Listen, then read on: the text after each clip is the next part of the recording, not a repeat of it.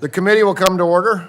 The chair will recognize himself for an opening statement, but first, since we last met as a committee, the vice chair of the full committee, Neil Dunn.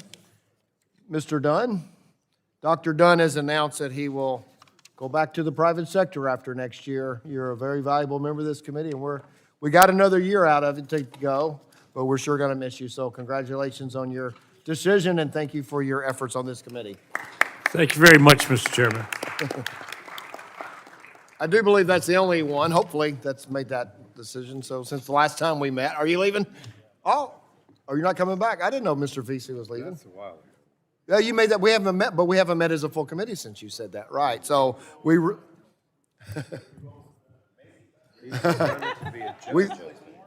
thank you for your service. It's always been great working with you as well. So thank you for your efforts too. Appreciate it. Thank you. Well, good morning. So we'll get started. So I'll recognize myself for 5 minutes. Welcome to the first full committee markup of 26. In 25, the House passed 62 ENC bills. 17 of those bills were signed into law. We held over 60 hearings and markups and spent 80 hours marking up legislation. I think about a quarter of that was in one meeting almost. That's a remarkable accomplishment, and I want to thank all the members of this committee for everyone's hard work. We're going to continue that work in 26. Today we're considering 11 pieces of legislation that will provide permitting reform under the Clean Air Act, support American energy dominance, improve public safety communications. 35 years have passed since the Clean Air Act was meaningfully updated, and outdated provisions are creating a permitting gridlock that must be addressed. When it comes to the Clean Air Act, we are considering a range of bills that would ensure that states and local communities are not penalized for air emissions that come from outside of the U.S. We're modernizing the current national ambient air quality standards, reduce permitting gridlock, and facilitate state implementation of Clean Air Act permitting. Unfortunately, the current program threatens nearly $200 billion in economic activity and puts over 1 million jobs at risk. Further, we'll discuss legislation to ensure that states are not penalized for wildfire mitigation measures like prescribed burns and brush clearing. To streamline the new source revenue permitting process, it provides alternate pathways for critical mineral manufacturing and advanced manufacturing facilities to meet permitting requirements, and to eliminate duplicative reviews that currently lead to increased delays and expenses in NEPA review. To ensure the availability of reliable and affordable power, we'll examine legislation to extend hydropower licensing for projects across the country, and we will consider several bipartisan public safety communications bills to improve the emergency alert system, including Lulu's Law to codify the option of using emergency alerts in the instances of shark attacks. I appreciate all of the work our sponsors have done to advance these bills and bring them to this markup. I urge my colleagues to support each of these bills, and I yield back. And I now recognize the gentleman from New Jersey, Mr. Pallone, for 5 minutes for an opening statement.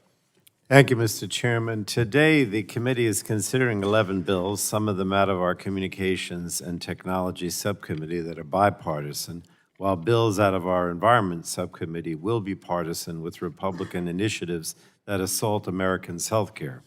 We'll begin by considering 7 Republican bills that strike at the heart of the Clean Air Act and make Americans sicker while they increase corporate polluter profits. 4 of the bills we're considering today will undermine the National Ambient Air Quality Standards, or NAAQS, a suite of health-based standards that let us know what level of pollution is safe to breathe. And these bills would turn the NAAQS from standards that protect public health to ones that protect special interests. Republicans are also taking aim at the new source review program.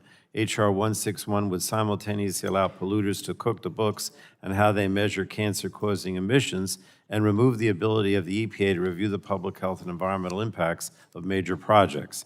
And if that wasn't enough, H.R. 6373 gives the president the ability to waive Clean Air Act permit requirements for his pet projects and creates a pay-to-pollute scheme that lets large industrial sources of pollution off the hook for the harm they cause by simply paying their way into compliance. And looking at this slate of bills, it appears that my Republican colleagues have forgotten that air pollution is dangerous and poses significant health risks, including cancer, cardiovascular disease, and over 100,000 premature deaths every year. They also ignore the fact that the Clean Air Act is one of the most successful public health laws in history. It has dramatically cut air pollution since 1970, while the U.S. gross domestic product has nearly quadrupled. And Republicans' attempt to gut Clean Air Act protection will eliminate over a half a century of economic and public health programs. To add insult to injury, Republicans continue to ignore the affordability crisis. American families are struggling to afford their groceries, their utility bills, and their health insurance premiums. Instead of working to address this crisis, Republicans are advancing harmful bills that fundamentally undermine EPA's ability to protect human health and the environment. And once again, Republicans are focused on their corporate interest friends, not hardworking everyday Americans. These bills push policies that benefit billionaire buddies and sell out Americans' health for industry profit. Republican inaction has already sent health care premiums skyrocketing for millions of Americans, and now they want to make people, the result is to make people even sicker as they struggle to afford care. So that's why I continue to oppose these bills, and I strongly urge my colleagues to do the same. Now, we'll also consider several bills out of the Communications and Technology Subcommittee. The Emergency Reporting Act from Subcommittee Ranking Members Matsui and Chairman Bilirakis will improve processes at the Federal Communications Commission to assess communication failures caused by natural disasters like hurricanes and wildfires.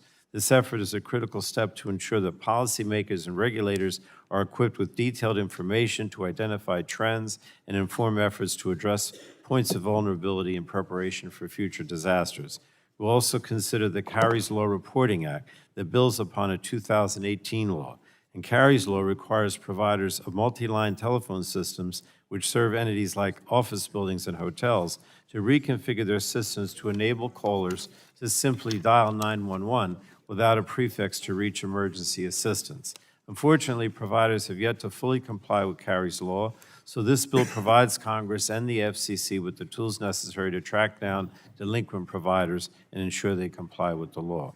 And I just wanted to say, Mr. Chairman, I appreciate the bipartisan cooperation that went into bringing these bills up, but again, I express my deep disappointment in the bills out of our Environment Subcommittee. I just think that this assault on America's health continues with these bills that will just increase pollution that affects people's health. And with that, I yield back the balance of my time. Thank you. The gentleman yields back, and the chair reminds members that pursuant to the committee rules, all members' opening statements will be made part of the record. Are there further opening statements? Any on the Republican side? Seeing none, any opening statement? The gentlelady from California, you recognize for the gentlelady from, Ms. Matsui from California. You have a lot of Californians. So as recognized for 3 minutes for an opening statement. Thank you, Mr. Chairman. I appreciate the committee making strides to improve our public safety communications. In a true emergency, you shouldn't have to wonder whether help will come. When someone calls 911, the call should go through and help should come immediately. Northern California has seen what happens when emergency communications fail. During the 2018 Camp Fire, more than half of initial 911 calls did not get through, and emergency alerts were inconsistent. That's unacceptable, and that's what matters here. Since then, communities in my district have stepped up. Elk Grove has modernized their emergency communications with cloud-based systems that connect dispatch with real-time information. They're also leading the nation by integrating drones into their first response operations. But local innovation cannot substitute for federal action. I'm pleased the committee is taking up the public safety legislation that I'm leading with Congressman Bilirakis. First, the Emergency Reporting Act requires the FCC to evaluate 911 access and outages after major disasters and recommend steps to strengthen reporting, resiliency, and coordination with state and local officials. It also requires the FCC to examine unreported outages and recommend improvements so carriers notify 911 centers immediately. First responders should never be operating blind in an emergency, and this bill takes important steps to ensure that never happens. The other bill, the Kari's Law Reporting Act, builds on the 2018 Kari's Law by requiring the FCC to report on whether telephone system manufacturers and vendors are complying with the law. Kari's Law came from the tragic murder of Kari Hunt, when her daughter tried repeatedly to call 911 from a hotel phone and couldn't because it required dialing 9 first. In America, calling 911 should mean exactly that. Moving these bills forward is an important step, but it's not the last one. We should continue working to improve public safety by strengthening our systems against disasters, improving outage reporting, and fully funding and deploying Next-Gen 911. And with that, Ms. Chairman, I yield back. Gentlelady yields back. Is there further opening statements? Any on the Republican side? Seeing none, any on the the gentleman from New York, Mr. Tonko, is recognized for 3 minutes for an opening statement. Thank you, Mr. Chair. Today, the full committee will consider 7 bills to weaken public health, and environmental protections enshrined in the Clean Air Act. These partisan bills were advanced by the Environment Subcommittee in December. It is indeed amazing that Democrats and Republicans can reference the same incredible historic progress that has occurred in the United States to reduce dangerous air pollution since the enactment of the Clean Air Act and come to such dramatically different views on the best course of action. While Democrats see this past progress as evidence that the law is working and we've been able to reduce pollution while growing the economy, Republicans seem to believe that now is an appropriate time to change course, subjecting our constituents to more environmental harms, just so polluters won't need to do as much to comply with health protective standards. Americans deserve clean air. This is especially true today, at a time when millions of Americans are struggling to continue to be able to access affordable health care due to the Republicans' big, ugly bill. The bills before us make it more likely that Americans will get sick and need to see a doctor or visit an emergency room. And while there will be claims that it is imperative that we enact these bills now to compete with China or enable AI or any number of other reasons of the day, the truth is most of these bills do not represent new and innovative solutions specifically tailored to meet our current challenges. They are the same policies that have been pushed by polluting industries and considered by this committee for over a decade. The Clean Air Act has worked and continues to work as intended. It has a 50-year track record of protecting Americans' health while enabling economic growth. The bills we will consider today represent serious threats to both past and future progress, so I must continue to oppose them. And with that, Mr. Chair, I yield back. Gentleman yields back. Are there any statements on the Republicans? I see none. Any further? Gentlelady from Illinois, Ms. Schakowsky, is recognized for 3 minutes for an opening statement. Thank you, Mr. Chairman. We've been here before, and many of us who are concerned about the children in our communities who have bad air to breathe. This is a serious problem, and it seems to me for us not to take very close understanding of what is happening to our children and putting more bad air into the air, and I, why are we doing that? To make it better for various organizations and to do what they want, and I care about the children. There are in my community right now, there are children who are breathing bad air as it is, and to make it even worse is unacceptable. I yield back. Gentlelady yields back. Are there any other opening statements? Any more on the gentlelady from Michigan, Ms. Dingell, is recognized for 3 minutes. Thank you, Mr. Chair. Before we move into today's markup, I want to step back and talk about what many of these bills would mean for the communities we represent. I'm deeply concerned that several proposals before us would weaken long-standing environmental protections and tilt the balance away from public health and towards bad actors that have already shown they can't be trusted. Clean air and clean water are fundamental to public health. Today, more than 100 million Americans live in areas with unhealthy air. Air pollution is linked to cancer, heart disease, stroke, asthma, and premature death, and it disproportionately harms children, seniors, lower-income communities, and other vulnerable populations. These aren't just statistics, they're families that have to deal with higher medical bills and missed school days, or worse, their lives cut short. For decades, environmental laws like the Clean Air Act have worked because they were grounded in science. Since the 1970s, air pollution has dropped by nearly 80%, even as our economy has grown dramatically. That is proof that strong environmental safeguards and economic growth are both achievable. There are several bills on today's markup that are going to move us in the opposite direction. They're going to weaken national air quality standards, delay or avoid pollution controls, expand loopholes that allow dangerous emissions to go uncounted, and limit the federal government's ability to step in when states fail to protect their communities. When communities across the country are grappling with PFAS contamination, lead in drinking water, we have a generation of children in Flint, Michigan that have been poisoned and will live their life with the after effects. Wildfire smoke and poor air quality, the answer cannot be to lower the bar and look the other way. We have to hold polluters accountable with more oversight, not less. I want to be able to work with my colleagues and work on legislation, but I can't support legislation that undermines the health of the American people. We need to preserve our clean air and clean water and continue the progress that's been made over decades. I ask my colleagues to think carefully about the real-world consequences of these bills.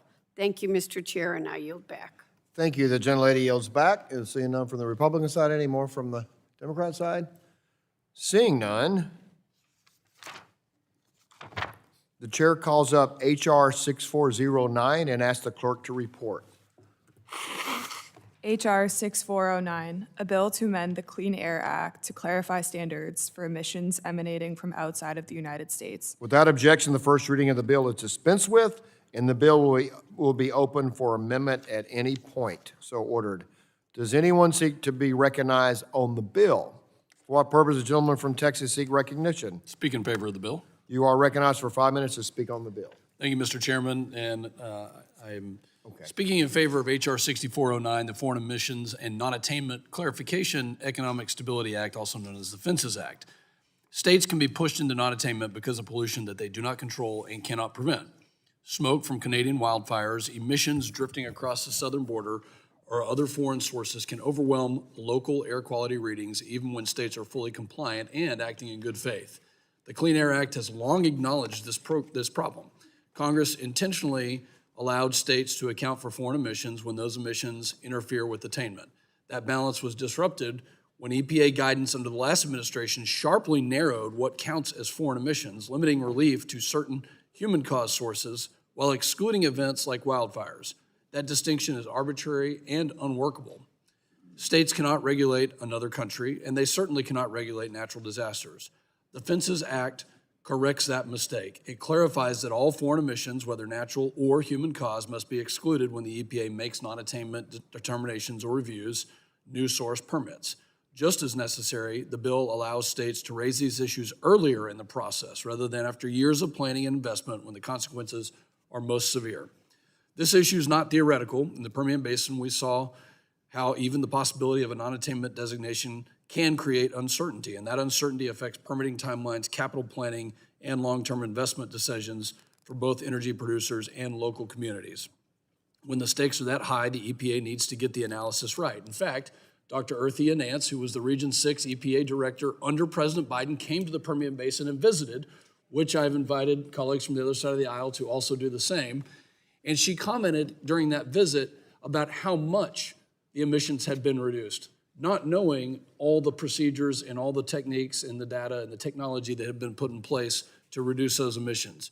And it's not just my constituents, but it's American workers and businesses should not face regulatory penalties for pollution originating outside of our borders and uncontrollable natural events.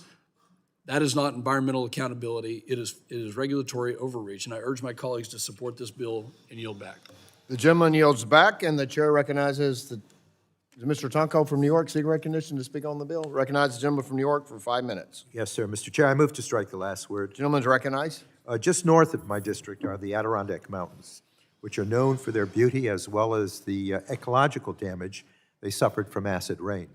That acid rain was caused by polluting power plants in the Midwest, and that pollution didn't stop in upstate New York. It also harmed people and the environment in eastern Canada. The international pressure brought by the Canadian government helped motivate the Bush administration and Congress to enact the 1990 Clean Air Act amendments, which included a program to control sources of acid rain pollution. In that case, American industries were the polluters, but it illustrates a constructive model for how states and counties burdened by foreign pollution sources can rely upon their federal government to address these issues through bilateral discussions with the polluting country. And I see no reason why we shouldn't come together as a country here to demand that polluters in Mexico or China or any other country that may be proven to be contributing to an area's non-attainment of a standard to do something to control their pollution. I understand that states and counties may be frustrated by pollution sources from outside their jurisdiction, but the lungs of the people living and working in those places don't care where the pollution originated. It affects their health all the same. So rather than just ignoring the problem, states and local area or local air agencies should continue to work with EPA to find ways to better protect people while also allowing for opportunities to prove when emissions originated outside their borders. And thankfully, that is already how the Clean Air Act works, making this bill unnecessary.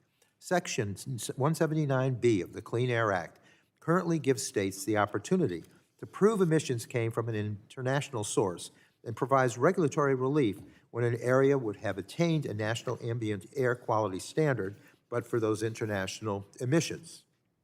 Instead, this bill allows states to completely ignore international pollution in their state implementation plans and provides free passes on pollution that comes from outside the area, from exceptional events, and from mobile source pollution. The bill blocks EPA's ability to impose sanctions on states that fail to make progress toward reducing air pollution, including states that are not even trying to improve air quality. I agree that we should be working to protect our constituents from having to breathe pollution from foreign sources, but pretending that pollution doesn't exist simply isn't the answer. With that, Mr. Chair, I urge members to oppose this bill and yield back. Gentleman yields back. Is there anyone else seeking recognition on the bill? Seeing none, there's no discussion on the bill. Are there any amendments on the bill? Amendments on this one? I guess not. No. There's seeing none. Say the amendment. If there's no further discussion, the vote occurs on the question occurs on now on adopting H.R. 6409. A roll call has been requested, and the clerk will call the roll. Mr. Latta? No. Mr. Griffith? Mr. Griffith votes aye. Mr. Bilirakis? So none of these Mr. Bilirakis votes aye. Mr. Hudson? Mr. Carter of Georgia? Mr. Carter of Georgia votes aye. Mr. Palmer? Mr. Dunn? Mr. Dunn votes aye. Mr. Crenshaw? Mr. Joyce? Mr. Joyce votes aye. Mr. Weber? Mr. Weber votes aye. Mr. Allen? Mr. Balderson? Mr. Fulcher? Mr. Fulcher votes aye. Mr. Pfluger? Mr. Pfluger votes aye. Mrs. Harshbarger? Mrs. Harshbarger votes aye. Mrs. Miller-Meeks? Mrs. Kamick? Mr. Obernolte? Mr. Obernolte votes aye. Mr. James?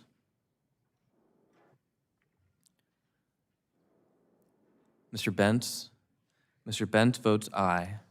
Mrs. Houchin? Mrs. Houchin votes aye. Mr. Fry?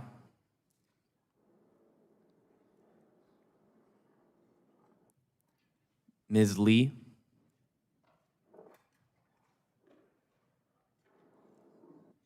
Mr. Langworthy? Mr. Langworthy votes aye. Mr. Kane? Mr. Kane votes aye. Mr. Ruley? Mr. Ruley votes aye. Mr. Evans? Mr. Evans votes aye. Mr. Goldman?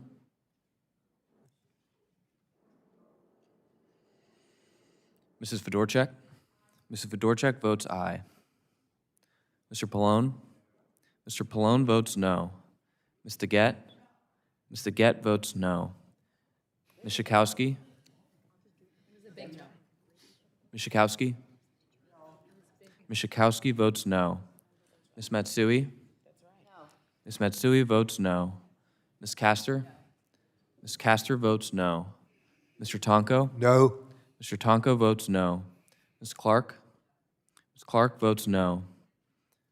Mr. Ruiz?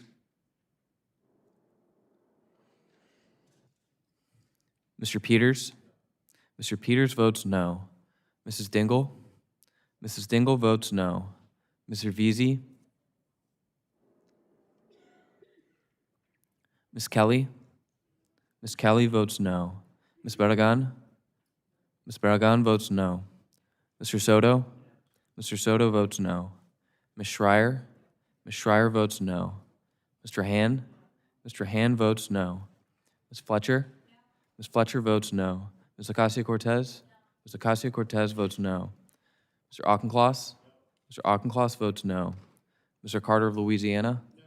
Mr. Carter of Louisiana votes no. Mr. Menendez? Mr. Menendez votes no. Mr. Mullen? Mr. Mullen votes no. Mr. Landsman? Mr. Landsman votes no. Ms. McClellan? Ms. McClellan votes no. Chairman Guthrie? Chairman Guthrie votes aye. Mr. Latta is not recorded. Mr. Latta votes aye. Mr. Palmer is not recorded. Mr. Palmer votes aye. Mr. Allen is not recorded. Mr. Allen votes aye. Mr. Balderson is not recorded. Mr. Balderson votes aye. Ms. Kamick is not recorded. Mrs. Kamick votes aye. Mr. Goldman is not recorded. Mr. Goldman votes aye. Mr. James is not recorded. Mr. James votes aye.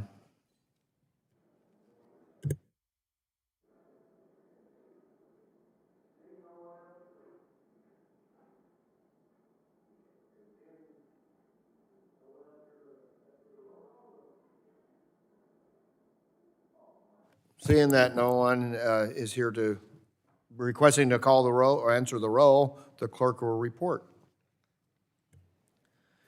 Mr. Chairman, on that vote, there were 25 ayes and 22 noes.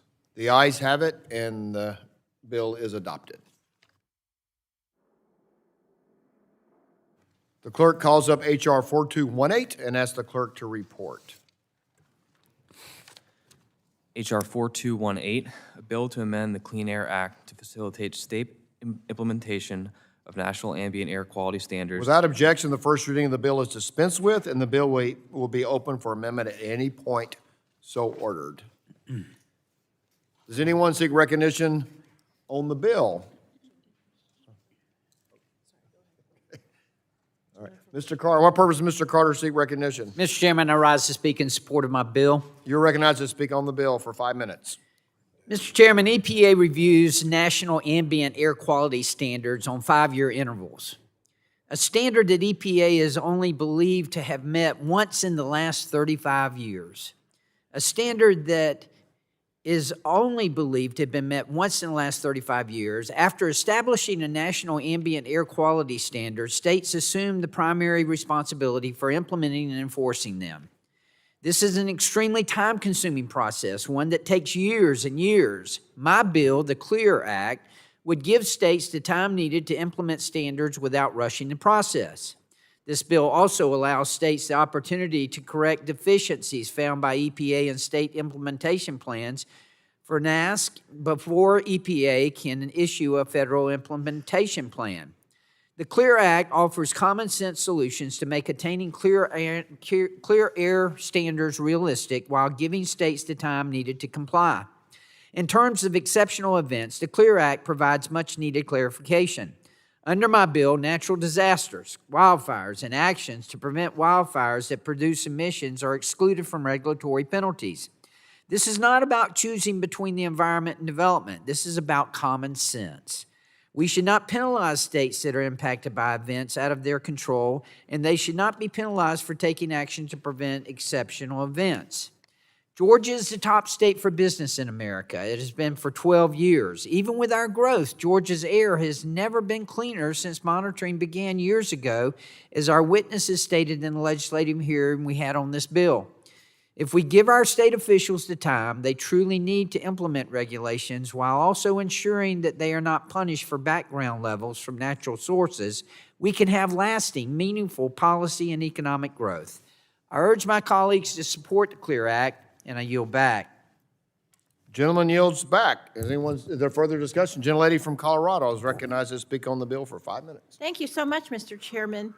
For over 50 years, the Clean Air Act has worked to protect public health. I remember growing up in Denver as a little girl. This time of year, you literally could not see the mountains because of the air pollution. After the Clean Air Act was passed, after we worked to clean up the air, not only now is it crystal clear most days seeing the mountains in the winter, but also asthma and other childhood diseases have plummeted, not just in Denver, Colorado, but all across the country. Under this bill, rather than focusing on air pollution's impact on public health, national ambient air quality standards would be set on the cost of businesses to implement those standards. In other words, it flips it around. And I hate to say, just because we cleaned up the air doesn't mean that we don't have to keep cleaning up the air. It's not a problem that's solved and then we never have it again. The provisions in this bill, coupled with the fact the committee which advises on these standards would now minimize critical health and medical experience. This would create an environment that caters to the bottom line of polluters, leaving our constituents to pay the price both in money and in health. It also creates more loopholes for corporations to delay implementation of the standards, meaning that they can pollute more harmful chemicals into our air for longer periods of time. The communities that directly surround major polluters will bear the brunt of this increased pollution. Those are mostly lower-income communities of color. Take the communities of Globeville and Elyria Swansea in Denver. There's an oil refinery right north of those communities, and it's in Congressman Evans' district on this committee. And this refinery, Suncor, has been dodging environmental regulations for decades. Those violations have made the zip codes in which these communities reside south of Suncor have some of the most polluted zip codes in America. This area of North Denver houses the city's largest Latino populations. They have lower than average incomes, and they're primarily younger families with children. Despite having nearly 10,000 air pollution violation citations in the last 5 years, let me say that again, 10,000 air pollution violation citations in the past year, Suncor continues to poison the air of the surrounding community. Consequently, these residents face disproportionately negative health and environmental outcomes, and they're left to foot the bill. The neighborhoods have comparatively higher rates of respiratory problems like asthma and also reproductive issues and birth complications, diabetes, and cardiovascular conditions. And most notably, they have a 24% higher death rate than other Denver area residents. Rather than hold Suncor accountable, the majority would like to make it easier for them to continue harming their neighbors. Instead of addressing the pervasive public health concerns in fence-line communities like these, this bill would put profit at the forefront of decision-making. The company running the oil refinery boasted that 2025 was, quote, a record-breaking year, producing an average of 860,000 barrels of oil a day and earning almost $1.2 billion in profit. Frankly, they don't need a handout to make it easier and cheaper to pollute. They need to be held accountable for the harm that they're causing to my constituents. While more than 60% of Americans believe that low-income groups are more likely to be exposed to environmental hazards, and more than 70% supporting environmental justice initiatives, my colleagues on the other side of the aisle are once again deaf to the concerns of their own constituents, and they're putting corporations over communities, which is exactly what this bill would do. Families should not have to choose between their health and their home in order to line the pockets of polluters. I strongly oppose this bill, and I yield back. The gentlelady yields back. Is there further discussion on the bill? Seeing no further discussion on the bill, are there any amendments? For purpose of gentleman seek recognition. Mr. Chairman, I have an amendment at the desk, FC_AMD_HR. Well, I think you can find it with that, no? You want the rest of it? 01 or 2? Oh, 01. 01. 421801. Do you have that? HR. Clerk will report. Amendment to HR 4218, page 2, strike lines 4 through 15. Without objection, the reading of the amendment is dispensed with, and the gentleman is recognized for 5 minutes in support of the amendment. Thank you, Mr. Chairman. My amendment seeks to fix one of the most egregious provisions of the bill, and that's the consideration of likely attainability in the NAAQS setting process.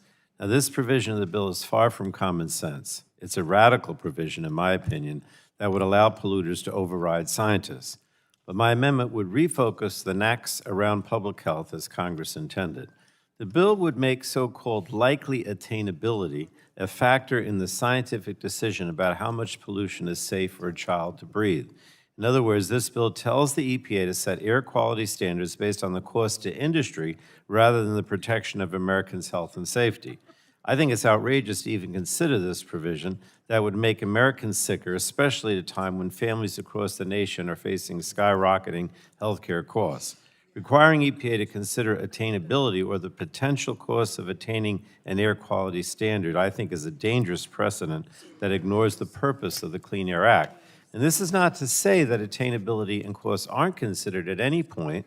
The scientific determination of what is safe to breathe doesn't depend on the technology or cost of cleaning up pollution. But those considerations do come into play in the second step of the process when states decide the most effective way to meet their air quality goals. But Section 2B turns this extremely effective approach upside down. In other words, turns around the scientific basis or the scientific standards. And to make matters worse, last week, EPA announced that it would not assign a monetary value to the health benefits of cutting fine particulate matter and ozone pollution, effectively saying the public health cost of dangerous air pollution is $0. So, in other words, they won't take into consideration the cost of care, your doctor bills, your hospital bill. And that change that the EPA announced last week is very much in line with the bill before us today. The considerations that are set up by Section 2B and EPA's recent announcements are equivalent to a doctor basing a patient's diagnosis on the cost of treatment and likeliness of a cure. And I think it's unconscionable and puts the health of all Americans at unnecessary risk. So my amendment ensures that the Clean Air Act continues to prioritize the health and safety of families and children by rejecting this dangerous change. I urge my colleagues to stand with the American people and vote in favor of this amendment. And I yield back, Mr. Chairman. The gentleman yields back, and the chair will recognize the gentleman from Georgia to speak on the amendment. Mr. Chairman, excuse me. This amendment would retain the status quo. If you will remember what I said in my opening statement or in my comments just a minute ago, this standard that EPA has here has only been met once in the last 35 years. Only once. It's supposed to be done every 5 years, but only once in the last 35 years has it been met. But this amendment would retain the status quo. The Clean Air Act currently requires the EPA administrator to establish an ask at a level that is protective of public health with an adequate margin of safety and provides a role for the Clean Air Science Advisory Committee to evaluate the science. Section 2B of this bill does not change the Clean Air Act's requirements that standards be protective of public health. The text simply clarifies that the EPA administrator has the discretion in certain situations to consider technological feasibility when choosing among a range of levels identified and supported by the Science Advisory Committee as protective of public health. I urge a no vote on this amendment, and I yield back. The gentleman yields back. Is there further discussion on the amendment? The gentleman from Florida, Mr. Soto, is recognized for 5 minutes to speak on the amendment. Thank you, Chairman. I rise in support of this good amendment. Now is not the time to weaken the Clean Air Act. Going from 5 to 10 years, a lot can happen in 10 years, and public health should be driving this decision. We know in Florida, while we don't have clean air issues all the time, in the summertime we could have high levels of ozone, as we saw this last year, and just this week, prescribed burns in the Ocala National Forest led to hazy skies and poor air quality. But we're now the 20th largest metro area in the country, and weakening the national ambient air quality standards from 5 to 10 years in a fast-growing place like Central Florida doesn't make any sense as things continue to change. Also, the reason we're here, increasing forest fires from Canada, from the Midwest, and other areas. But what's that caused by? It's caused by fossil fuel pollution. So in order to try to make it easier for standards, because of these increased fires, you're gonna increase pollution? That doesn't make any sense. People come to Florida because they look for sunny skies, clean air, and tourism's our largest industry. We're also eliminating things like coal plants in Central Florida and looking at an all-the-above standard other than that. And so this brings us in the wrong direction. I move and I yield.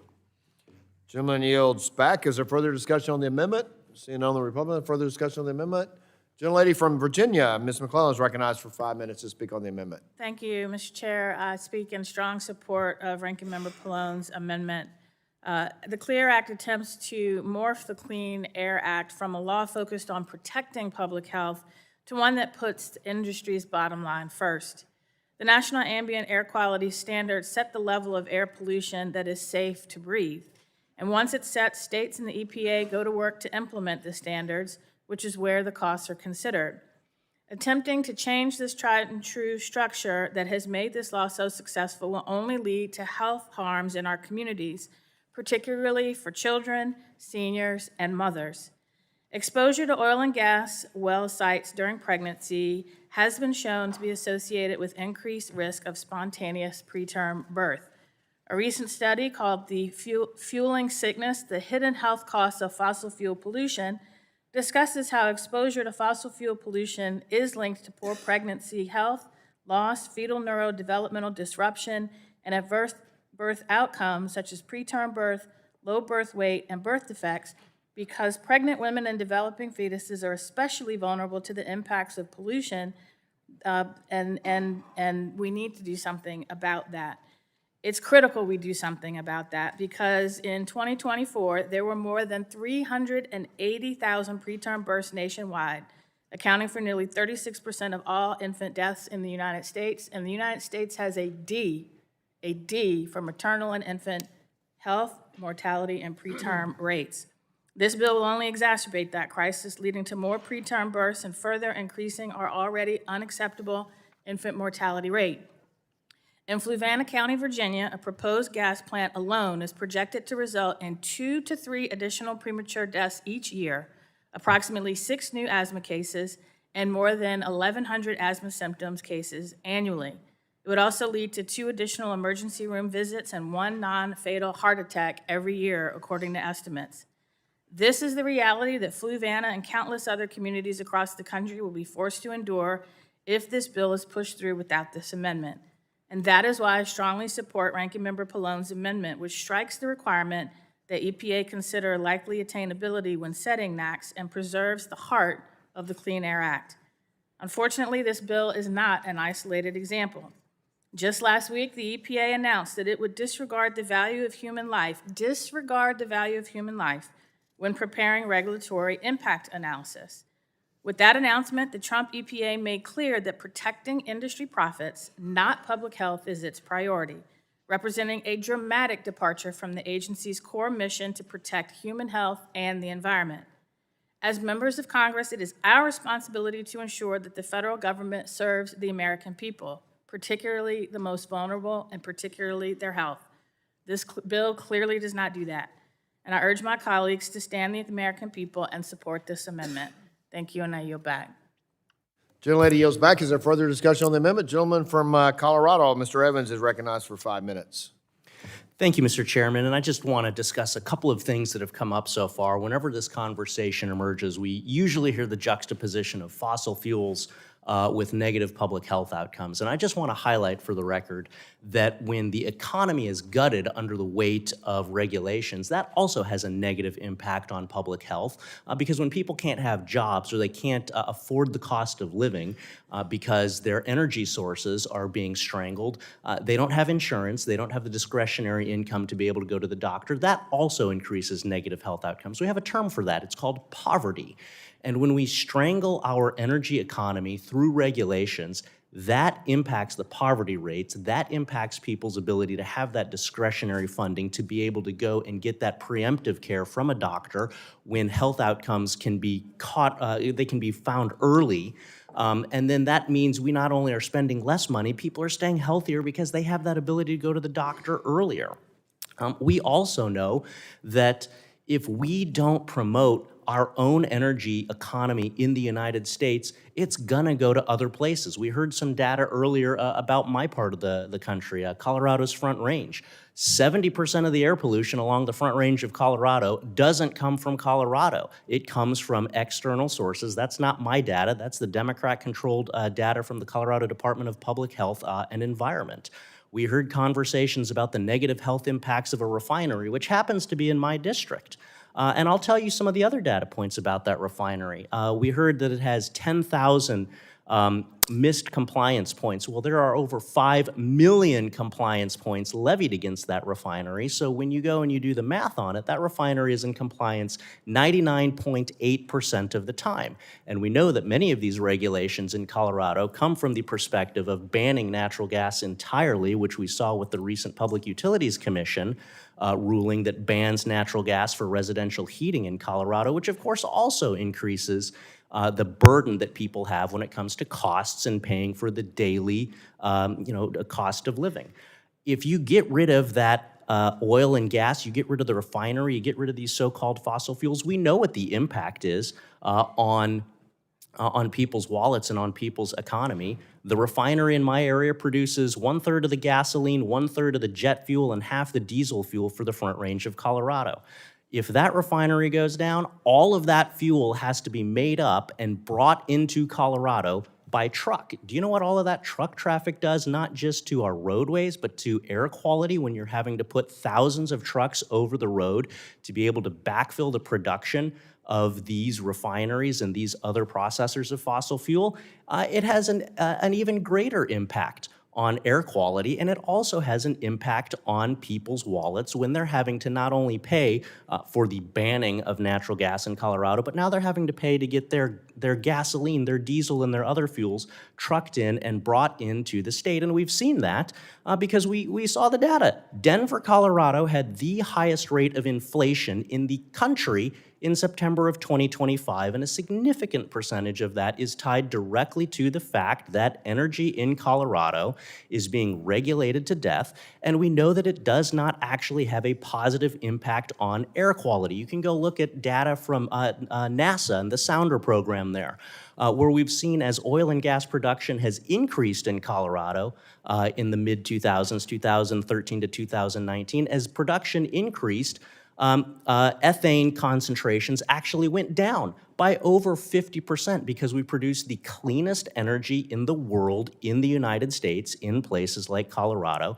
And if you strangle that energy production, it goes overseas, it goes to other places where they produce it with a much higher carbon cost.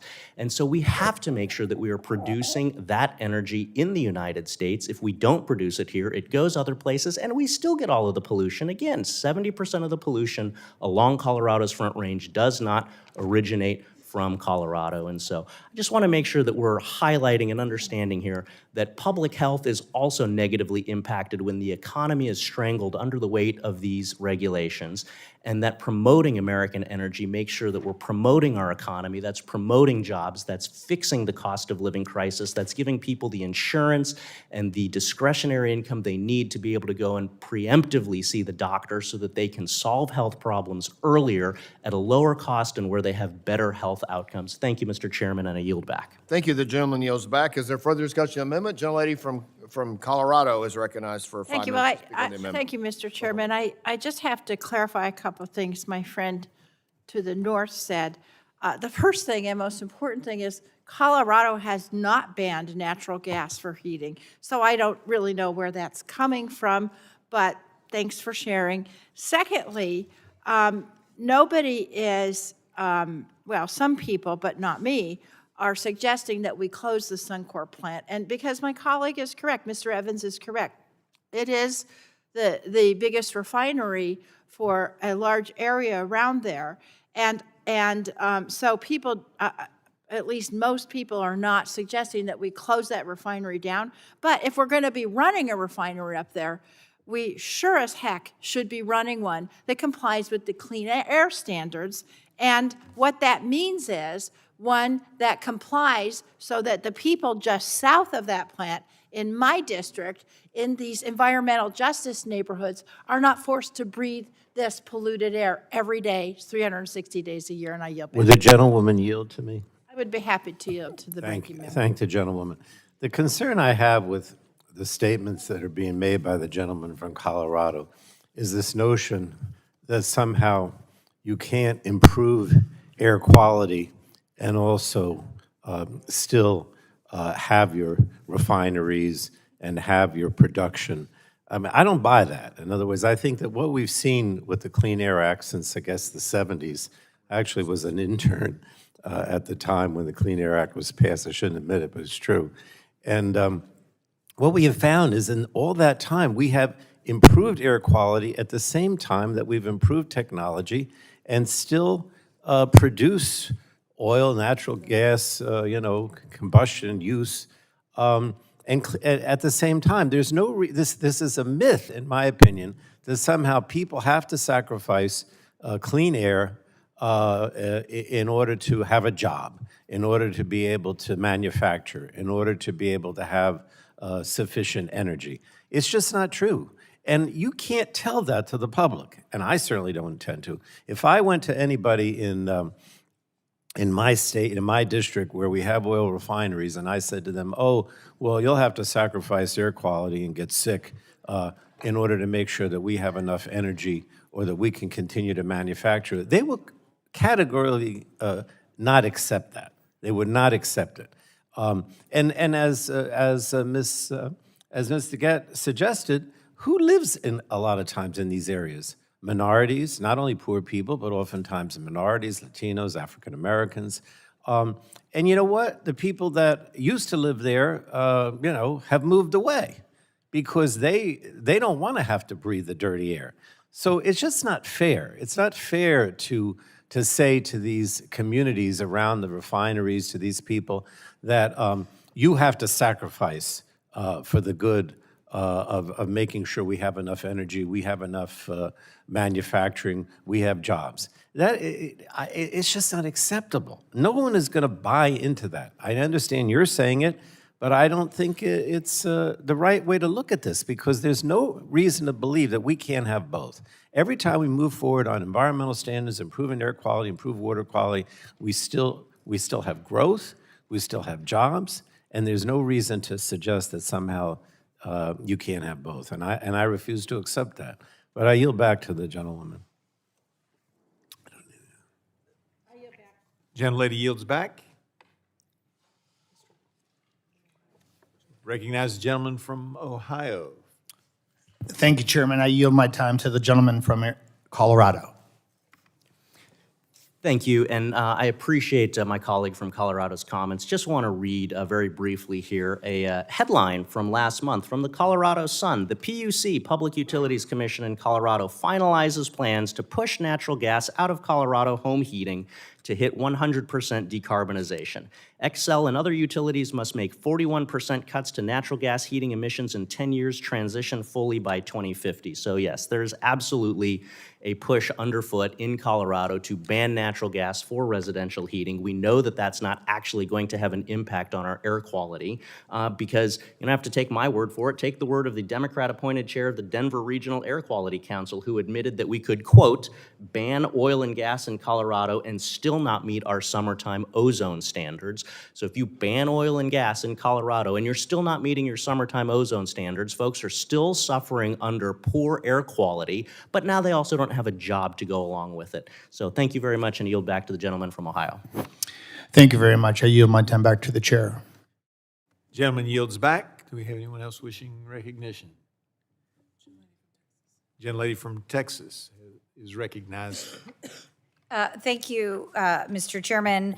I too wanted to just take a moment to respond to some of the things that we heard from our colleague from Colorado, and I appreciate Congresswoman DeGette and Ranking Member Pallone's responses that covered a lot of the things that I jotted down notes about as we were hearing from Mr. Evans. But I think that one of the challenges here on this committee is highlighted by the comments that Mr. Evans was making.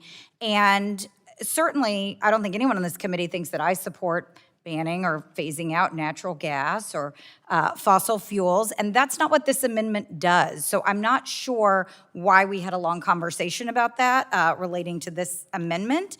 But what he did mention that I think is important is how expensive it is for people who have health issues to get access to health care, and that we shouldn't be imposing burdens on getting access to health care. But that's exactly what this committee has done for the last year. We've made it harder for people who get Medicaid to access their Medicaid.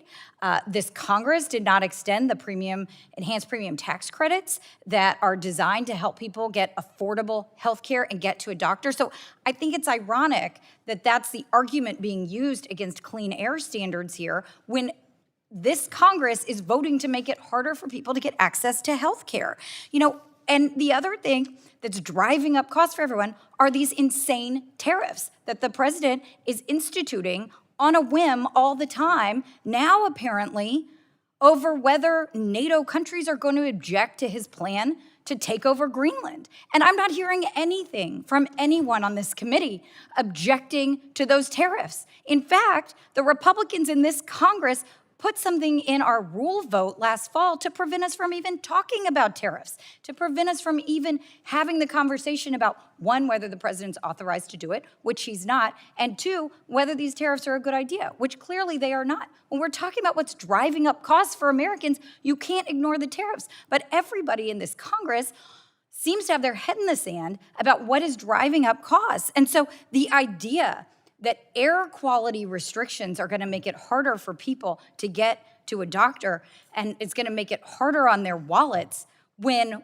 we know that the tariffs and the massive billions of dollars of cuts to healthcare are a huge problem for people in every state in this country. And so I just think, you know, our job on this committee is to deal with the hard stuff and the complexities, and we're not doing that. Right? We're supposed to do this in a balanced way. But this Congress is not responding to the assault, not only on governing, which we're seeing as this administration ignores pretty much everything coming out of this Congress that isn't a rubber stamp of what it already wants to do, but we're not doing the hard stuff.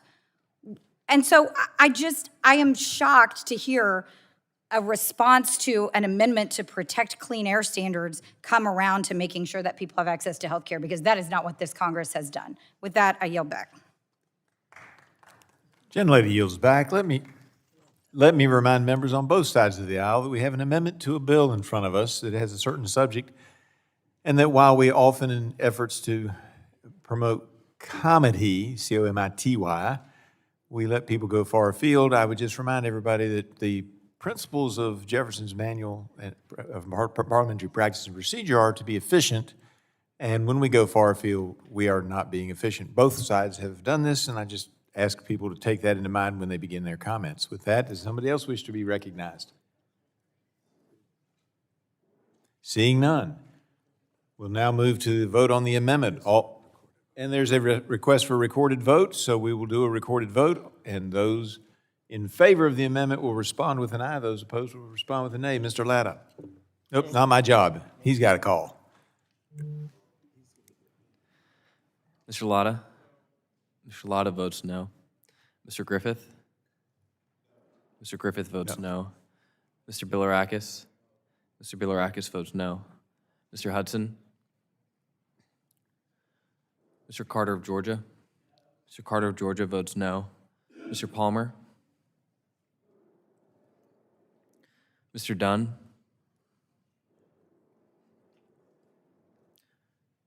Mr. Crenshaw?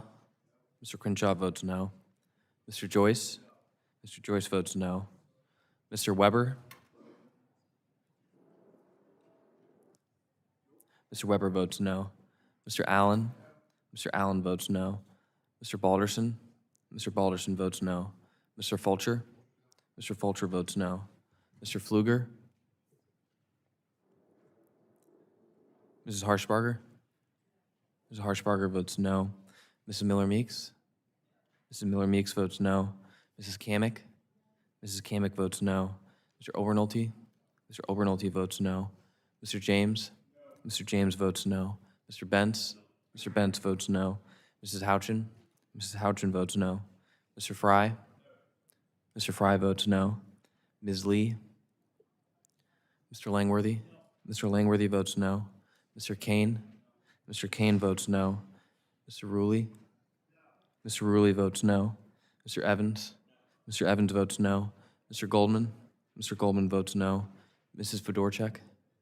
Mrs. Fedorchak votes no. Mr. Pallone? Mr. Pallone votes aye. Mr. Gett? Mr. Gett votes aye. Ms. Schakowsky? Ms. Schakowsky votes aye. Ms. Matsui? Ms. Matsui votes aye. Ms. Castor? Mr. Tonko? Aye. Ms. Castor votes aye. Mr. Tonko? Mr. Tonko votes aye. Ms. Clark? Ms. Clark votes aye. Mr. Ruiz? Mr. Ruiz votes aye. Mr. Peters? Mr. Peters votes aye. Mrs. Dingell? Mrs. Dingell votes aye. Mr. Veazey? Ms. Kelly? Ms. Kelly votes aye. Ms. Bedegan? Ms. Bedegan votes aye. Mr. Soto? Mr. Soto votes aye. Ms. Schreier? Ms. Schreier votes aye. Mr. Han? Mr. Han votes aye. Ms. Fletcher? Ms. Fletcher votes aye. Ms. Ocasio-Cortez? Ms. Ocasio-Cortez votes aye. Mr. Auchincloss? Mr. Auchincloss votes aye. Mr. Carter of Louisiana? Mr. Carter of Louisiana votes aye. Mr. Menendez? Mr. Menendez votes aye. Mr. Mullen? Mr. Mullen votes aye. Mr. Landsman? Mr. Landsman votes aye. Ms. McClellan? Ms. McClellan votes aye. Chairman Guthrie? Chairman Guthrie votes no. Has Mr. Palmer been recorded? Mr. Palmer is not recorded. Mr. Palmer votes no. Mr. Dunn? Mr. Dunn is not recorded. Mr. Dunn votes no. Mr. Pfluger? Mr. Pfluger is not recorded. Mr. Pfluger votes no. Mr. Veazey? Mr. Veazey is not recorded. Mr. Veazey votes aye. All right. Clerk will report the roll when you have it tallied.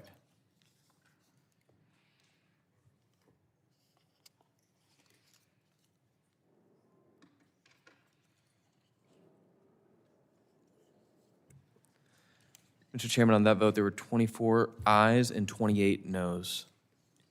The amendment is not agreed to. Do we have additional amendments? Mr. Chair?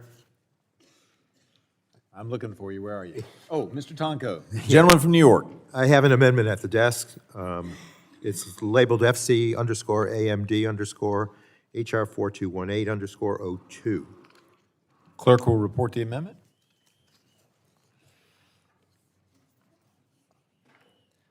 Amendment to HR 4218, page 12, beginning line 5, strike paragraph 1 and insert 2 and insert the following. Without By objection, the striking- reading of the amendment is dispensed with, and the gentleman is recognized for 5 minutes in support of his amendment.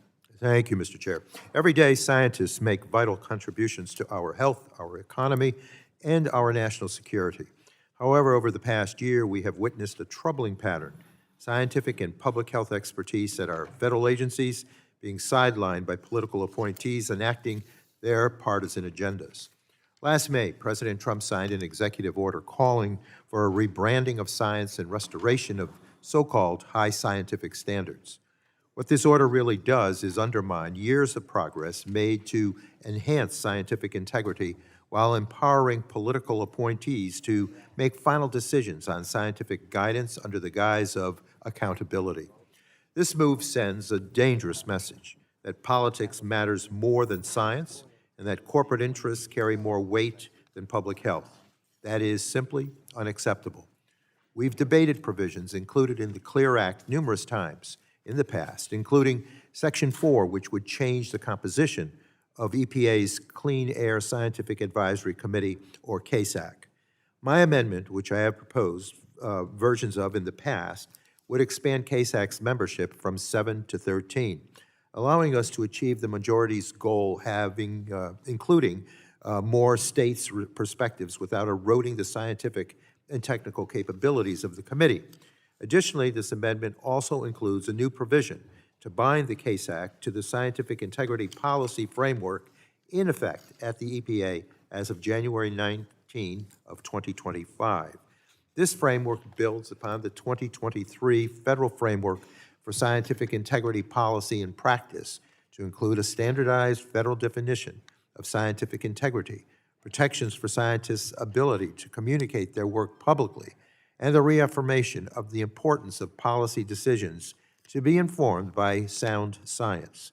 A key strength of the 2025 EPA scientific integrity policy was that it was developed in a transparent process with extensive public comment and consultation with outside stakeholders and EPA staff. Ensuring that the CASAC can continue to be an independent advisory committee that adheres to the highest standards of scientific integrity is absolutely crucial for our constituents to have confidence in that their reviews of the health risks of criteria pollutants are based on evidence, not just the wishes of polluting interests. Let's be clear, sound science is the foundation upon which we build public health protections, but scientific rigor without integrity is hollow. I encourage members to support this amendment that would meaningfully uphold and protect the independence and the integrity of the CASAC. And with that, Mr. Chair, I thank you and yield back. The gentleman yields back. Is there any comment on the amendment? Mr. Carter of Georgia, you recognize. Thank you, Mr. Chairman. I rise in opposition to this amendment. In both hearings before the Clean Air Science Advisory Committee, we heard about the impacts that resulted from an unbalanced CASAC board. It's essential to have members of CASAC who understand how scientific data is applied and what it will look like in practice. State air pollution control agencies are uniquely well qualified in this area as they're responsible for applying the standards. CASAC academic members have experience in the underlying science, but they do not have significant experience in how that science is translated into NACs, or how monitoring data is modeled to determine if an area meets or violates the standards they set. This is a significant knowledge gap. State air regulatory agencies possess specialized expertise, the practical knowledge and skills needed for environmental management.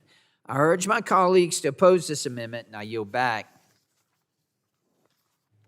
Gentleman yields back. Are there any further comments or discussion on the amendment? Seeing none, the question arises on the amendment. Can we do a voice vote? Okay, we've already been requested to do a roll call vote. The clerk will take the roll. Mr. Latta? Mr. Latta votes no. Mr. Griffith? Mr. Griffith votes no. Mr. Bilirakis? Mr. Hudson? Mr. Carter of Georgia? Mr. Carter of Georgia votes no. Mr. Palmer? Mr. Dunn? Mr. Dunn votes no. Mr. Crenshaw? Mr. Crenshaw votes no. Mr. Joyce? Mr. Joyce votes no. Mr. Weber? Mr. Weber votes no. Mr. Allen? Mr. Allen votes no. Mr. Balderson? Mr. Balderson votes no. Mr. Fulcher? Mr. Fulcher votes no. Mr. Pfluger? Mr. Pfluger votes no. Mrs. Harshbarger? Mrs. Harshbarger votes no. Mrs. Miller-Meeks? Mrs. Kamick? Mrs. Kamick votes no. Mr. Obernolte? Mr. Obernolte votes no. Mr. James? Mr. Bentz? Mr. Bentz votes no. Mrs. Houchin? Mrs. Houchin votes no. Mr. Fry? Ms. Lee? Mr. Langworthy? Mr. Langworthy votes no. Mr. Kane? Mr. Kane votes no. Mr. Ruley?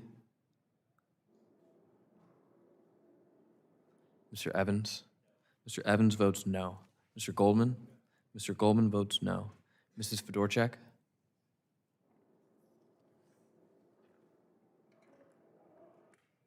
Mr. Pallone? Mr. Pallone votes aye. Mr. Gett? Mr. Gett votes aye. Ms. Schakowsky? Ms. Schakowsky votes aye. Ms. Matsui? Ms. Matsui votes aye. Ms. Castor? Ms. Castor votes aye. Mr. Tonko? Aye. Mr. Tonko votes aye. Ms. Clark? Ms. Clark votes aye. Mr. Ruiz? Mr. Ruiz votes aye. Mr. Peters? Mr. Peters votes aye. Mrs. Dingell? Mrs. Dingell votes aye. Mr. Veazey? Mr. Veazey votes aye. Ms. Kelly? Ms. Kelly votes aye. Ms. Badagan? Ms. Badagan votes aye. Mr. Soto? Mr. Soto votes aye. Ms. Schreier?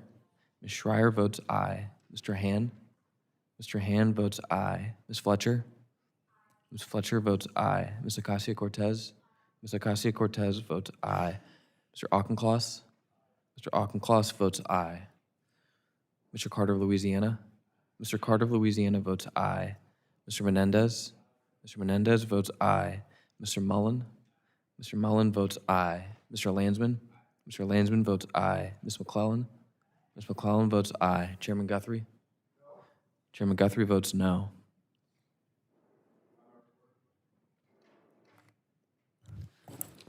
Are there any further votes? Is Mr. Hudson recorded? Mr. Hudson is not recorded. Mr. Hudson votes no. Mr. Frey, is he recorded? Mr. Fry is not recorded. Mr. Fry votes no. Mr. James? Mr. James is not recorded. Mr. James votes no. Is Mr. Palmer recorded? Mr. Palmer is not recorded. Mr. Palmer votes no. Anybody on your side? Mr. Bilirakis, is he recorded? Mr. Bilirakis is not recorded. Mr. Bilirakis votes no. All members voted. The clerk will report the result.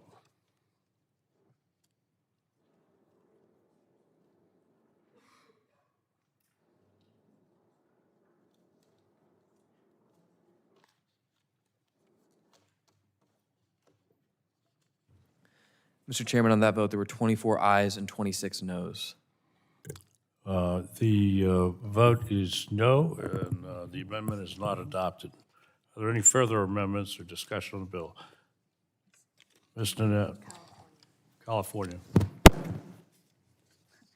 Mr. Chair, I have an amendment at the desk, HR 4218_09. You have 5 minutes. You recognize for 5 minutes to? No, the clerk needs to report. Okay, clerk, report the vote. Report it. Amendment to HR 4218, add at the end the following. Section 5, limitation. This act and the amendments made by this act shall not take effect unless... Without objection, reading the amendment is dispensed with, and the gentlelady is recognized for 5 minutes in support of the amendment. Thank you. My amendment prevents the CLEAR Act from taking effect unless the EPA finds that this bill will not increase harmful health outcomes for our communities, such as asthma attacks, emergency room visits due to respiratory disease, or babies born with low birth weight. This matters because the Republican bill weakens core parts of the Clean Air Act and threatens public health. Decades of research are clear. Polluted air contributes to asthma, chronic lung disease, health disease, pregnancy complications, and early death. Low-income communities and communities of color are hit first and worst. I represent a district on the front lines of this injustice. Air quality in my district ranks among the worst in the country due to ports, trucks, refineries, and other heavy industry. Children in my community are far more likely to suffer from asthma and other respiratory conditions. Seeing students bring inhalers to school is routine, not unusual. What families in my district experience is backed by strong medical evidence. Pollution from fossil fuels falls most heavily on low-income communities and communities of color, causes lasting harm to children whose developing lungs and immune systems make them especially vulnerable. It increases the chance of premature birth and low birth weights, and it drives more heart attacks and strokes, which accounts for the largest share of pollution-related deaths. When clean air protections are rolled back, the pollution doesn't vanish. It relocates from coal power plants and diesel trucks to lungs. And when people get sicker, the cost of healthcare goes up. So I ask, should large polluters take responsibility for reducing harmful emissions, or should families, children, and seniors pay? With this bill, Republicans are siding with polluters. Democrats are with the people and for the children. I urge my colleagues to support this amendment and uphold the clean air protections that people across this country rely on every day. With that, I yield back. The gentlelady yields back. Is there further discussion on the amendment? I recognize Mr. Carter from Georgia for 5 minutes. Mr. Chairman, I rise to speak in opposition to this amendment. H.R. 4218, the Clean Air and Economic Advancement Reform Act, amends the Clean Air Act to better facilitate state implementation of the NAAQS program. The legislation makes several reforms to the NAAQS process that would improve program implementation for American businesses while maintaining regulatory guardrails, protecting health in local communities. This bill is tailored so that communities are not unfairly punished for air emissions that have little or no control over. Unfairly penalizing communities for they have no control over our emissions at background level makes it impossible to build or update manufacturing facilities for entire swaths of the country. This impact of stifling progress for a region has a significant impact on the health of that community. People need access to jobs and economic stability. Amendments like those contained in the Clear Act avoid counting emissions from activities like prescribed fires, which are intended to reduce larger catastrophic wildfires. I urge a no vote on this amendment, and I support the underlying bill. Gentleman yields back. Any further discussion on the amendment? Seeing none, roll call has been requested. The clerk will call the roll. Mr. Latta? No. Mr. Latta votes no. Mr. Griffith? Mr. Bilirakis? No. Mr. Bilirakis votes no. Mr. Hudson? Mr. Carter of Georgia? No. Mr. Carter of Georgia votes no. Mr. Palmer? Mr. Dunn? No. Mr. Dunn votes no. Mr. Crenshaw? Mr. Joyce? No. Mr. Joyce votes no. Mr. Weber? Mr. Weber votes no. Mr. Allen? Mr. Allen votes no. Mr. Balderson? Mr. Balderson votes no. Mr. Fulcher? Mr. Fulcher votes no. Mr. Pfluger? Mrs. Harshbarger? Mrs. Harshbarger votes no. Mrs. Miller-Meeks?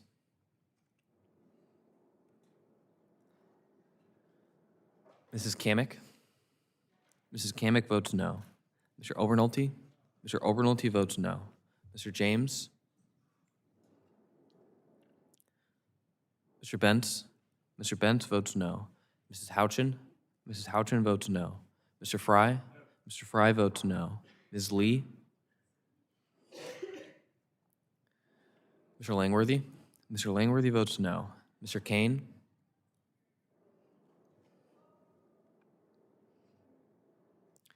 Mr. Ruley?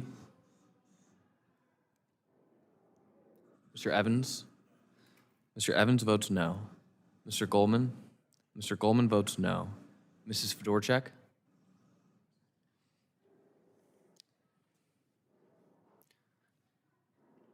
Mr. Pallone? Mr. Pallone votes aye. Mr. Gett? Mr. Gett votes aye. Ms. Schakowsky? Aye. Ms. Schakowsky votes aye. Ms. Matsui? Aye. Ms. Matsui votes aye. Ms. Castor? Aye. Ms. Castor votes aye. Mr. Tonko? Aye. Mr. Tonko votes aye. Ms. Clark? Ms. Clark votes aye. Mr. Ruiz? Mr. Ruiz votes aye. Mr. Peters? Mr. Peters votes aye. Mrs. Dingell? Mrs. Dingell votes aye. Mr. Veazey? Mr. Veazey votes aye. Ms. Kelly? Ms. Kelly votes aye. Ms. Bedegan? Ms. Bedegan votes aye. Mr. Soto? Mr. Soto votes aye. Ms. Schreier? Ms. Schreier votes aye. Mr. Hand? Mr. Hand votes aye. Ms. Fletcher? Ms. Fletcher votes aye. Ms. Ocasio-Cortez? Ms. Ocasio-Cortez votes aye. Mr. Auchincloss? Mr. Auchincloss votes aye. Mr. Carter of Louisiana? Mr. Carter of Louisiana votes aye. Mr. Menendez? Mr. Menendez votes aye. Mr. Mullen? Mr. Mullen votes aye. Mr. Landsman? Mr. Landsman votes aye. Ms. McClellan? Ms. McClellan votes aye. Chairman Guthrie? Chairman Guthrie votes no. Is Mr. Palmer recorded? Mr. Palmer is not recorded. Mr. Palmer votes no. Is Mr. Griffith recorded? Mr. Griffith is not recorded. Mr. Griffith votes no. Is Mr. Pfluger recorded? Mr. Pfluger is not recorded. Mr. Pfluger votes no. Mr. James? Mr. James is not recorded. Mr. James votes no.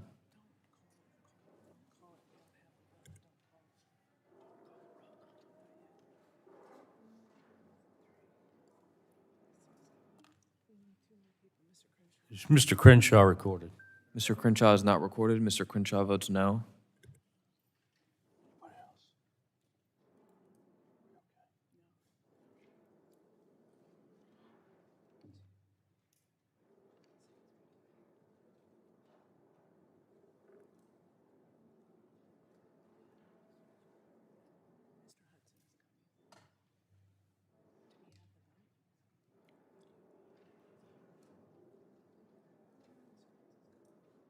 Is Mr. Hudson recorded? Mr. Hudson is not recorded. Mr. Hudson votes no. Are there any other votes? Seeing none, the clerk will report the vote.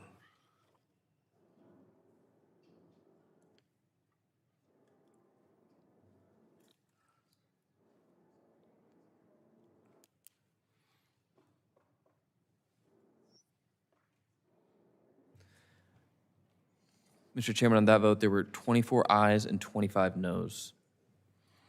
The amendment is not adopted. And are there any further amendments on the bill?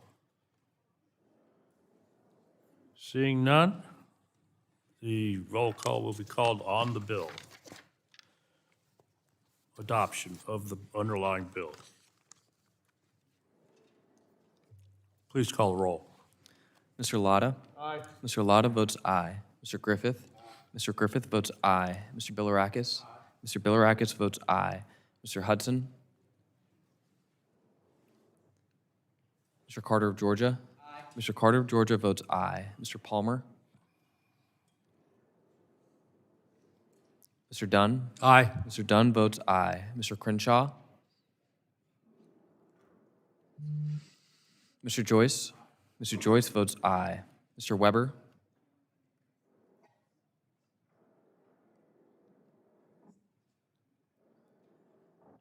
Mr. Allen? Mr. Allen votes aye. Mr. Balderson? Mr. Balderson votes aye. Mr. Fulcher? Mr. Fulcher votes aye. Mr. Pfluger? Mr. Pfluger votes aye. Mrs. Harshbarger? Mrs. Harshbarger votes aye. Mrs. Miller-Meeks?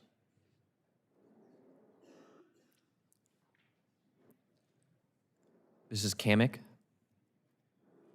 Mrs. Kamick votes aye. Mr. Obernolte? Mr. Obernolte votes aye. Mr. James? Mr. Bentz? Mr. Bentz votes aye. Mrs. Houchin? Mrs. Houchin votes aye. Mr. Fry? Mr. Fry votes aye. Ms. Lee? Ms. Lee? Ms. Lee votes aye. Mr. Langworthy? Mr. Langworthy votes aye. Mr. Kane? Mr. Ruley? Mr. Evans? Mr. Evans votes aye. Mr. Goldman? Mr. Goldman votes aye. Mrs. Fedorchak? Mr. Pallone? Mr. Pallone votes no. Ms. Daggett? Ms. Daggett votes no. Ms. Schakowsky? Ms. Schakowsky votes no. Ms. Matsui? Ms. Matsui votes no. Ms. Castor? Ms. Castor votes no. Mr. Tonko? No. Mr. Tonko votes no. Ms. Clark? Ms. Clark votes no. Mr. Ruiz? Mr. Ruiz votes no. Mr. Peters? Mr. Peters votes no. Mrs. Dingell? Mrs. Dingell votes no. Mr. Veazey?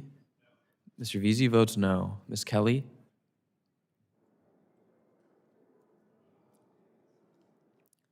Ms. Bedegan? Ms. Bedegan votes no. Mr. Soto? Mr. Soto votes no. Ms. Schreier? Ms. Schreier votes no. Mr. Hand? Mr. Hand votes no. Ms. Fletcher? Ms. Fletcher votes no. Ms. Ocasio-Cortez? Ms. Ocasio-Cortez votes no. Mr. Auchincloss? Mr. Auchincloss votes no. Mr. Carter of Louisiana? Mr. Carter of Louisiana votes no. Mr. Menendez? Mr. Menendez votes no. Mr. Mullen? Mr. Mullen votes no. Mr. Landsman? Mr. Landsman votes no. Ms. McClellan? Ms. McClellan votes no. Chairman Guthrie? Chairman Guthrie votes aye. Is Mr. Palmer recorded? Mr. Palmer is not recorded. Mr. Palmer votes aye. Is Mr. Weber recorded? Mr. Weber is not recorded. Mr. Weber votes aye. Is Mr. Hudson recorded? Mr. Hudson is not recorded. Mr. Hudson votes aye. Mr. James recorded? Mr. James is not recorded. Mr. James votes aye. Mr. Crenshaw is not recorded. Mr. Crenshaw votes aye. Mr. Kane is not recorded. Mr. Kane votes aye.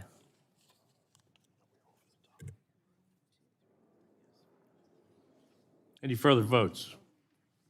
Seeing none, the clerk will report the roll call. Oh, Mr. Goldman, did we get Mr. Goldman? Yeah, we got him.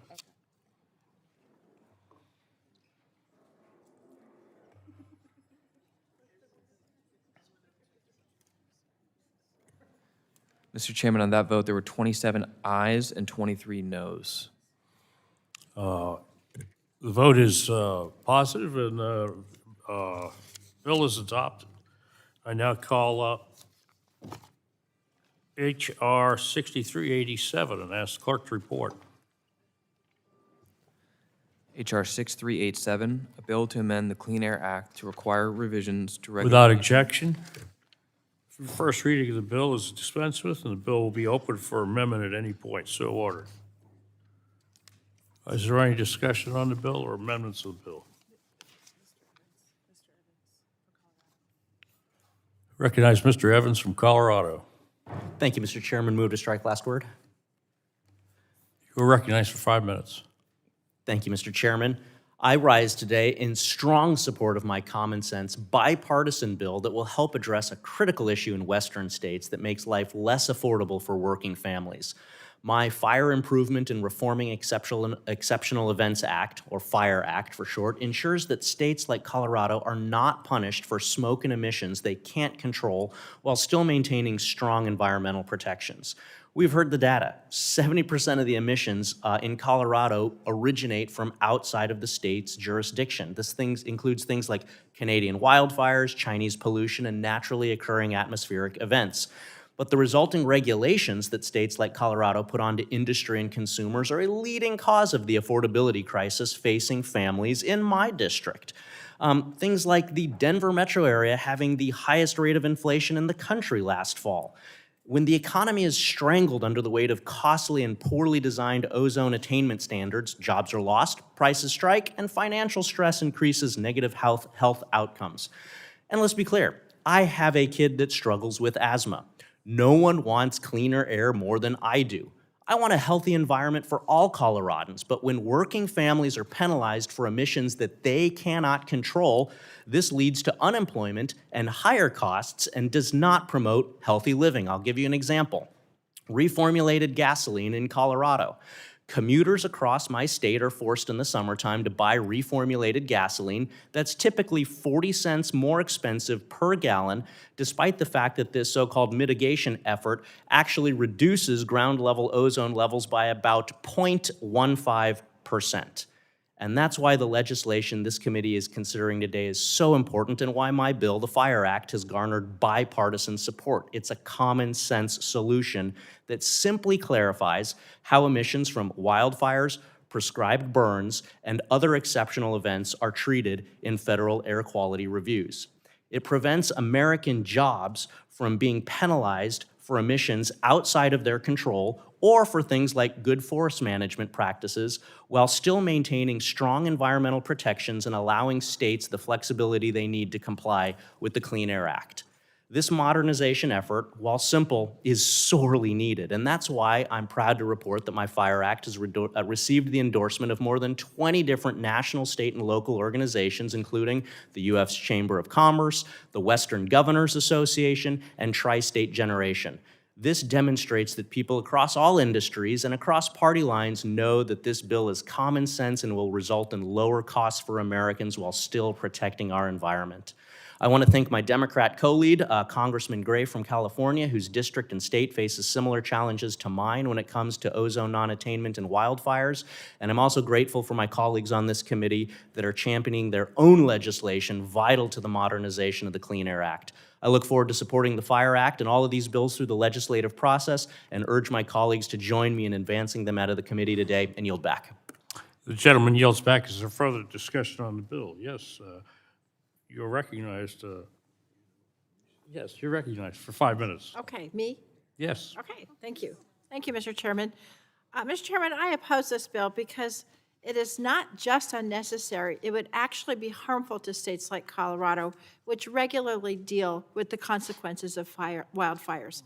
As I said earlier during this markup, the Clean Air Act is an enormously consequential piece of legislation that's been massively successful in reducing air pollution and saving the lives of thousands. And good news to my colleague to the north, the Clean Air Act is already written to ensure that polluters have guardrails on their emissions without being unfairly penalized for factors outside their control, like natural disasters and wildfires. The Clean Air Act provides a pathway to exempt data from these extraordinary events from counting against a state, and that's a good thing. So if the Clean Air Act already lists wildfires as exceptional events, why is this bill needed?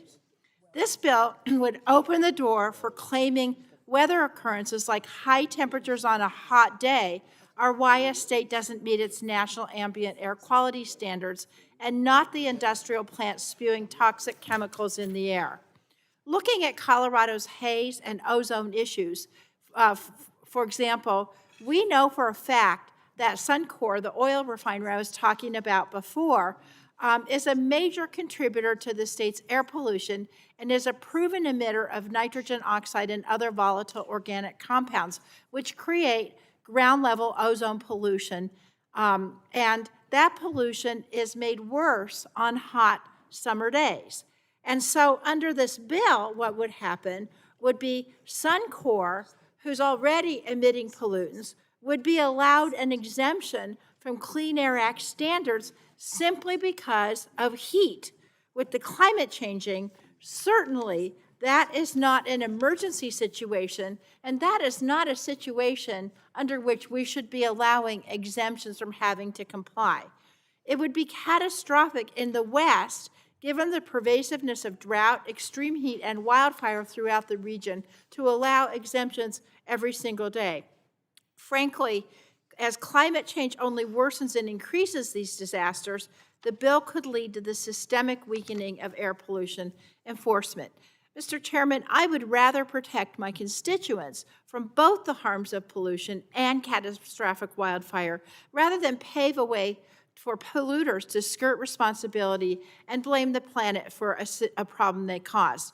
That's why I strongly oppose this bill, which will lead to a growing divergence between actual and regulatory air quality.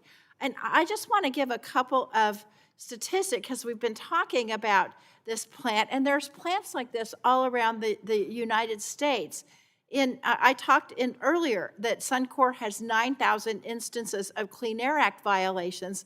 What that means is in 2020 alone, the Suncor refinery emitted approximately 20 tons of hazardous air pollutions, 500 tons of carbon monoxide, 50 tons of nitrogen oxides, 125 tons of particulate matter, 450 tons of volatile organic compounds, and 230 tons of sulfur dioxide.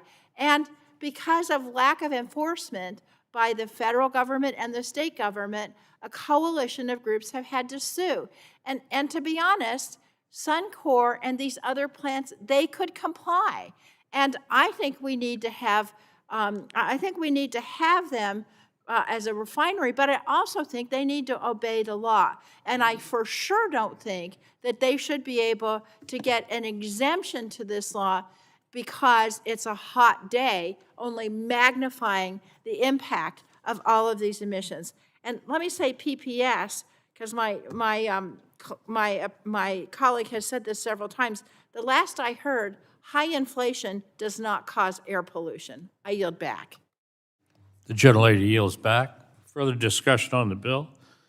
Ms. Schreier, you're recognized for 5 minutes. Thank you, Mr. Chairman. I first want to just thank my colleague, Representative Evans, for identifying the need for increased prescribed fire across the West in both of our districts, Colorado, Washington State, the entire West. We're seeing record-breaking, catastrophic wildfires that are spreading farther, lasting longer, happening more frequently, and have higher intensity. And they're even extending the entire wildfire season, blanketing our skies and having us choking on smoke and threatening public health. For our constituents, it's meant more evacuations, closing roads, closing schools, closing recreation sites, less tourism due to safety concerns. And importantly, it has rendered the air unhealthy during those times for everyone to breathe. So beneficial fire, like prescribed fire, is a historically underused and under-resourced tool to enhance forests and reduce catastrophic wildfire. And the cost savings, this cost-saving and effective measure can mitigate significant air pollution during those months that are brought on by these catastrophic wildfires. They can also keep our communities safe.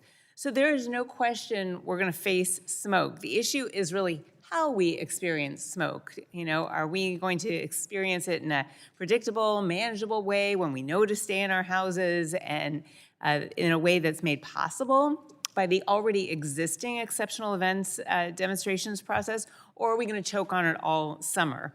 And this is why I was proud to introduce the National Prescribed Fire Act with Representative Valadeo and my Senate colleagues Wyden and Budd. This comprehensive package would increase the pace and scale of prescribed fire, boost a technically skilled workforce, and make sure controlled burns are scheduled when they're most effective and when they are the least risky. In addition, my bill addresses the issues with the current exceptional events process, the one that specifies that this is for prescribed fire.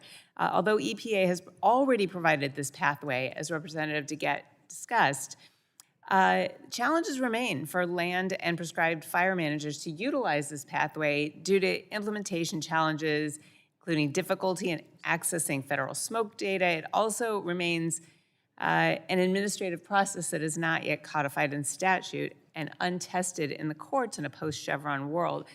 So my bill improves the current exceptional events process by thoughtfully codifying prescribed fire as an exceptional event so long as the event was conducted in line with management plans.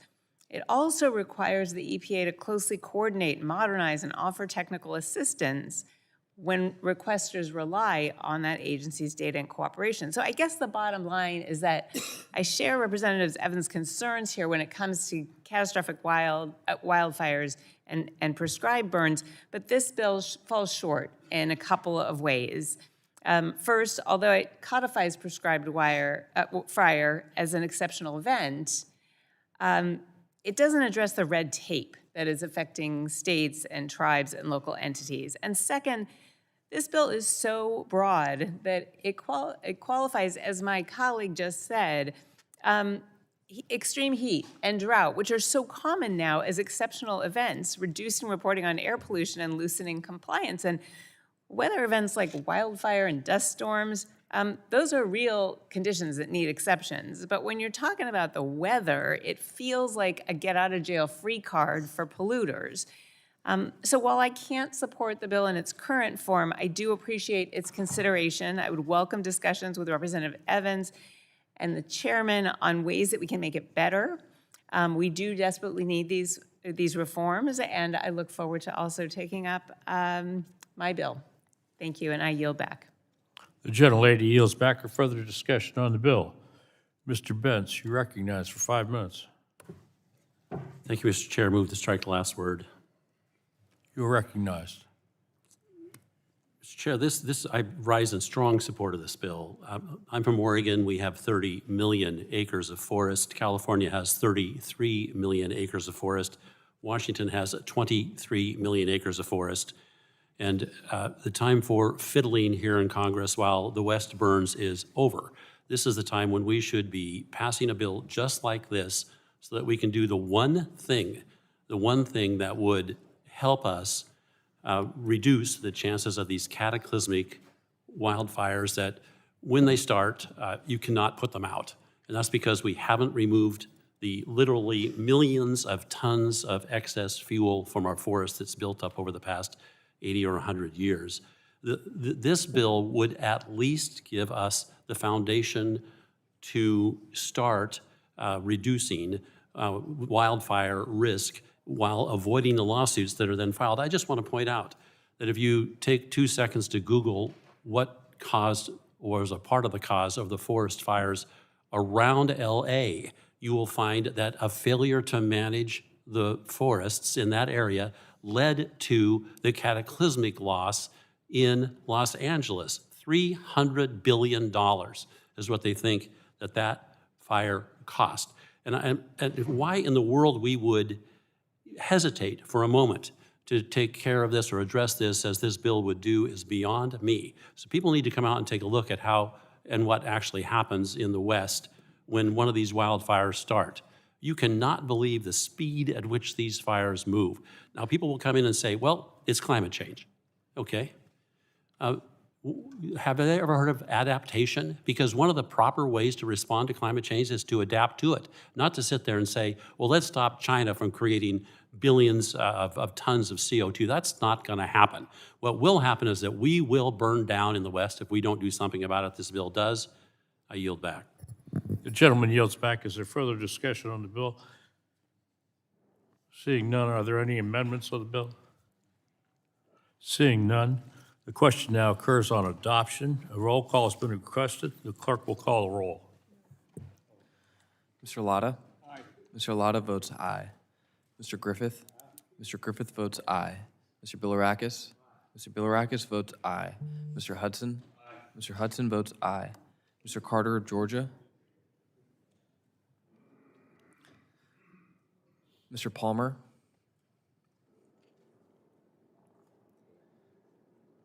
Mr. Dunn? Aye. Mr. Dunn votes aye. Mr. Crenshaw? Mr. Crenshaw votes aye. Mr. Joyce? Mr. Joyce votes aye. Mr. Weber? Mr. Weber votes aye. Mr. Allen? Mr. Allen votes aye. Mr. Balderson? Mr. Balderson votes aye. Mr. Fulcher? Mr. Fulcher votes aye. Mr. Pfluger? Mrs. Harshbarger? Mrs. Harshbarger votes aye. Mrs. Miller-Meeks? Mrs. Kamick? Mrs. Kamick votes aye. Mr. Obernolte? Mr. Obernolte votes aye. Mr. James? Mr. Bentz? Mr. Bentz votes aye. Mrs. Houchin? Mrs. Houchin votes aye. Mr. Fry? Mr. Fry votes aye. Ms. Lee? Ms. Lee votes aye. Mr. Langworthy? Mr. Langworthy votes aye. Mr. Kane? Mr. Kane votes aye. Mr. Ruley? Mr. Evans? Mr. Evans votes aye. Mr. Goldman? Mr. Goldman votes aye. Mrs. Fedorchak? Mr. Pallone? Mr. Pallone votes no. Ms. Deget? Ms. Deget votes no. Ms. Schakowsky? Ms. Schakowsky votes no. Ms. Matsui? Ms. Matsui votes no. Ms. Castor? Ms. Castor votes no. Mr. Tonko? Mr. Tonko votes no. Ms. Clark? Ms. Clark votes no. Mr. Ruiz? Mr. Ruiz votes no. Mr. Peters? Mr. Peters votes no. Mrs. Dingell? Mrs. Dingell votes no. Mr. Veazey? Ms. Kelly? Ms. Bedigan? Ms. Bedigan votes no. Mr. Soto? Mr. Soto votes no. Ms. Schreier? Ms. Schreier votes no. Mr. Hand? Mr. Hand votes no. Ms. Fletcher? Ms. Fletcher votes no. Ms. Ocasio-Cortez? Ms. Ocasio-Cortez votes no. Mr. Auchincloss? Mr. Auchincloss votes no. Mr. Carter of Louisiana? Mr. Carter of Louisiana votes no. Mr. Menendez? Mr. Menendez votes no. Mr. Mullen? Mr. Mullen votes no. Mr. Landsman? Mr. Landsman votes no. Ms. McClellan? Ms. McClellan votes no. Chairman Guthrie? Chairman Guthrie votes aye. Mr. Carter of Georgia is not recorded. Mr. Carter of Georgia votes aye. Is Mr. Palmer recognized? Mr. Palmer is not recorded. Mr. Palmer votes aye. Is Mr. Pfluger recorded? Mr. Pfluger is not recorded. Mr. Pfluger votes aye. Mr. James recorded? Mr. James is not recorded. Mr. James votes aye.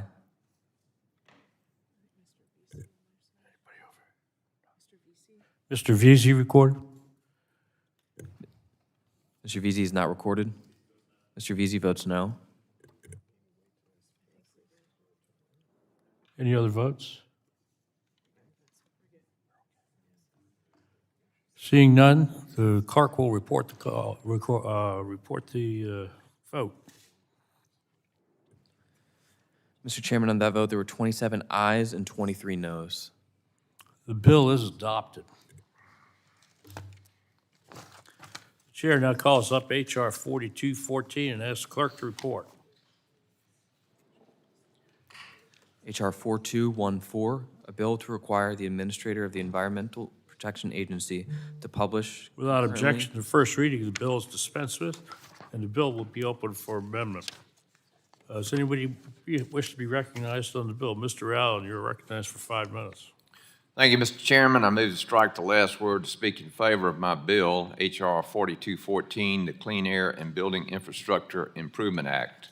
You're recognized for 5 minutes. Simply put, the Biden administration's unworkable rule to revise PM 2.5 standards tied the hands of job creators and manufacturers. It was the result of a bad process and provisions that allowed the Biden-Harris administration to exploit the Clean Air Act to unfairly punish job creators and manufacturers. This bill provides much-needed clarity that will prevent these abuses from happening again. The golden age of America is upon us, and House Republicans are committed to eliminating unnecessary compliance and implementation burdens that harm our states, businesses, communities, and economic development. My legislation provides much-needed clarity for the process of obtaining pre-construction permits and meeting compliance requirements for revised national ambient air quality standards. Importantly, it protects American job creators from attempts in future administrations to abuse the national ambient air quality standards. Specifically, this bill would require EPA to publish implementing regulations and guidance when establishing or revising national ambient air quality standards. Too often, understaffed state agencies are forced to implement regulations on tight deadlines with little to no guidance from the EPA. Currently, regulations go into effect as soon as they are final, but it often takes EPA months or even years to release implementation guidance on the rule. States depend on EPA's implementation guidance to understand the requirements and come into attainment. This bill also requires guidance on how to submit pre-construction permit applications under new or revised standards. If EPA fails to do its job, then new standards will not apply to the permit applications. This is about streamlining permitting and ensuring our state agencies have the proper guidance needed to properly do their jobs. It will remove costly delays and uncertainty that industries and developers often face when they try to build and invest in America. The Clean Air and Building Infrastructure Improvement Act will pave the way for more manufacturing and investment in America, creating jobs and investment while also protecting our environment. Thank you, and I yield back. Gentleman yields back. Is there discussion on the bill? Seeing no discussion on the bill, are there any amendments to the bill? Gentleman from New Jersey, what purpose do you seek recognition? Mr. Chairman, I have an amendment at the desk. The clerk will report.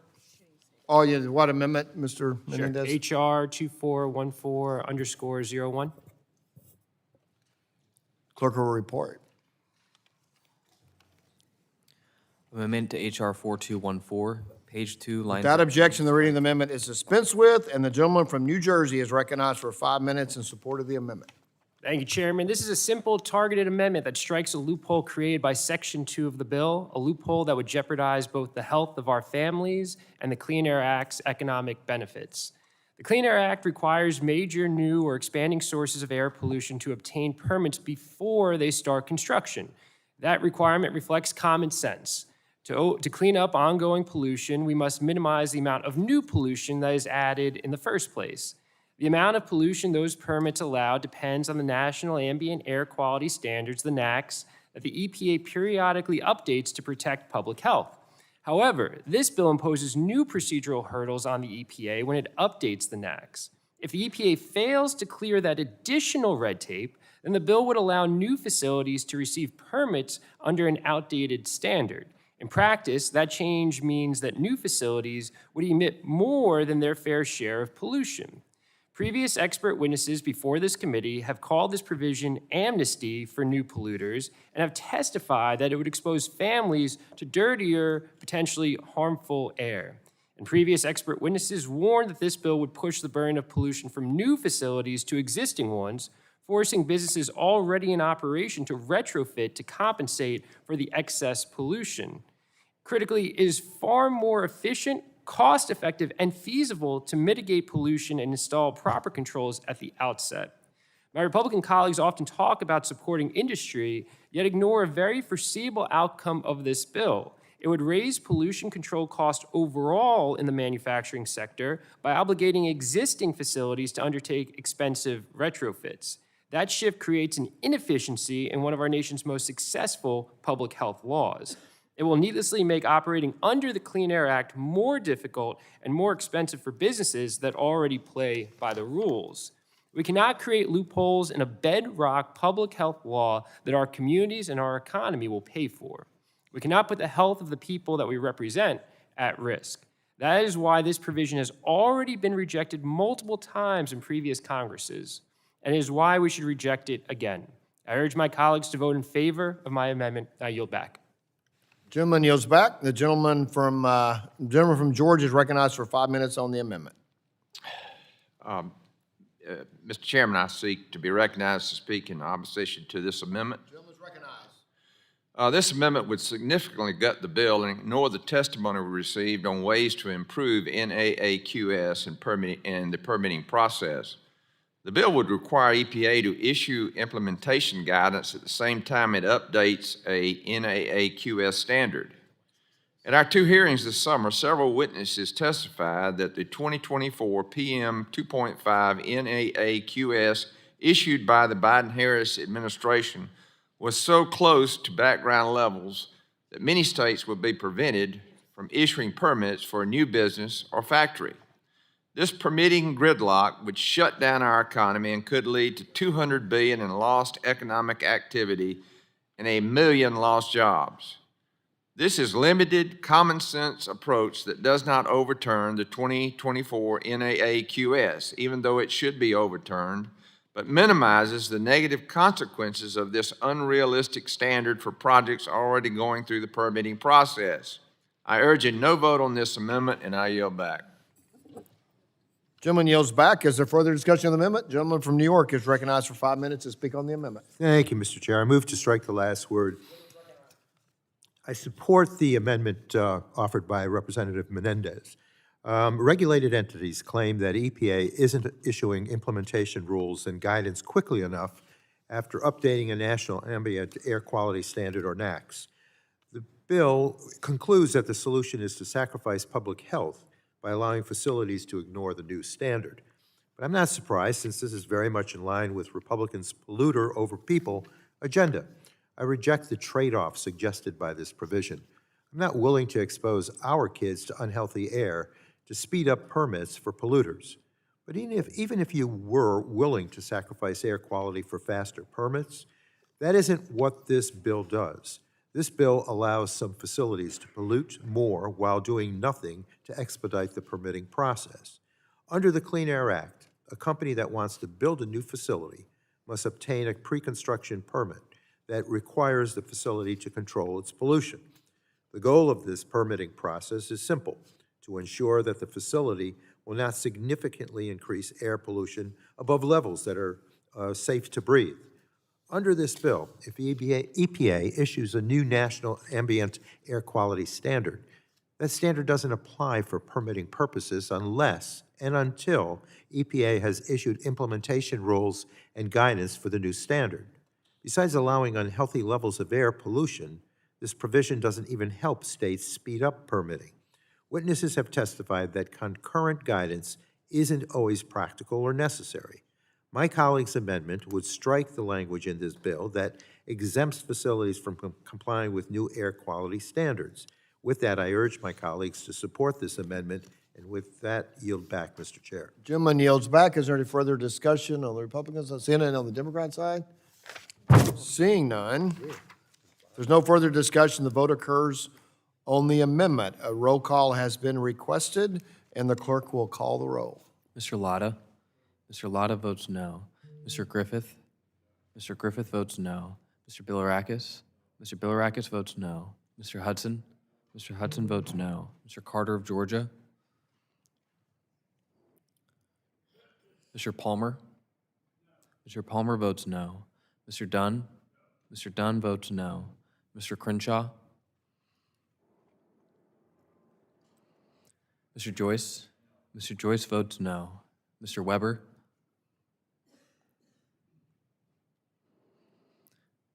Mr. Allen? Mr. Allen votes no. Mr. Balderson? Mr. Balderson votes no. Mr. Fulcher? Mr. Fulcher votes no. Mr. Pfluger? Mr. Pfluger votes no. Mrs. Harshbarger? Mrs. Harshbarger votes no. Mrs. Miller-Meeks? Mrs. Kamick? Mrs. Kamick votes no. Mr. Obernolte?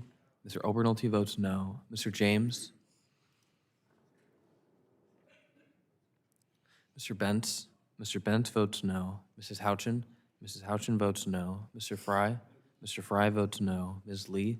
Ms. Lee votes no. Mr. Langworthy? Mr. Kane? Mr. Kane votes no. Mr. Ruley? Mr. Evans? Mr. Evans votes no. Mr. Goldman? Mr. Goldman votes no. Mrs. Fedorchak? Mr. Pallone? Mr. Pallone votes aye. Mr. Gett? Mr. Gett votes aye. Ms. Schakowsky? Ms. Schakowsky votes aye. Ms. Matsui? Ms. Matsui votes aye. Ms. Castor?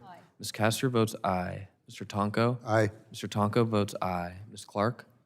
Ms. Clark votes aye. Mr. Ruiz? Mr. Ruiz votes aye. Mr. Peters? Mrs. Dingell? Mrs. Dingell votes aye. Mr. Veazey? Mr. Veazey votes aye. Ms. Kelly? Ms. Kelly votes aye. Ms. Badagan? Ms. Badagan votes aye. Mr. Soto? Mr. Soto votes aye. Ms. Schreier?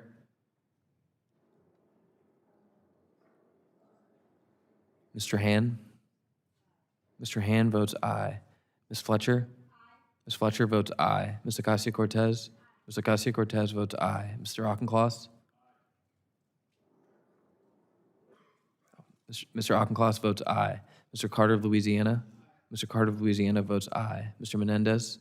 Mr. Menendez votes aye. Mr. Mullen? Mr. Mullen votes aye. Mr. Landsman?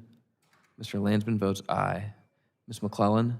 Ms. McClellan votes aye. Chairman Guthrie? Chairman Guthrie votes no. Mr. Carter of Georgia is not recorded. Mr. Carter of Georgia votes no. Is anyone? Mr. James? Mr. James is not recorded.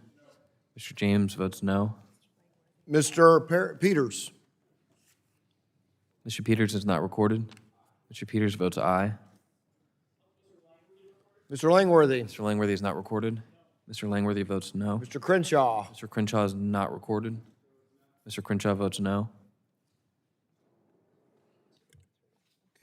Anyone else seeking to answer the roll? Seeing none, the clerk will report the result.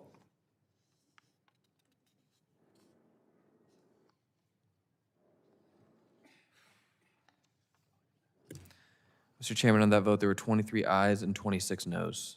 The amendment is not agreed to. Are there further amendments? Gentlelady from Florida, for which you seek recognition. Mr. Chairman, I have an amendment at the desk labeled amendment number HR 4214_101. The clerk will report. You state the amendment again. What? Remember? FC_AMD_4214_01. Did you say 01? 01. 01. Gentlemen, have the clerk will report? Amendment to HR 4214, page 3, after line 23, insert the following. Without objection, the reading of the amendment is dispensed with, and the gentlelady from Florida is recognized for 5 minutes in support of the amendment. Thank you, Mr. Chairman. When the list of bills for this markup came out, and members had an opportunity to review them, all I could think of was dirty, dirty, dirty, costly, gift to polluters, but definitely on theme for the Republican-controlled Congress, where powerful special interests get what they want all the time, and they leave hardworking Americans holding the bag. All of these bills gut the Clean Air Act. The Clean Air Act, one of America's historical successes, used to be bipartisan. It's not anymore. And I remember, as Congresswoman Dingell said, my time as a little girl remembering the smoggy days in Florida. I have seen the improvement in air quality and the public health over my lifetime, and I do not want to go back. We should not go back. And as Congressman Soto said, we do not have to sacrifice economic growth for environmental protection. They go hand in hand, and the last 50 years, I hope, prove that to everyone. But today's bills make plain that the Republicans are willing to sacrifice the health and the pocketbooks of families we represent back home to side instead with the special interest. These bills, and this bill, really gives polluters a fast pass. It's a polluter fast pass with a blind eye to the pocketbooks of people back home. It's a blind eye, turning a blind eye to technological advancement. All of the Republican bills are worthy of the Misnomer of the Year award here in Congress, but this one, especially the Clean Air and Building Infrastructure Improvement Act. Members, this doesn't do anything to improve air quality. It simply introduces loopholes that allow polluters to keep polluting. Let's look at one of the biggest sources of air pollution, coal plants. Just last week, Energy Secretary Wright said that the administration would do everything that it can to force old coal plants to keep operating, no matter the expense to ratepayers, and even when they're broken. Yeah, it's true. According to a recent estimate, forcing dirty, expensive, outdated coal plants, already the Trump administration has cost Americans more than $173 million. That includes plants like Schaefer's Unit 18 in Indiana, which has been offline since July because of a damaged turbine. In Colorado, Craig Unit 1 has been offline since December 19th because of mechanical failures. They aren't even generating electricity right now, and employees have moved on or retired. Forcing utilities to comply with successive 90-day emergency orders completely upends how utilities and state regulators conduct system planning and manage their grids. That's the opposite of what we need for a reliable grid. And looking forward, forcing old coal plants, broken ones included, to keep running will cost Americans $3 billion per year if the Trump administration continues this policy. on theme and on brand for the party just since last year that has added $2 trillion to the national debt and inflicted significant economic pain on the people we represent back home. But here, it doesn't just hurt our pocketbooks either, it hurts our health. These plants emit millions of tons of toxic emissions contributing to asthma and respiratory illnesses. They cause brain damage in young children, as well as cancer, heart and lung diseases. I was so glad Representative McClellan brought up the outrageous announcement of the EPA last week. I'm going to get into that a little bit more on another amendment. But this amendment would block any new project expected to use power from a coal plant ordered to stay online through the Federal Power Act from receiving updated NAAQS compliance exemptions. It's not heavy-handed environmental regulation that's killing coal, it's economics. And in the end, Republicans are saddling Americans with old, expensive energy. The least they could do is stop giving them exemptions from regulations that protect our health and safeguard the clean air that we breathe. I urge my colleagues to support this amendment and stand up instead for the Clean Air Act rather than the polluters who have too much influence here in Congress. Thank you. The gentlelady yields back. Is there further discussion? Gentleman from Georgia, you're recognized for 5 minutes on the amendment. Mr. Chairman, I seek to be recognized to speak in opposition to this amendment. Gentleman is recognized. This amendment is unnecessary, and it would delay significant reforms needed to improve permitting under the Clean Air Act, especially at this time when we should be working to bring new electricity generation online. The Clean Air Act already requires that the air quality standards be protective of public health with an adequate margin of safety. This bill would not change that.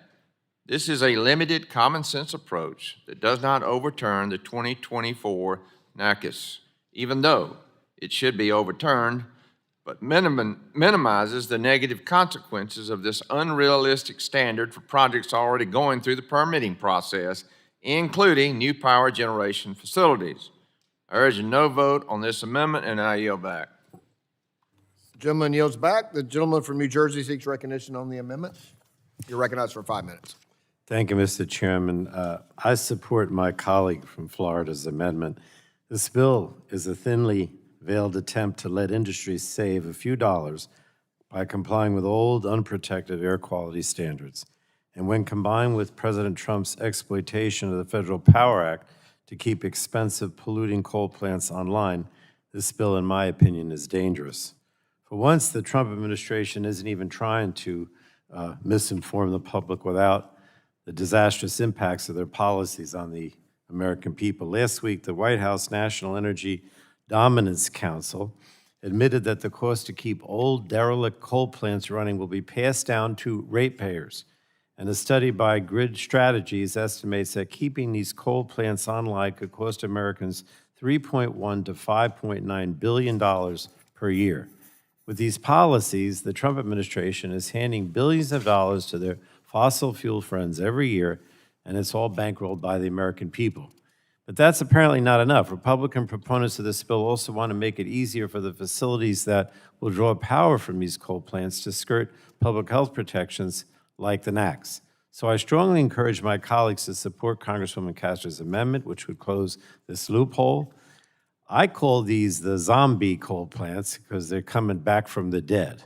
And these zombie coal plants increase energy bills for neighboring communities and make their air quality worse. Many of these communities have already seen double-digit increases in their power bills, and many also already struggle with poor air quality. At the same time, many families are facing skyrocketing health insurance premiums as a result of the Republicans' inaction on Affordable Care Act subsidies. But rather than tackling affordability, poor air quality, and rising healthcare costs, the majority is focused on ways to save money for their corporate polluter friends at the cost of the health of our communities. If you care about addressing these issues, then I urge you to support the Castor amendment. And with that, I yield back, Mr. Chairman. Gentleman yields back. Is there further discussion on the amendment? Gentleman from Texas is recognized for 5 minutes to speak on the amendment. Thank you, Mr. Chairman. Move to strike the last word.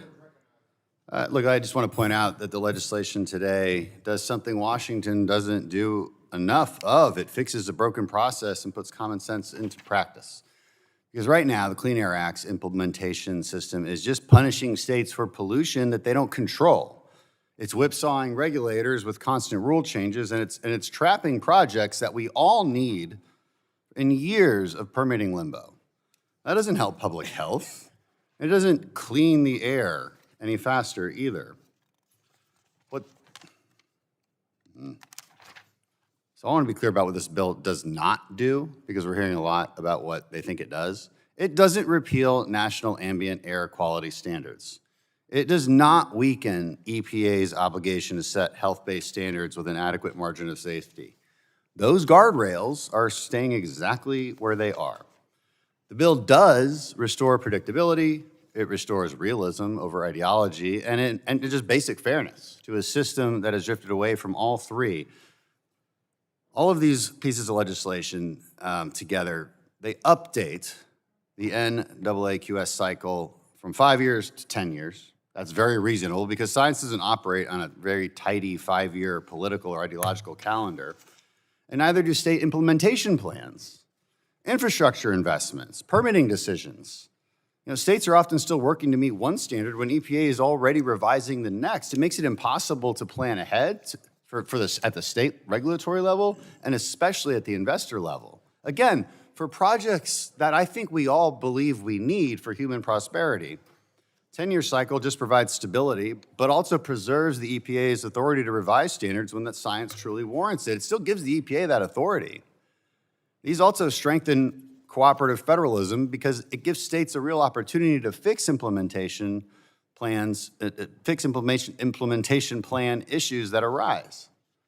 And so states aren't the junior partner here. They're the ones actually responsible for making these standards work on the ground. And this bill gives them the ability to do that. Also addresses basic fairness problems. States are being penalized for air quality impacts that they cannot possibly control. That's wildfire smoke, dust storms, pollution that's transported across state and even national borders, which accounts for the vast majority of the 2.5 standards that we're talking about. So let's modernize these exceptional event processes so communities aren't punished for acts of God or emissions drifting from somewhere else. Now, finally, the bill improves EPA's advisory process, and it actually ensures more state air regulators have a seat at the table. Because if you're responsible for implementation, I think your expertise should matter. So at the end of the day, it's very much common sense reform. It's not we're not removing any protections on the environment. It's really the opposite. It's implementation reform. It protects public health, it restores predictability, it respects federalism, focuses enforcement where it can actually make a difference. So I urge my colleagues to support these bills and to not support the amendment. Thank you. I yield back. The gentleman yields back. Is there further discussion on the amendment? Seeing none, a roll call has been requested. Clerk will call a roll on the amendment. Mr. Latta? Mr. Latta votes no.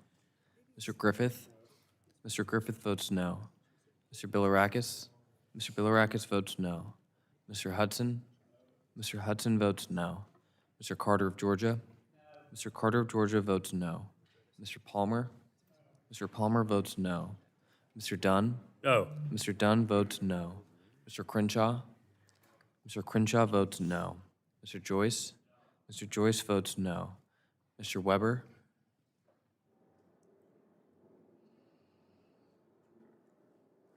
Mr. Allen? Mr. Allen votes no. Mr. Balderson? Mr. Balderson votes no. Mr. Fulcher? Mr. Fulcher votes no. Mr. Pfluger?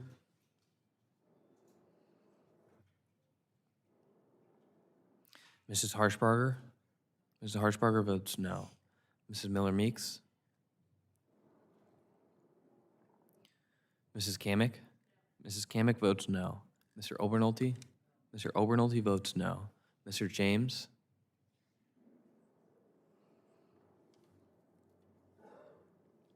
Mr. Bentz? Mr. Bentz votes no. Mrs. Houchin? Mrs. Houchin votes no. Mr. Fry? Mr. Fry votes no. Ms. Lee? Ms. Lee votes no. Mr. Langworthy? Mr. Langworthy votes no. Mr. Kane? Mr. Ruley? Mr. Rulli votes no. Mr. Evans? Mr. Evans votes no. Mr. Goldman? Mr. Goldman votes no. Mrs. Fedorchak? Mr. Pallone? Mr. Pallone votes aye. Ms. Leggett? Ms. Schakowsky? Ms. Schakowsky votes aye. Ms. Matsui? Ms. Matsui votes aye.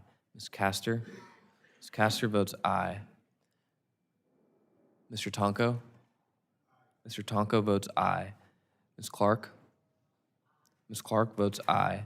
Mr. Ruiz? Mr. Ruiz votes aye. Mr. Peters? Mr. Peters votes aye. Mrs. Dingell? Mrs. Dingell votes aye. Mr. Veazey? Mr. Veazey votes aye. Ms. Kelly? Ms. Bedegun? Ms. Bedegun votes aye. Mr. Soto? Mr. Soto votes aye. Ms. Schreier? Ms. Schreier votes aye. Mr. Han? Mr. Han votes aye. Ms. Fletcher? Ms. Fletcher? Ms. Fletcher votes aye. Ms. Ocasio-Cortez? Ms. Ocasio-Cortez votes aye. Mr. Auchincloss? Mr. Auchincloss votes aye. Mr. Carter of Louisiana? Mr. Carter of Louisiana votes aye. Mr. Menendez? Mr. Menendez votes aye. Mr. Mullen? Mr. Mullen votes aye. Mr. Landsman? Mr. Landsman votes aye. Ms. McClellan? Ms. McClellan votes aye. Chairman Guthrie? Chairman Guthrie votes no. Are there further votes? Dr. Miller Meeks. Mrs. Miller She Meeks. recorded. Mrs. Miller Meeks is not recorded. Mrs. Miller Meeks votes no. Is Mr. Kane recorded? Mr. Kane is not recorded. Mr. Kane votes no. Ms. Leggett, is she recorded? Ms. Leggett is not recorded. Ms. Leggett votes aye. Ms. Kelly, is she recorded? Ms. Kelly is not recorded. Ms. Kelly votes aye. Mr. James, is he Mr. James is recorded? not recorded. Mr. James votes no.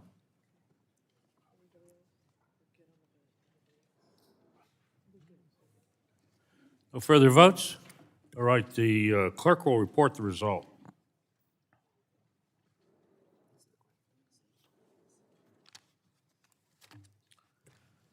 Mr. Chairman, on that vote, there were 24 ayes and 27 noes. The amendment is not agreed to. Are there any further amendments? Further discussion on the bill? Question now occurs on adoption of H.R. 4214. Clerk will call a roll. Mr. Latta? Aye. Mr. Latta votes aye. Mr. Griffith?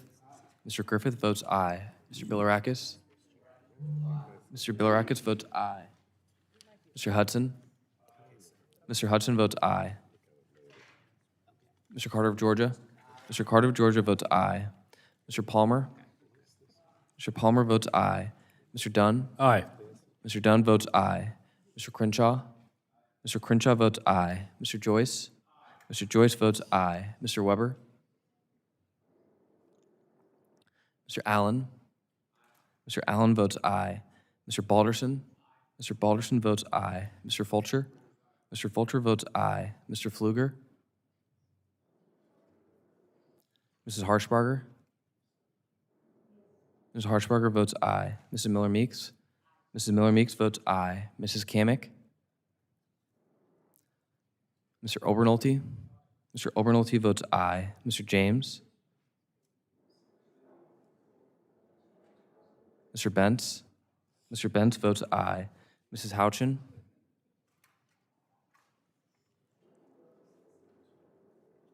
Mrs. Houchin? Mrs. Houchin votes aye. Mr. Fry? Mr. Fry votes aye. Ms. Lee? Ms. Lee votes aye. Mr. Langworthy? Mr. Langworthy votes aye. Mr. Kane? Mr. Kane votes aye. Mr. Rulli? Mr. Rulli votes aye. Mr. Evans? Mr. Evans votes aye. Mr. Goldman? Mr. Goldman votes aye. Mrs. Fedorchak? Mr. Pallone? Mr. Pallone votes no. Ms. Leggett? Ms. Leggett votes no. Ms. Schakowsky? Ms. Schakowsky votes no. Ms. Matsui? Ms. Matsui votes no. Ms. Castor? Ms. Castor votes no. Mr. Tonko? Mr. Tonko votes no. Ms. Clark? Ms. Clark votes no. Mr. Ruiz? Mr. Ruiz? Mr. Ruiz votes no. Mr. Peters? Mr. Peters votes no. Mrs. Dingell? Mrs. Dingell? Mrs. Dingell votes no. Mr. Veazey? Mr. Veazey votes no. Ms. Kelly? Ms. Kelly? Ms. Kelly votes no. Ms. Bedegan? Ms. Bedegan votes no. Mr. Soto? Mr. Soto votes no. Mr. Schreier? Mrs. Schreier? Ms. Schreier votes no. Mr. Han? Mr. Han votes no. Ms. Fletcher? Ms. Fletcher votes no.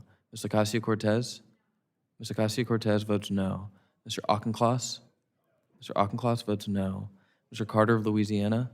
Mr. Carter of Louisiana votes no. Mr. Menendez? Mr. Menendez votes no. Mr. Mullen? Mr. Mullen votes no. Mr. Landsman? Mr. Landsman votes no. Ms. McClellan? Ms. McClellan votes no. Chairman Guthrie? Chairman Guthrie votes aye. Mr. Weber is not recorded. Mr. Weber votes aye. Is Ms. Kamick recorded? Mrs. Kamick is not recorded. Mrs. Kamick votes aye. Mr. James recorded. Mr. James is not recorded. Mr. James votes aye. Any further votes? Seeing none, the clerk will report the roll call.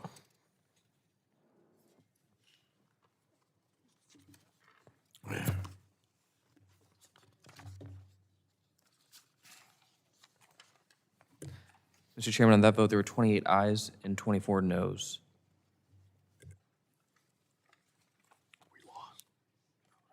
Oh, the amendment is not adopted. No, it's on the bill. The bill. Adopted.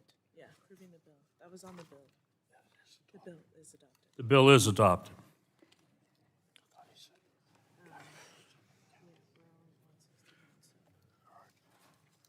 All right.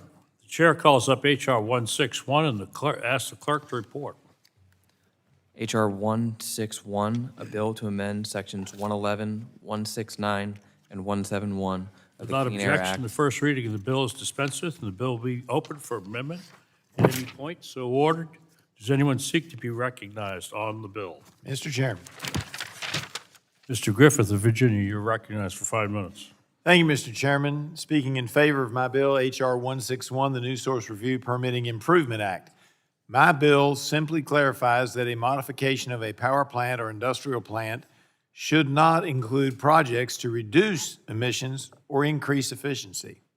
Over the history of the Clean Air Act, there has been much argument over what the definition of a major modification should be and at what point should any work on a stationary source require more intensive EPA modeling and review.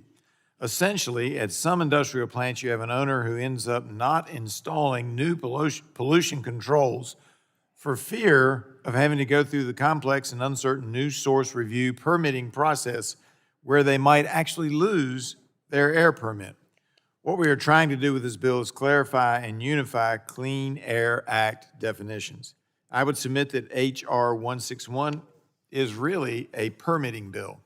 We can talk all we want about the desire to build advanced manufacturing facilities, but without some tweaks to Clean Air Act permits, some manufacturing facilities will not be built, not expanded, or even improved. More specifically, my bill is necessary in part because of how some courts have interpreted the word modification to have different meanings depending on which section of the Clean Air Act the word appears in.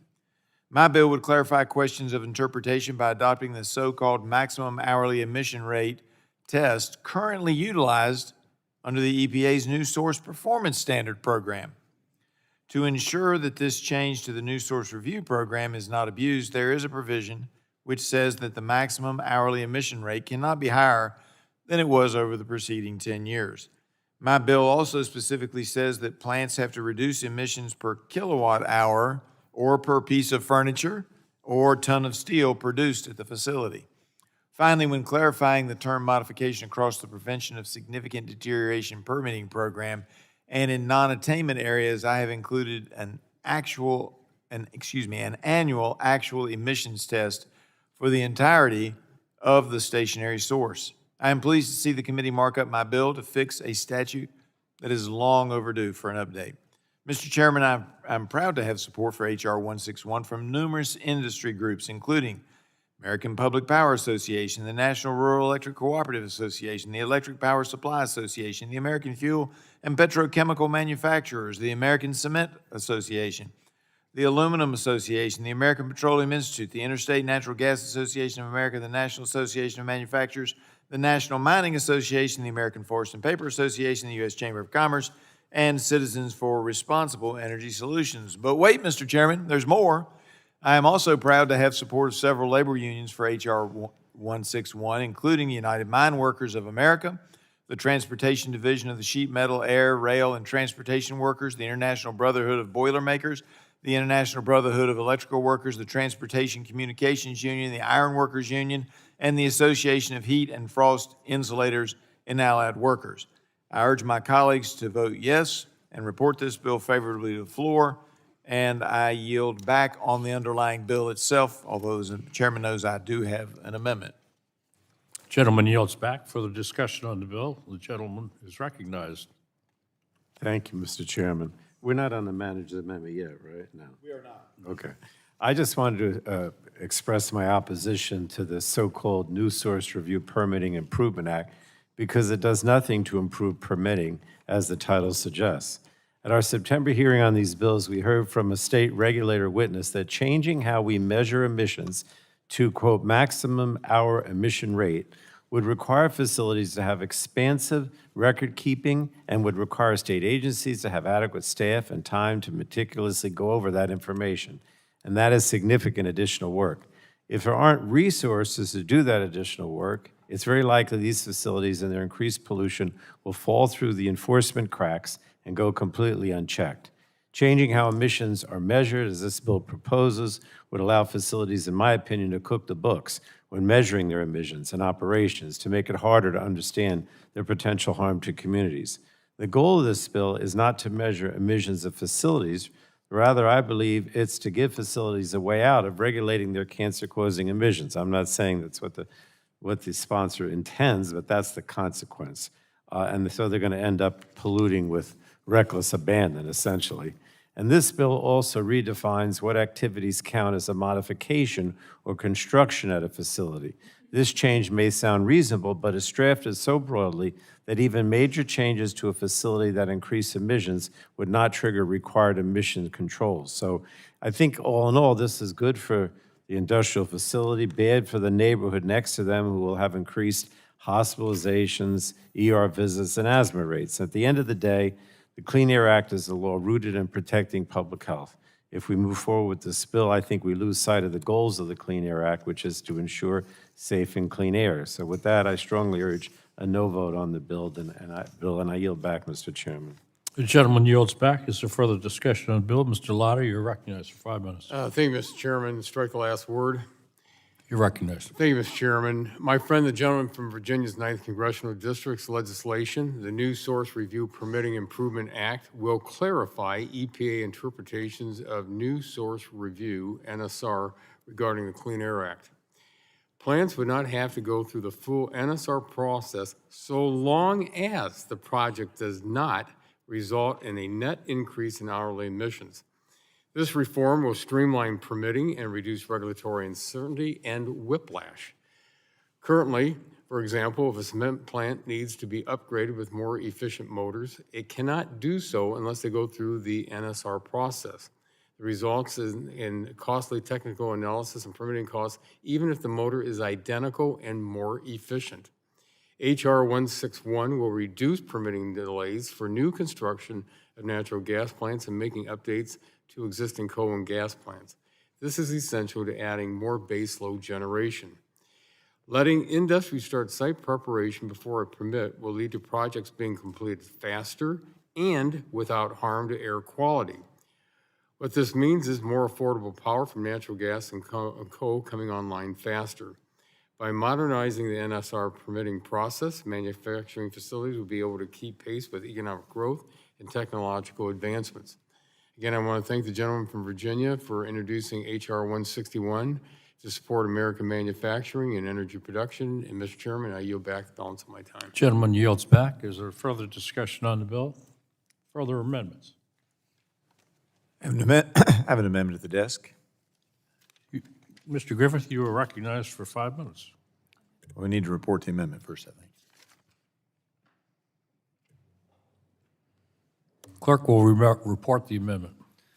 Amendment to H.R. 161, offered by Mr. Griffith of Virginia, page 3, line 11. Without objection, the reading of the amendment is dispensed with, and the gentleman is recognized for 5 minutes in support of his amendment. Thank you, Mr. Chairman. Speaking in favor of my amendment, this amendment will help expedite the building of job-creating facilities such as power plants, steel mills, auto and defense plants. The amendment gives owners and operators absolute certainty on what types of construction are allowed before the Clean Air Act permit is required. There's been much hemming and hawing at EPA going back to the 80s on when construction actually triggers the Clean Air Act. For example, in a 1993 EPA New Source Review and Prevention of Significant Deterioration Enforcement memo, EPA specifically prohibits the building of supports and foundations and the laying of underground pipe. Under current law, a project that triggers New Source Review requirements needs a permit before the owner begins to actually construct anything related to the emissions unit, which is the part of the facility. The emissions unit is the part of the facility that will actually generate emissions, like the natural gas boiler. Under my amendment, a plant owner does not need an NSR permit for pouring concrete slabs or building the shells of buildings that will later house boilers, turbines, furnaces, etc. The amendment also defines emissions unit for the first time in this section of the Clean Air Act as the discrete parts of the plant that emit regulated pollutants. This makes common sense and maintains environmental protection. I urge my colleagues to vote yes on my amendment. And I would say, Mr. Chairman, that these amendments came about after we were in the subcommittee. It's amazing how folks come in with helpful suggestions. I thought they were good, but they came in with helpful suggestions when they suddenly say, oh, wait a minute, this bill's been bouncing around for years, but it might actually pass this year. So they came in with these amendments. I think they're good amendments, and I would urge my colleagues to vote yes on this amendment. The gentleman yields back. Is there further discussion? The gentleman is recognized. Mr. Palumbo. Thank you. I would urge my colleagues to oppose what is essentially a manager's amendment here. This amendment doesn't do anything to address the major concerns that I and others on the Democratic side will express in opposition to the underlying bill. This manager's amendment does not limit pollution. In fact, the part of the bill that makes clear emissions will rise remains intact even with this manager's amendment. So again, I would urge my colleagues to vote no on the amendment as well as the underlying bill. Gentleman yields back. Is there further discussion on the amendment? If there's no further discussion, a vote occurs on the amendment. All those in favor shall signify by, I guess you call for a roll.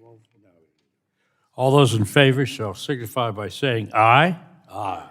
All those opposed, no. In the opinion of the chair, the ayes have it. The gentleman is requested to record and vote on the underlying bill and as amended. I think we have amendments, Mr. Chairman. We have some amendments. Oh, we have further amendments? Yeah. Are there any further amendments? Yes. Dr. Ruiz has an amendment. Ruiz wants to. Are you going to vote on the First Amendment? Oh, voice vote? Okay, well, Mr. Chairman, I have an amendment at the desk. Dr. Ruiz, you are recognized for 5 minutes. Oh, actually, the clerk will report the amendment.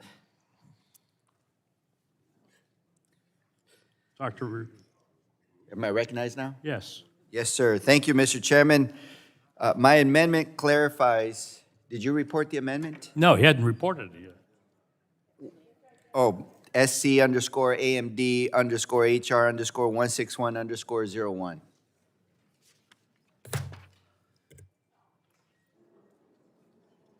The clerk will report the amendment.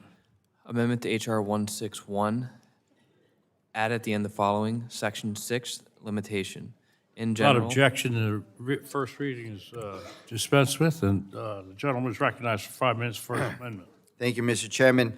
My amendment clarifies that the provisions of the New Source Review Permitting Improvement Act do not apply to new or modified sources of pollution located within 5 miles of a school, a hospital, or healthcare facility. That buffer matters because where pollution happens is just as important as how much pollution happens. The New Source Review exists for a reason. It is one of the Clean Air Act's most important safeguards, ensuring that when industrial facilities are built or expanded, they do not significantly increase harmful emissions without proper review and controls. NSR is not red tape, it is a public health protection.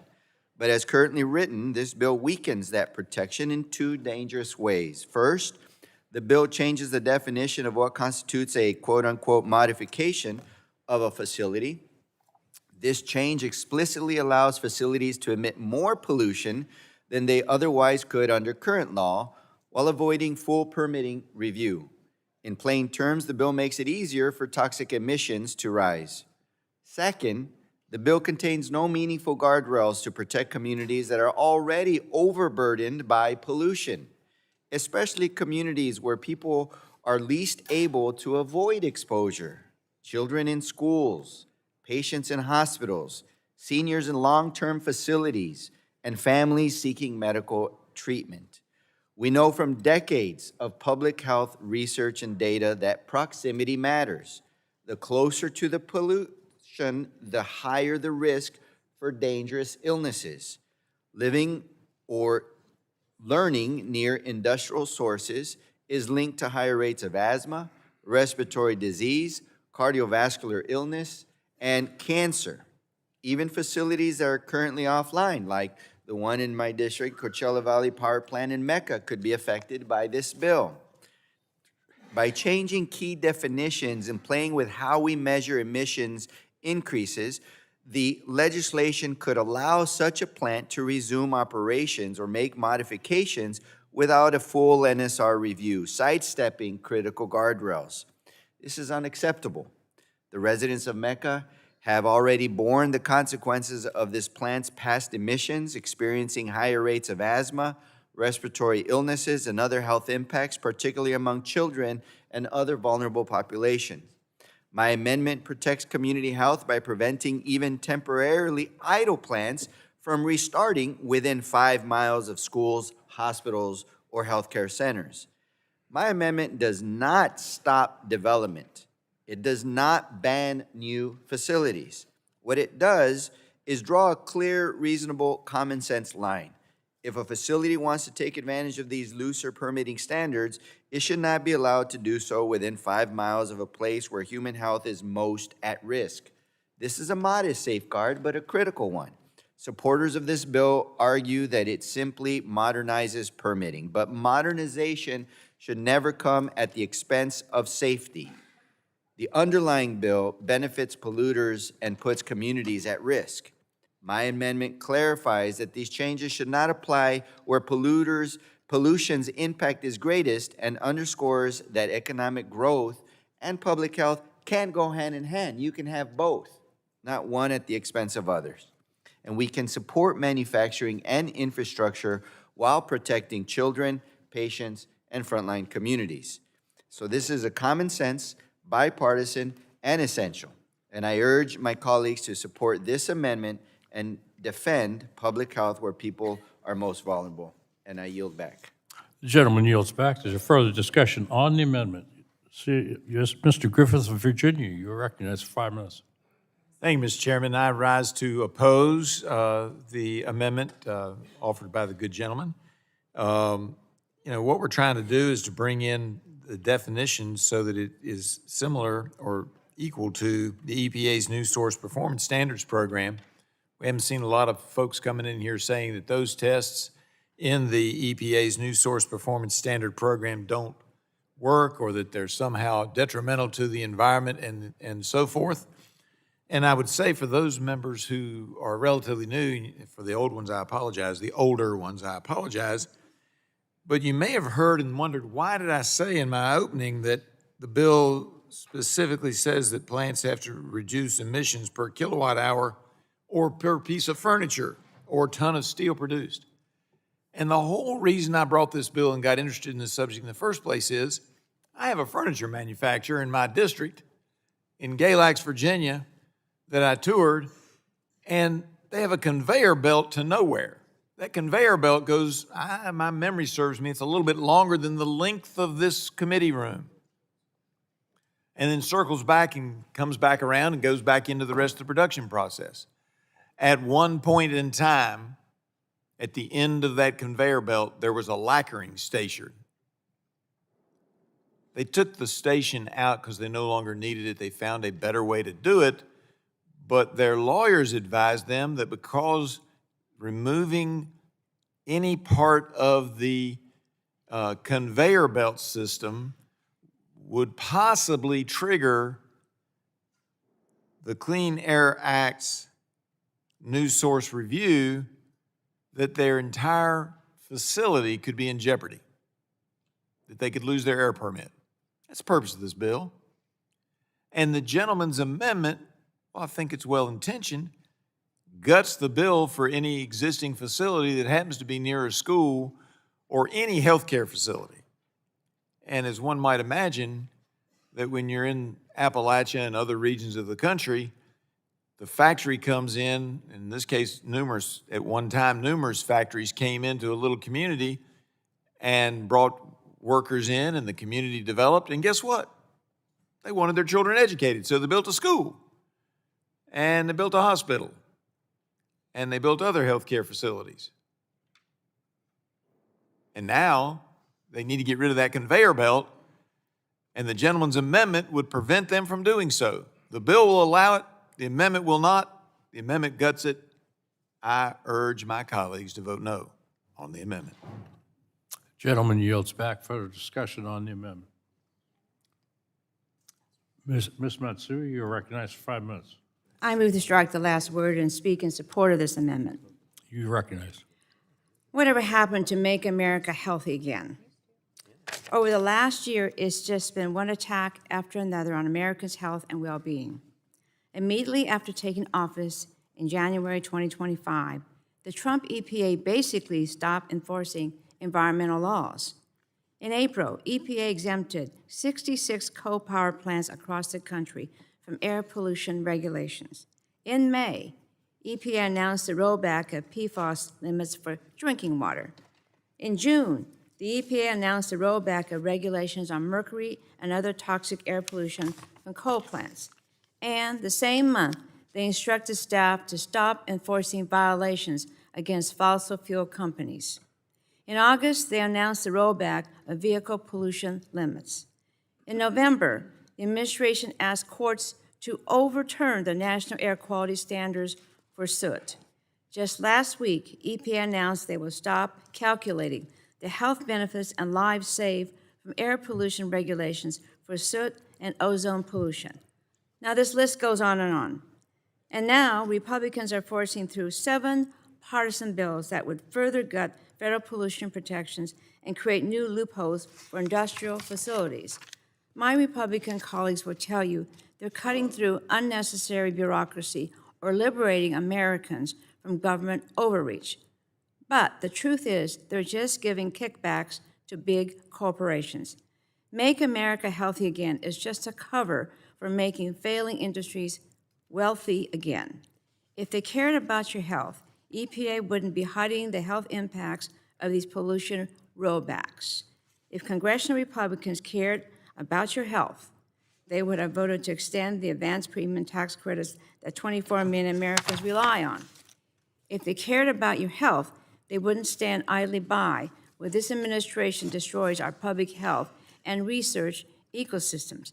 But instead of standing up to this administration and protecting the lives of their constituents, Republicans are pushing policies that will make Americans even sicker. I urge my colleagues to oppose this bill and support the common sense changes in this amendment. And I yield back the balance of my time. The gentlelady yields back. Further discussion on the amendment. Mr. Chairman, Ms. Castor Florida, you recognize. I move to strike the last word. You are recognized. Thank you, Mr. Chairman. I want to thank Dr. Ruiz for bringing this very important amendment. We have to do everything in our power right now to rein in the Trump administration. All they're trying to do to gut the Clean Air Act, every one of these bills that are a dirty gift to polluters, a polluter fast pass, everything that these bills would do to harm the health of our neighbors. And I'd like to ask unanimous consent to submit, for the record, 2 articles. One from today's New York Times. The Environmental Protection Agency has stopped estimating the dollar value of lives saved in the cost-benefit analysis for new pollution rules. And the conversation, University of Colorado environmental epidemiologist, her analysis of what air pollution does to the human body. Asking unanimous consent. Gentlelady yields back. No, I'm asking unanimous consent for submission into the record of these 2 articles. Yes, what? Sorry, we were in a... Yes, without objection. Thank you.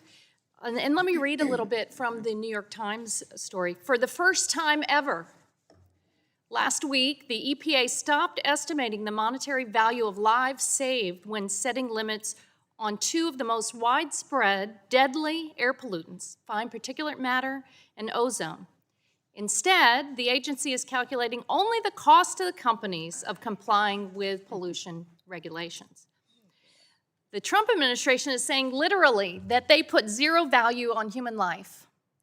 Marshall Burke, an environmental economist at Stanford, said, if your kid breathes in air pollution from a power plant or an industrial source, EPA is saying that they only care insofar as cleaning up that pollution would cost the emitter.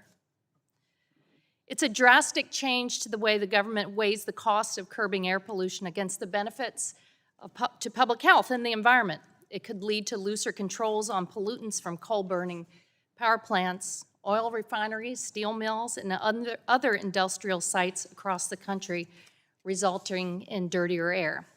And this, Jenny Shearston, environmental epidemiologist at the University of Colorado, gets into this. She said, the Clean Air Act is one of the most successful public health policies ever implemented by the United States. First passed in 1970. Clean Air Act regulates air pollution emissions and authorizes EPA to set air quality standards for the nation. Well, all these Republican bills, they want to go backwards. All of the polluters, all of their interests are more important, they're saying, in each and every one of these bills, and what the Trump administration did on Friday.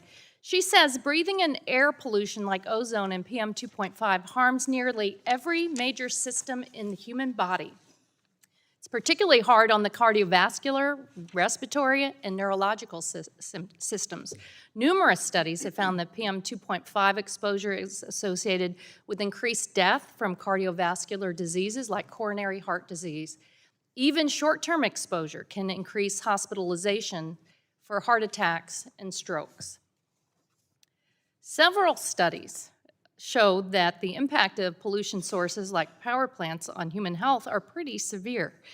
For example, the retirement of coal and oil power plants has been connected with a reduction in preterm birth to mothers living near the power plants. Scientists studied 57,000 births in California and found the percentage of babies born preterm to mothers living within 3.1 miles of a coal or oil-fueled power plant fell from 7% to 5.1% after the power plant was retired. Another study in Louisville, Kentucky, found that 4 coal-fired power plants either retiring or installing pollution reduction technologies, such as flue gas desulfurization systems, coincided with a drop in hospitalizations and emergency department visits for asthma and reduced asthma medication use. So reducing preterm births, hospitalizations, emergency department visits, and medication use saves money by preventing expensive health care treatment. The point that Congresswoman Fletcher was making earlier, you're ripping away health care, you're making lives less healthy. And so, Dr. Rees, you're an ER doc, you understand the impact on families. Thank you very much for bringing this important amendment. And again, I beseech our colleagues to stand up for families back home, their health, their pocketbooks, and stop giving polluters a fast pass and causing all the harm. I yield back my time. Gentlelady yields back. Is there further discussion on the amendment? Seeing none, there any further discussion? Seeing none, if there's no further discussion, a vote occurs on the amendment. A roll call has been requested, and the clerk will call the roll.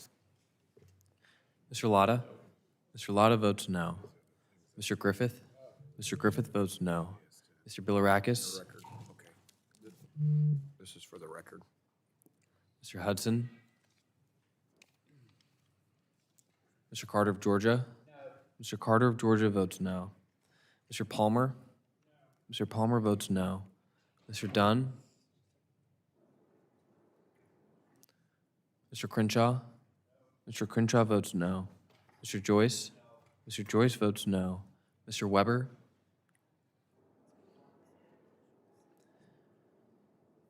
Mr. Allen? Mr. Allen votes no. Mr. Balderson? Mr. Balderson votes no. Mr. Fulcher? Mr. Fulcher votes no. Mr. Pfluger?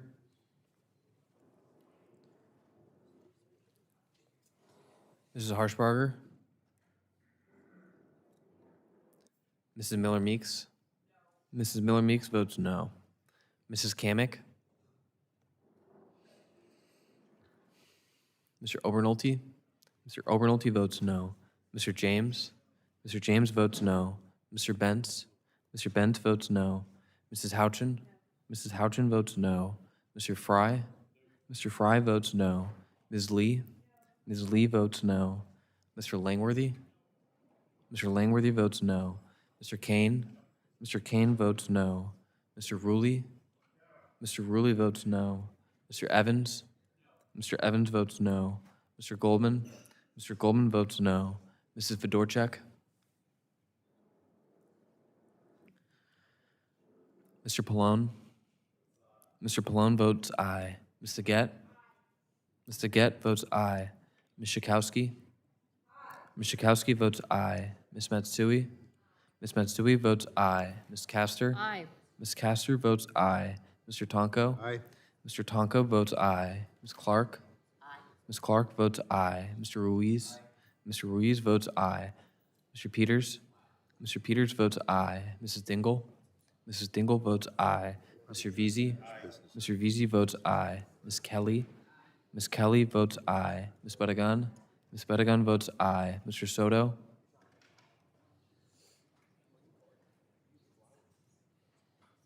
Ms. Schreier? Ms. Schreier votes aye. Mr. Han? Mr. Han votes aye. Ms. Fletcher? Ms. Fletcher votes aye. Ms. Ocasio-Cortez? Ms. Ocasio-Cortez votes aye. Mr. Auchincloss? Mr. Auchincloss votes aye. Mr. Carter of Louisiana? Mr. Carter of Louisiana votes aye. Mr. Menendez?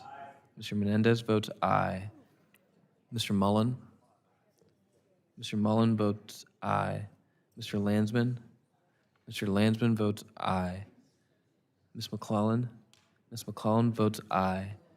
Chairman Guthrie? No. Chairman Guthrie votes no. So, Mr. Bilirakis? Mr. Bilirakis is not recorded. Mr. Bilirakis votes Mr. no. Hudson? Mr. Hudson is not recorded. Mr. Hudson votes no. Fedorchak? Mrs. Fedorchak is not recorded. Mrs. Fedorchak votes no. Ms. Kamick? Ms. Kamick is not recorded. Mrs. Kamick votes no. Mr. Weber? Mr. Weber is not recorded. Mr. Weber votes no. Ms. Harshbarger? Mrs. Harshbarger is not recorded. Mrs. Harshbarger votes no. Any on the Democrats? Mr. Soto? Mr. Soto is not recorded. Soto votes aye. Mr. Soto votes aye. Dr. Dunn? Mr. Dunn is not recorded. Mr. Dunn votes no. Anyone else? Seeing no one requesting to respond to the roll, the clerk will report the result.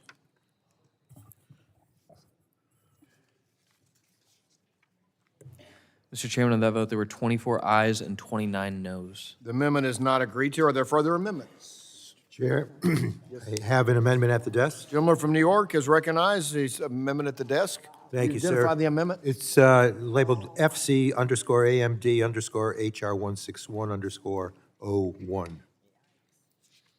The clerk will report. Amendment to HR 161, add at the end the following. Section 6, applicability. Without objection, the reading of the amendment is dispensed with, and the gentleman from New York is recognized for 5 minutes in support of the amendment. Thank you, Mr. Chair. When the Clean Air Act was enacted, many power plants were grandfathered from certain requirements, allowing them to avoid installation of the best available pollution controls. For more than 5 decades, these power plants have operated without scrubbers and other mitigation technologies. This has turned out to be a tremendous loophole in the law. I doubt many members of Congress at that time imagined that some of those same coal-fired power plants would continue operating for more than 50 years into the future. But the New Source Review Program ensures that these coal-fired power plants lose their special status if they go through a major modification.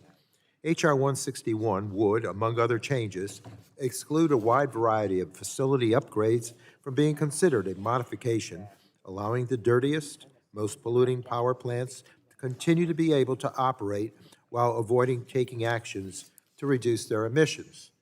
This amendment would simply exclude coal-fired power plants from the benefits of the bill's proposed reforms to the New Source Review Program. I believe this is simply a matter of fairness. Why should some coal plants be able to massively pollute and put Americans' health at risk while competing with other electricity-generating facilities, including newer coal plants that are required to protect people's health and control their pollution? We should be requiring all industrial facilities, whether they're brand new or undergoing a major upgrade, to utilize the best available, cost-effective pollution controls. That has been the goal of the New Source Review Program. I encourage members to support this amendment to prevent coal-fired power plants from having another free pass for decades to come. With that, Mr. Chair, I thank you and yield back. Gentleman yields back. Is there discussion of the amendment? The gentleman from New Jersey is recognized. New Jersey, I'm sorry. Gentleman from Virginia is recognized. Thanks. Get me in trouble. I know, and he's a good man. All right. This is the turn off the lights at every factory in the 9th Congressional District of Virginia, in the 6th Congressional District of Virginia, in East Tennessee, in West Virginia. Let's just put Central Appalachia completely out of business. Because what the amendment says is, it shall not apply with respect to any stationary source that generates electricity from coal or uses electricity generated by a facility that generates electricity from coal. Well, we've been using a lot of coal for a lot of years, and we still have coal-fired power plants. In fact, we have one that's in my district that's one of the cleanest in the world. And I was there at the ribbon cutting in 2012. It's got a lot of life expectancy left on it. And to say that this completely takes away the right for any area that uses electricity generated by any coal, doesn't say, I mean, I'm not asking for y'all to amend it because I'd oppose that too, but it doesn't say that uses 90% of its electricity from coal. It says it uses electricity from coal. Now, come on. Let's get reasonable. You can't shut down coal. You can't have power and say we're only going to use wind or solar, and we're going to, not only are we going to have all of our electric cars run on it, and not only are we going to run our houses on it, but we're going to run our schools, our hospitals, our factories that employ people. Can't have any electricity or can't have any modification in their systems, can't be reviewed to improve, increase, or build new if the electricity in the community you're in uses electricity generated by coal. Well, as you might imagine, I'm from the coal regions of Central Appalachia. And we're tired of being kicked around. And I know the gentleman didn't mean it because he's a good man. But this is just another kicking Appalachia around amendment because people don't understand. And we want to have a good life. We want more jobs. We want increased incomes. And people have to understand that means that probably in perpetuity, but certainly for the next 50 years, we're going to still use electricity generated in some measure by coal. And to say that we can't is you might as well put a closed, out of business, move out of here. This is going to be a desert for jobs and a desert for people who want a better way of life. That's not the American way. I urge my colleagues, vote no. Gentleman yields back. Further discussion? Gentlelady from Florida, 65 minutes to speak on the amendment. You're I recognized move for to 5 strike minutes. the I'm last sorry. word, Mr. Chairman. Ladies will recognize.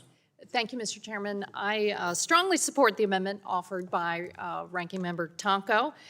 At a time when the Republicans are offering these costly, dirty bills that gut the Clean Air Act, their American families are also facing this radical affordability squeeze, while Trump, here we are, we're kind of looking at the 1 year, what happened over the last year. A lot of broken promises happened over the last year, because you may remember the president said, I'm going to lower your electricity bill. Well, all of the data is in, and electricity prices are up by 13% on average, and they're much higher in many other places, many communities across the country. And at the same time, the Trump administration has gutted 31 pollution protections, forfeiting $275 billion in annual savings and 30,000 preventable deaths per year. And get this, the Trump administration handed out nearly 70 pollution exemptions for coal-fired power plants, exposing Americans to higher amounts of at least 8 toxic pollutants.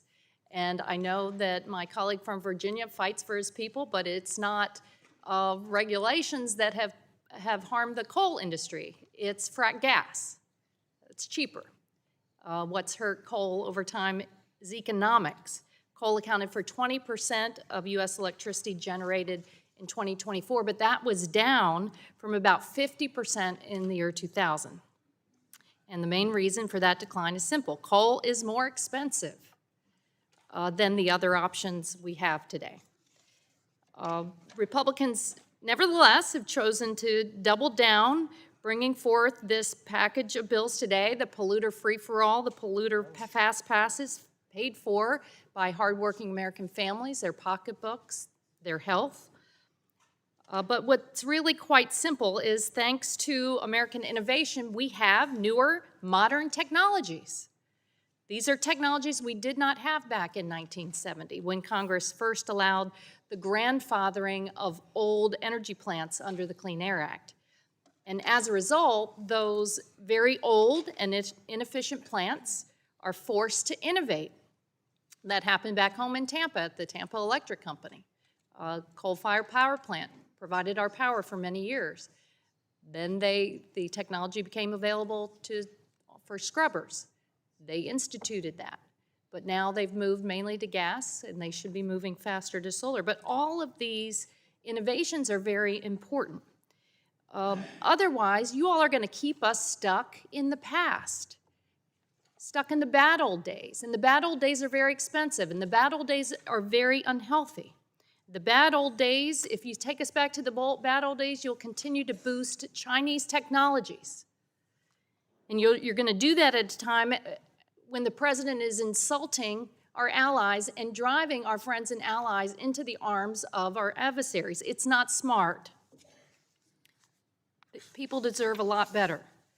Rep. Tonko's amendment would restrict older, less efficient, higher polluting coal plants from using the loopholes in the Act and require they be brought to the same standards as all other facilities.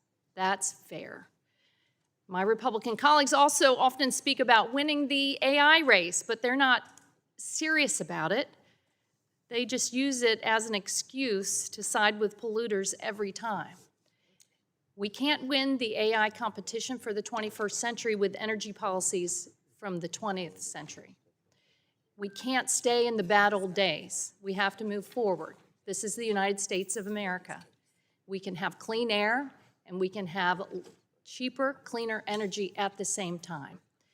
But we can't do it while passing on exorbitant costs to working American families by favoring old polluting energy sources. So this amendment is smart policy. I urge you to vote yes. I yield back my time. The gentlelady yields back. Is there further discussion any further discussion on the Democrat side? Seeing none. If there's no further discussion, the vote occurs on the amendment. A roll call has been requested, and the clerk will call the roll. Mr. Lotta? Mr. Lotta votes no. Mr. Griffith? No. Mr. Griffith votes no. Mr. Bilirakis? Mr. Hudson? No. Mr. Hudson votes no. Mr. Carter of Georgia? Mr. Carter of Georgia votes no. Mr. Palmer? Mr. Dunn? Mr. Dunn votes no. Mr. Crenshaw? Mr. Joyce? Mr. Joyce votes no. Mr. Weber? Mr. Weber votes no. Mr. Allen? Mr. Allen votes no. Mr. Balderson? Mr. Balderson votes no. Mr. Fulcher? Mr. Fulcher votes no. Mr. Pfluger? Mrs. Harshbarger? Mrs. Miller-Meeks? Mrs. Miller-Meeks votes no. Mrs. Kamick? Mrs. Kamick votes no. Mr. Obernolte? Mr. Obernolte votes no. Mr. James? Mr. James votes no. Mr. Bentz? Mr. Bentz votes no. Mrs. Houchin? Mrs. Houchin votes no. Mr. Fry? Mr. Fry votes no. Ms. Lee? Ms. Lee votes no. Mr. Langworthy? Mr. Langworthy votes no. Mr. Kane? Mr. Kane votes no. Mr. Ruley? Mr. Ruley votes no. Mr. Evans? Mr. Evans votes no. Mr. Goldman? Mr. Goldman votes no. Mrs. Fedorchak? Mrs. Fedorchak votes no. Mr. Pallone? Aye. Mr. Pallone votes aye. Mr. Gett? Mr. Gett votes aye. Ms. Schakowsky? Aye. Ms. Schakowsky votes aye. Ms. Matsui? Aye. Ms. Matsui votes aye. Ms. Castor? Aye. Ms. Castor votes aye. Mr. Tonko? Aye. Mr. Tonko votes aye. Ms. Clark? Aye. Ms. Clark votes aye. Mr. Ruiz? Aye. Mr. Ruiz votes aye. Mr. Peters? Mr. Peters votes aye. Mrs. Dingell? Mrs. Dingell votes aye. Mr. Veazey? Mr. Veazey votes aye. Ms. Kelly? Ms. Kelly votes aye. Ms. Badagan? I'm looking at Kevin's. Ms. Badagan? Ms. Badagan votes aye. Mr. Soto? Mr. Soto votes aye. Ms. Schreier? Ms. Schreier votes aye. Mr. Han? Mr. Han votes aye. Ms. Fletcher? Ms. Fletcher votes aye. Ms. Ocasio-Cortez? Ms. Ocasio-Cortez votes aye. Mr. Auchincloss? Mr. Auchincloss votes aye. Mr. Carter of Louisiana? Mr. Carter of Louisiana votes aye. Mr. Menendez? Mr. Menendez votes aye. Mr. Mullen? Mr. Mullen votes aye. Mr. Landsman? Mr. Landsman votes aye. Ms. McClellan? Ms. McClellan votes aye. Chairman Guthrie? No. Chairman Guthrie votes no. Anyone seeking, Mr. Bilirakis, how is he recorded? Mr. Bilirakis is not recorded. Mr. Bilirakis, you want to record your vote? You voted, did you get his vote? Mr. Bilirakis votes no. Okay. Mr. Palmer? Mr. Palmer is not recorded. Mr. Palmer votes no. Ms. Harshbarger? Mrs. Harshbarger is not recorded. Mrs. Harshbarger Crenshaw? votes no. Mr. Crenshaw is not recorded. Mr. Crenshaw votes no. Anyone on the Democrat side? Seeing none, if the clerk will report the result.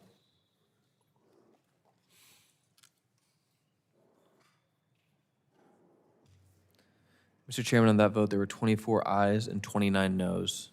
The amendment is not agreed to. Are there further amendments?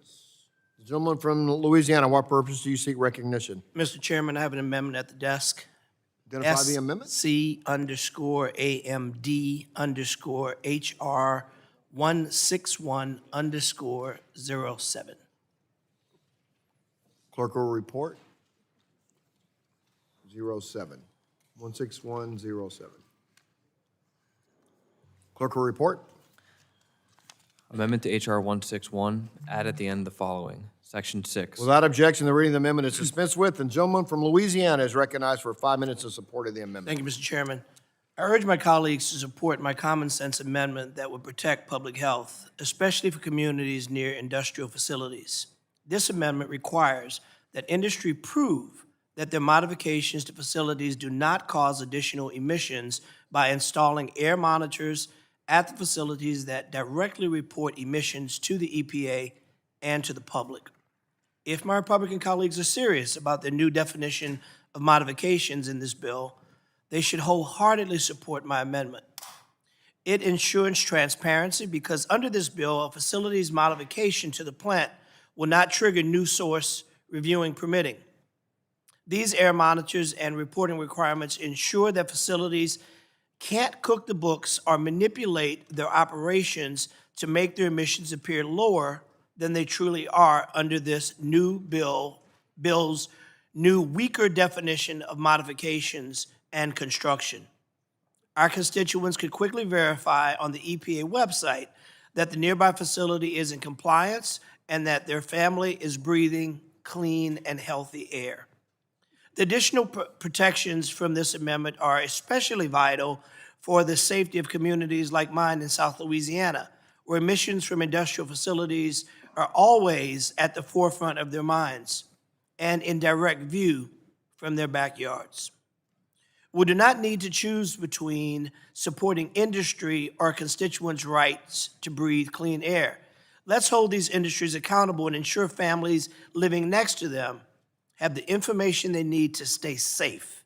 I urge my colleagues to do the right thing, to fight to make sure that coexistence is not just a word, but an action, where we can continue to advance industry while protecting the rights of citizens who live in the near proximity and have the audacity to want to breathe clean air, drink clean water. It is a right that they must have. We don't have to pick winners and losers. We don't have to choose industry over community, but we must protect communities. We must provide clean air. We must provide clean water. We must provide safe, healthy workforces so industry can thrive. But if communities are not safe, if those who work in the plants are not safe, if those who live in the nearby proximity are not safe, what have we gained? This is a very basic and simple amendment, one that should be embraced and passed. I urge my colleagues to vote yes on this amendment, and Mr. Chairman, I yield back. The gentleman yields back. The chair recognizes the gentleman from I keep saying New Jersey, from Virginia, for 5 minutes to speak on the amendment. I will say, Mr. Chairman, I did live in New Jersey for about 5 or 6 months right after my birth. As you look up on Wikipedia, I was born in Philadelphia. I lived there 3 days, and then lived in western New Jersey for about 6 months. So you are my family returned to Virginia, where they had originally been since 1740 or earlier. So it's understandable. That said, I urge my colleagues to vote no on the amendment. The definitional section of the amendment basically guts the bill, and it's, you know, I understand my colleagues on the other side of the aisle are against the bill. I get that. And they're throwing up every amendment they can to make it look like the bill does things it doesn't do, but the bill's really not that big a change. It's not that big a change. It does make it easier for people to upgrade. It makes it easier for them to improve their facilities. That's true. But it does not go against the principles of the Clean Air Act. And so the amendment is another attempt to undermine the bill, to take away either part or all of the bill, and the definitional section is basically gutting the bill. So I would urge my colleagues to vote no. Gentleman yields back. Is there further discussion? Seeing no further discussion. So they're about to call a vote. They just did call the vote. So we'll vote on this amendment. My understanding, there may not be another amendment offer, so we'll do final passage, and then we'll come back 10 minutes after the last vote is called to finish up. So we're going to do 2 roll call votes, essentially, unless there's a change between the first one and the second one, which everybody has the right to. So the clerk will call the roll on. Seeing no further discussion, the clerk will call the roll on the amendment. Mr. Latta? Mr. Latta votes no. Mr. Griffith? Mr. Griffith votes no. Mr. Bilirakis? Mr. Hudson? Mr. Hudson votes no. Mr. Carter of Georgia? Mr. Carter of Georgia votes no. Mr. Palmer? Mr. Dunn? Mr. Dunn votes no. Mr. Crenshaw? Mr. Crenshaw votes no. Mr. Joyce? Mr. Joyce votes no. Mr. Weber? Mr. Weber votes no. Mr. Allen? Mr. Allen? Mr. Allen votes no. Mr. Balderson? Mr. Balderson votes no. Mr. Fulcher? Mr. Fulcher votes no. Mr. Pfluger? Mrs. Harshbarger? Mrs. Harshbarger votes no. Mrs. Miller Meeks? Mrs. Miller Meeks votes no. Mrs. Kamick? Mrs. Kamick votes no. Mr. Obernolte? Mr. Obernolte votes no. Mr. James? Mr. James votes no. Mr. Bentz? Mr. Bentz votes no. Mrs. Houchin? Mrs. Houchin votes no. Mr. Fry? Mr. Fry votes no. Ms. Lee? Mr. Langworthy? Mr. Langworthy votes no. Mr. Kane? Mr. Ruley? Mr. Ruley votes no. Mr. Evans? Mr. Evans votes no. Mr. Goldman? Mr. Goldman votes no. Mrs. Fedorchak? Mrs. Fedorchak votes no. Mr. Pallone? Mr. Pallone votes aye. Ms. Daggett? Ms. Daggett votes aye. Ms. Schakowsky? Ms. Schakowsky votes aye. Ms. Matsui? Ms. Matsui votes aye. Ms. Castor? Ms. Castor votes aye. Mr. Tonko? Aye. Mr. Tonko votes aye. Ms. Clark? Aye. Ms. Clark votes aye. Mr. Ruiz? Aye. Mr. Ruiz votes aye. Mr. Peters? Mr. Peters votes aye. Mrs. Dingell? Mrs. Dingell votes aye. Mr. Veazey? Ms. Kelly? Ms. Kelly votes aye. Ms. Badagan? Good, I'm a Brooks chair. Ms. Badagan? Ms. Badagan votes aye. Mr. Soto? Mr. Soto votes aye. Ms. Schreier? Ms. Schreier votes aye. Mr. Hand? Recording it on Kevin's screen. Ms. Fletcher? Votes yes. Ms. Fletcher votes aye. Ms. Ocasio-Cortez? Ms. Ocasio-Cortez votes aye. Mr. Auchincloss? Mr. Auchincloss votes aye. Mr. Carter of Louisiana? Mr. Carter of Louisiana votes aye. Mr. Menendez? Mr. Menendez votes aye. Mr. Mullen? Mr. Mullen votes aye. Mr. Landsman? Ms. McClellan? Ms. McClellan votes aye. Chairman Guthrie? Chairman Guthrie votes no. Anyone seeking Mr. Bilirakis? Mr. Bilirakis is not recorded. Mr. Bilirakis Palmer. votes no. Mr. Palmer is not recorded. Everybody stay close. We're going right to another roll call. So Ms. Lee. Mr. Palmer is not recorded. Mr. Palmer Mr. votes Palmer. no. Ms. Lee? Ms. Lee is not recorded. Ms. Lee votes no. Landsman, Trahan? Ms. Trahan is not recorded. Ms. Trahan votes aye. Ms. Trahan. Mr. Landsman? Mr. Landsman? Landsman is not recorded. Mr. Landsman is not recorded. Everybody stay close, okay? So so anybody seeking recognition for the call of the roll? Mr. Landsman votes aye. You have everybody? I'm sorry, I thought I called on you. I apologize. The clerk will report.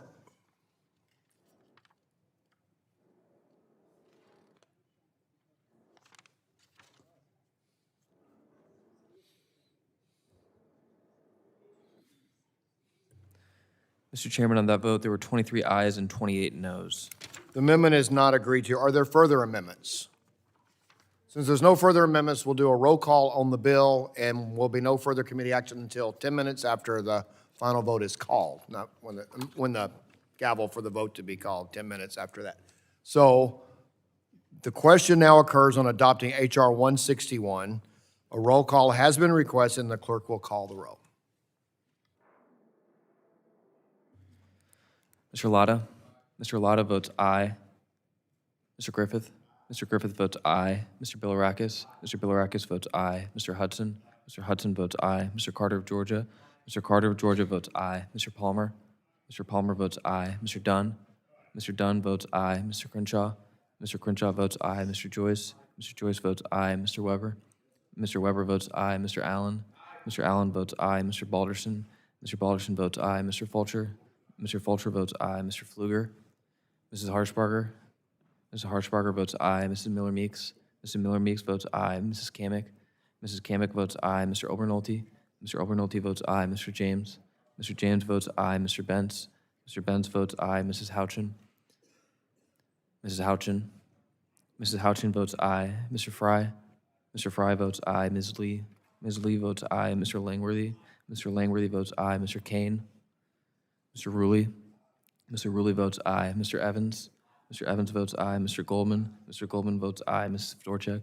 Mrs. Fedorchak votes aye. Mr. Pallone? Mr. Pallone votes no. Ms. Daggett? Ms. Daggett votes no. Ms. Schakowsky? Ms. Schakowsky votes no. Ms. Matsui? Ms. Matsui votes no. Ms. Castor? Ms. Castor votes no. Mr. Tonko? No. Mr. Tonko votes no. Ms. Clark? Ms. Clark votes no. Mr. Ruiz? Mr. Ruiz votes no. Mr. Peters? Mr. Peters votes no. Mrs. Dingell? Mrs. Dingell votes no. Mr. Veazey? Ms. Kelly? Ms. Kelly votes no. Ms. Badagan? Ms. Badagon votes no. Mr. Soto? Mr. Soto votes no. Ms. Schreier? Ms. Schreier votes no. Mr. Han? Mr. Han votes no. Ms. Fletcher? Ms. Fletcher votes no. Ms. Ocasio-Cortez? Ms. Ocasio-Cortez votes no. Mr. Auchincloss? Mr. Auchincloss votes no. Mr. Carter of Louisiana? Mr. Carter of Louisiana votes no. Mr. Menendez? Mr. Menendez votes no. Mr. Mullen? Mr. Mullen votes no. Mr. Landsman? Mr. Landsman votes no. Ms. McClellan? Ms. McClellan votes no. Chairman Guthrie? Aye. Chairman Guthrie votes aye. Anyone seeking to answer the roll call? Seeing none, the clerk will report.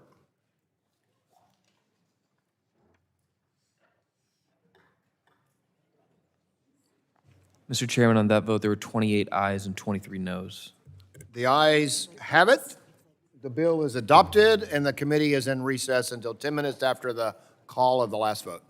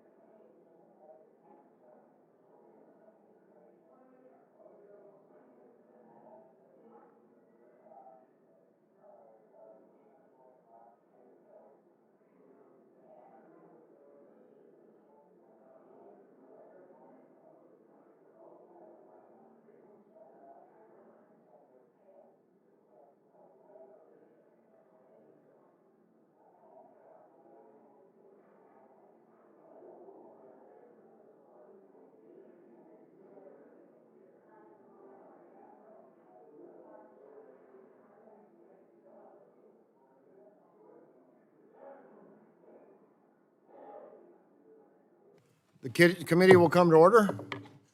The chair calls up HR 6373 and asks the clerk to report.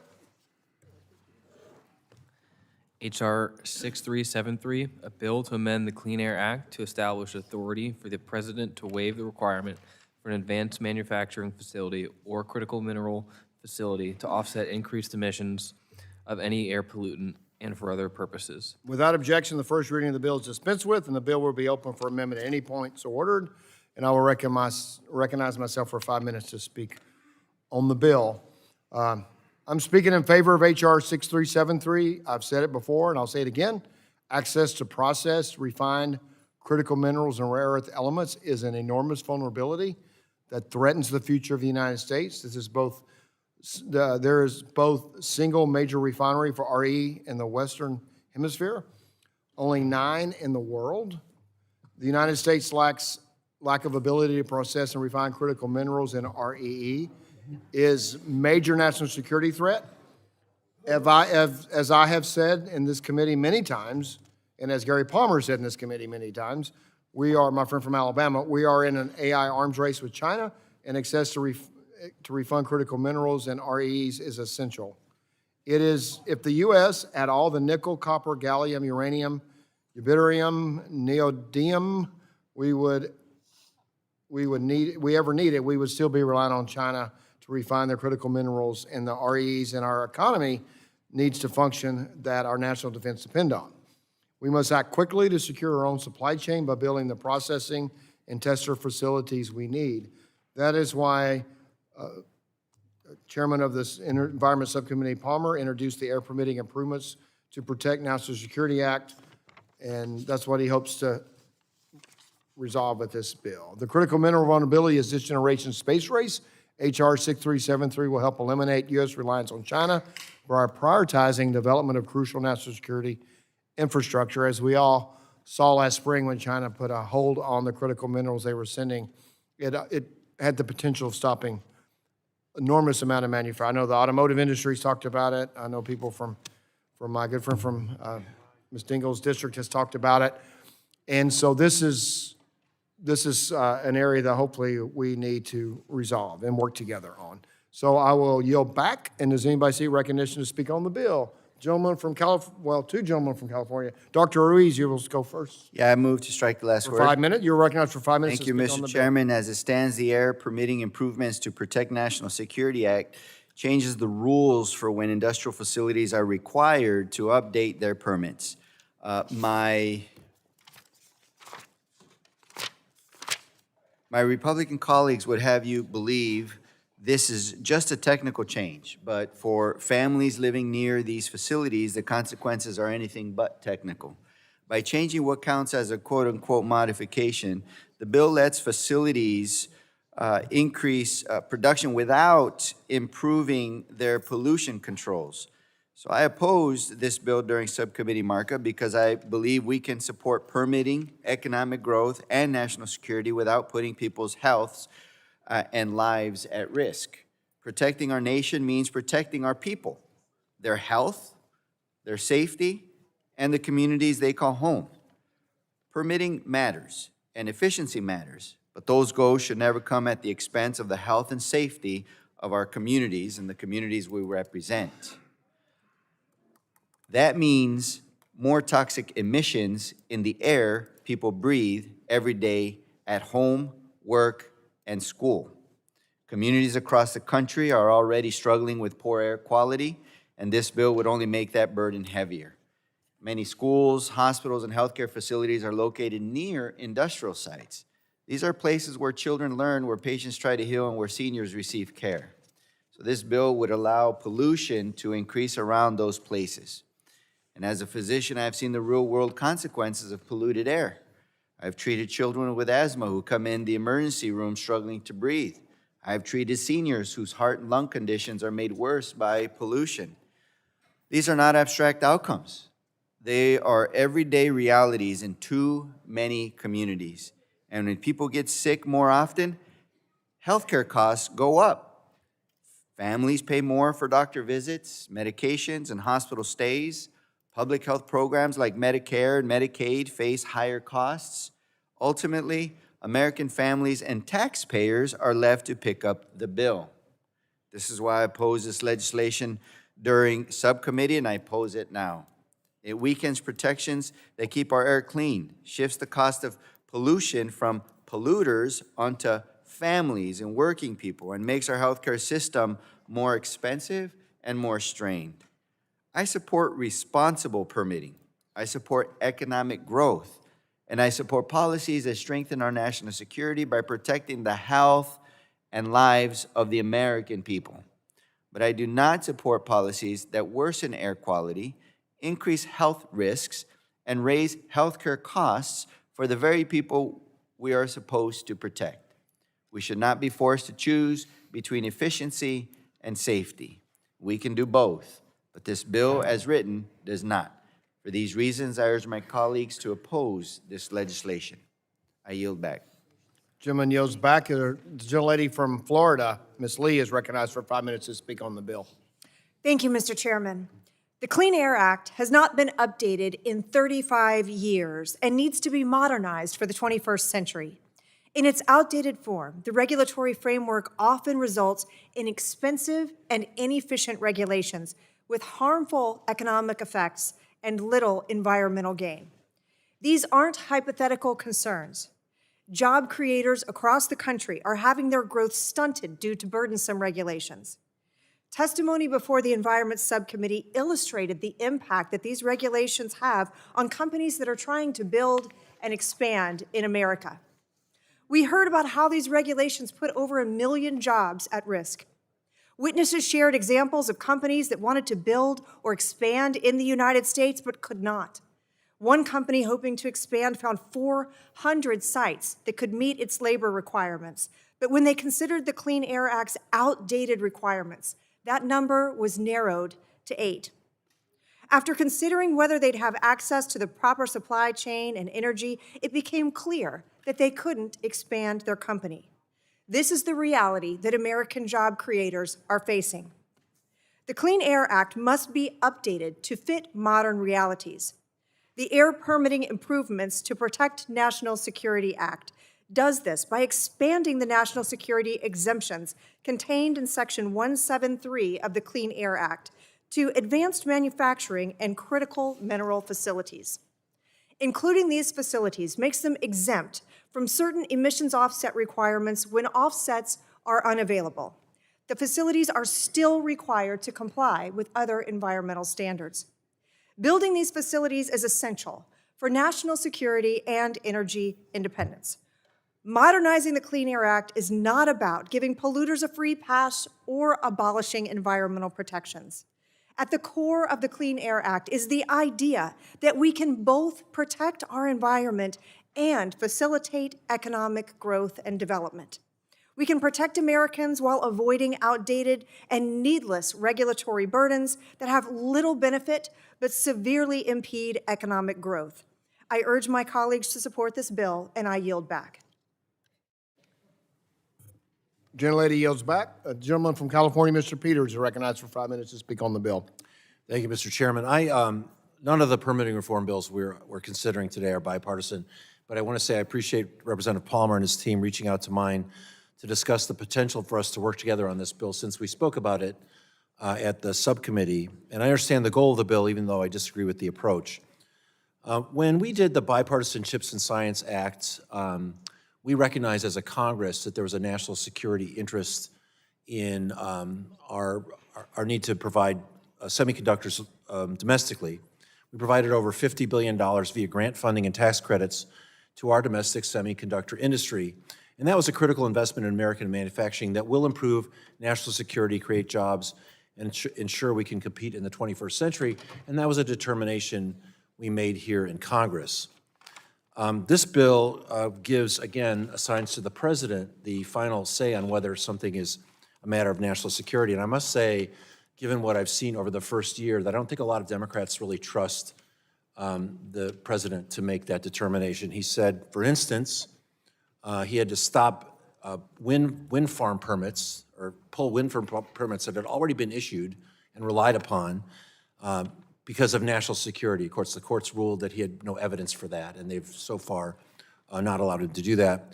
This week, I heard him say we need Greenland for national security, potentially threatening our NATO alliances. And also, of course, the justification for his tariffs, which I think the Supreme Court was very skeptical of, was national security. Clearly, that's something Congress is supposed to be doing, and I think even this Supreme Court will tell us that soon. So I'm not willing to cede our authority to make national security determinations to this president or any president, but particularly to this president.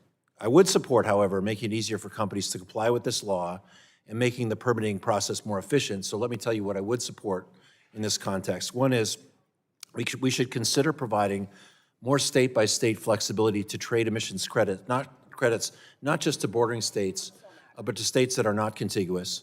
That would extend the regional options available to industry without sacrificing the intent of the law. Second, there's a particular rule now that if you want to build a series of fabs, of fabrication facilities, you need to get all the permits at once. I can understand why we would want to allow people to get individual permits and associated credits for individual facilities instead of requiring they get everything they need as a package before they even break ground. And that would ensure that operators bear the risk while also allowing them to have the emissions credits in hand before they actually start operating the facilities that emit into the air, potentially. So I think that's a good compromise, something that industry and environmental advocates can support. So I do not support this bill as written, but I hope we can work with the chair, the ranking member, and the subcommittee chair and ranking member on a bipartisan path forward on this issue. But I will oppose this bill and ask my colleagues to do the same, and I yield back. The gentleman yields back. Do we have any more discussion? Mr. Palmer, you're recognized for 5 minutes. Thank you, Mr. Chairman. I speak in support of the bill, and I appreciate my friend from California's comments, and I do hope we can work together, but I want to emphasize this is not something that I believe will harm air quality. I've worked, as I've said many times, in engineering. We built the air pollution control equipment. I know what we're capable of doing. This is about national security. And this is a crisis. I mean, we're in a national security emergency, and this is not a time for us to be divided on this. The failure to advance critical permitting improvements is a gift to China and allows the Chinese Communist Party the ability to hold the U.S. and our Western allies hostage. Advancing modernization of permitting is essential to getting the facilities we need to process and refine critical minerals and rare earth elements built in the very limited time frame that we have. As the chairman said, and as I've said before, this is this generation's space race. It might be this generation's Manhattan Project. So I would urge my colleagues on these issues that I'm telling you, this is the stuff that keeps me up at night. If China decided, as they did back in the spring, to cut us off from refined rare earth elements, it will shut down economies. It will collapse Western economies. It would do enormous harm to our military. They know this. This is not the time to be partisan. And I do appreciate my friend from California because I think he's a serious legislator. He's serious about policy. I would hope that all of my colleagues would agree that we need, on some of these things, we just need to do what's best for the country because the time is very limited for us to be able to get these facilities built and operational so that we are no longer dependent on China for things that, as I've said, are literally a national security emergency. So I urge my colleagues to support the bill. I yield back. Thank you, Mr. Chairman. Gentleman yields back. Is there further discussion on the bill? Any amendments on the bill? Mr. Carter from Louisiana is recognized. Mr. Chairman, I have an amendment at the desk, FC_AMD_HR 637301. The clerk will report the amendment.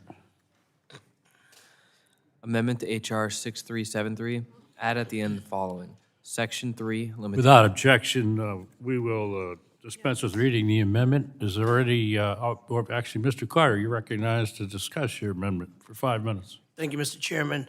the Air Permitting Improvement to Protect National Security Act amends the Clean Air Act to exempt certain industrial facilities from offsetting emissions as part of the non-attainment new source review permit process if the President issues a national security determination.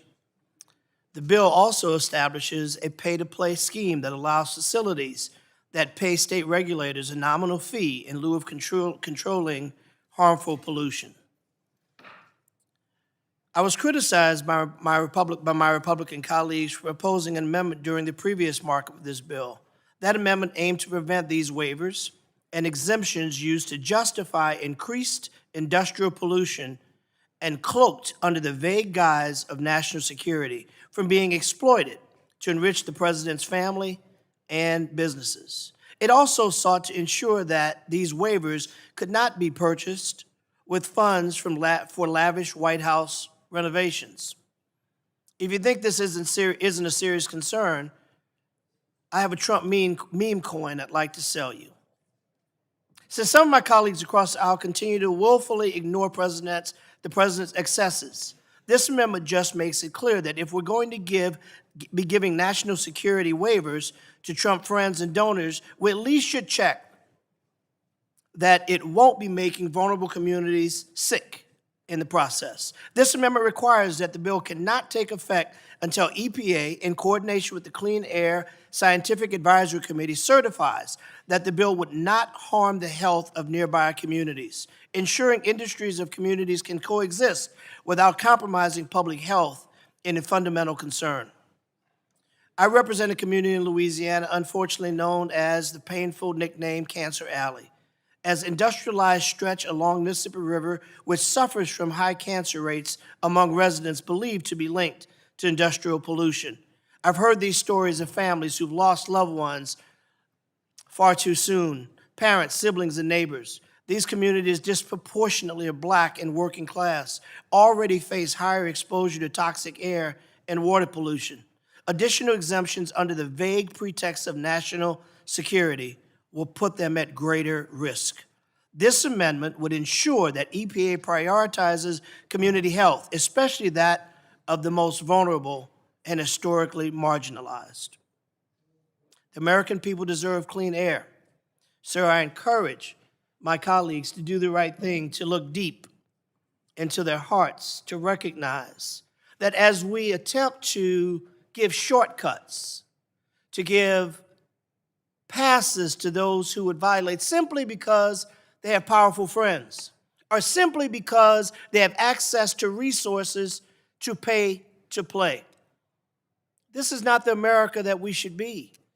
We want to make sure that industry survives, but we want to make sure that people can breathe clean air, that there are permits and processes in place to ensure that as we manufacture things that are essential to our economy, to our world, to our national security, that we don't do so while hurting the very people we claim to be protecting. This is not Republican or Democrat. This is not red or blue. This is common sense. This is about making sure that people are healthy. This is making sure that people play by the rules. This is making sure that things are regulated to make sure that emittents are not going to the air, that people are not finding shortcuts in exchange for greater profit. Life cannot be evaluated on how much money you make. It cannot be given a shortcut to allow you to make more money, to rack up more benefits for your shareholders while killing the very people that are in the community and even the very people who work in the industry that we purport to want to help. This scheme doesn't work. The American people are watching, and they're watching, and they're expecting us to do the right thing. And as long as I'm sitting here with you, I will continue to remind you that we must do the right thing. And again, to emphasize, it's not R or D. It's humanity. Mr. Chairman, I yield. The gentleman yields back. Do we have further discussion on the amendment? Yes, Mr. Palmer, you're recognized for 5 minutes. Thank you, Mr. Chairman. It's hard sometimes to respond to some of the comments that are made in this committee, because I'm not sure if it's just pure politics or serious discussion. but to fail to take the actions that need to be taken by this Congress to defend our national security is political malfeasance, political malpractice. It may be political insanity. I keep telling you, I've been talking about this for 5 years. I felt like a voice crying in the wilderness about the exposure that we have, the fact that there's not a single major refinery for rare earth elements in the Western Hemisphere should shock everybody in this room, every member of Congress. We're going to wake up one morning and realize we have lost the arms race for artificial intelligence because we made everything partisan. We cannot keep doing this. Advanced manufacturing facilities for critical mineral processing and rare earth element processing and refining is not an issue of, we're going to abide by every environmental law. We're just trying to expedite the permitting process so that we can start building these things. Companies learned a vital lesson the first week that Joe Biden was in office when he stopped the construction of the Keystone Pipeline and billions of investors' dollars were lost. Nobody wants to get Keystoned again. We have to have this done in our own country. We cannot continue to outsource these things to adversarial nations. I mean, what have we learned from the war in Ukraine? What has Europe learned from that? If not the simple lesson that no nation should be reliant on an adversarial nation for anything critical to its economic security and its national security, and that's what we've done. We have made ourselves vulnerable to the most powerful adversary on the planet. And we keep debating these things because we want to try to get a political advantage. I can assure you, that's not what this is about. Most Americans don't even know we're in this situation. But you want to make it about politics. And I'm just telling you that we will regret this one day if we don't act in an expeditious manner. Will the gentleman yield? I will be happy to yield to the gentleman. Mr. Palmer, I respect your efforts, but I have to push back on your assertion that somehow this was not thoughtful, that it's political. Listen, I think I was very clear that I support industry. My amendment merely says that we cannot allow people to jump the line when it comes to enforcement of regulations that keep communities safe. I didn't speak against the amendment of the intent. I just said, respectfully, sir, that we have to do it clean, that we have to do it while we're taking people's lives into consideration. Reclaiming my time, sir. Yes, sir.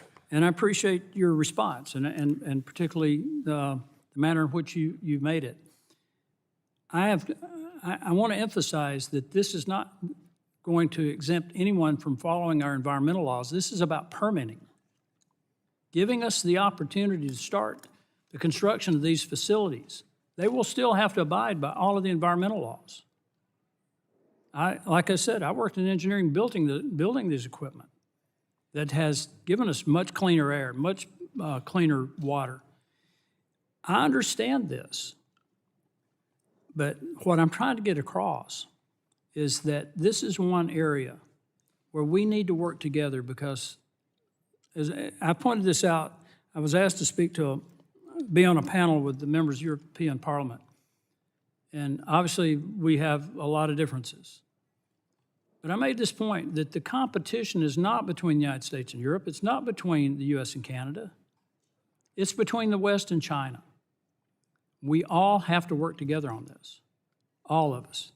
So I rise in opposition to the gentleman's amendment. And again, I appreciate the spirit in which he delivered his remarks. Mr. Chairman, I urge a no vote on the amendment. I yield back. Gentleman yields back. Is there further discussion on the amendment? Mr. Menendez, you are recognized for 5 minutes. Thank you, Chairman. I yield to my colleague from Louisiana. Thank you, Mr. Menendez. Mr. Palmer, you made several comments that I have to take issue with and push back against, although I believe your intent is right. to suggest that fighting for communities that are underserved is unserious, to suggest that this is making political points are partisan. Clearly, you didn't hear any, or at a minimum, most, of what I said in my comments. My comments were very clear that this is not political, and it should not be. That this is not Republican or Democrat, and it should not be. This is not industry versus community, because it should not be. This is about common sense. It's about making sure that people are not, because they have rich friends or deep pockets, that they can skip the line, that they can pay to play and avoid the rigors of regulation that checks to make sure that even in expedited processes, that we're not jumping the line when it comes to those essential steps to provide security for the communities, for people's health. The notion that somehow we can just hide behind national security, which is often used and abused, to suggest that we can skip the line and we can just say to hell with the people. They're disposable, but they're not disposable. They're not disposable. Lives are not disposable. And you cannot simply say because we want to expedite things, we can ignore the processes that are in place to ensure their health. Listen, I am first in line to want to expedite processes, but not so much so that we put people in harm's way. I'm the first in line that says that we should have the best technologies and we should let businesses go and do their thing, but not so much so that we put people's lives at risk. We should have access and have the strongest national security. We're America. That's what we're supposed to have. But we're also human, and we're supposed to take care of the people of America. We're supposed to take care of human life. We're supposed to make sure that there's fairness in processes, that there's fairness not because you have a friend in power, not because you can write a big check to bypass the rules, not because you can pay to play, that because you can afford to write a check, you don't have to go through the same rules people who don't. Doesn't matter. Rather, you've got 1 or 1 million, 1 million or 1 billion. The rules are the same. The processes are the same to make sure that we are providing clean air, clean water, and a process that industry is being checked to determine if they are in fact following the rules, if they are reporting emissions, if they are blocking emissions, if they are staying in contact with air monitoring so people can have some degree of comfort that the big boys that paid big don't get to skip the line. See, skipping the line is quite different from expediting processes. Expediting processes means we're going to do it faster, but we're not going to shortcut the process. Paying to play is I'll pay a fee so you don't look as deeply at my potential misgivings.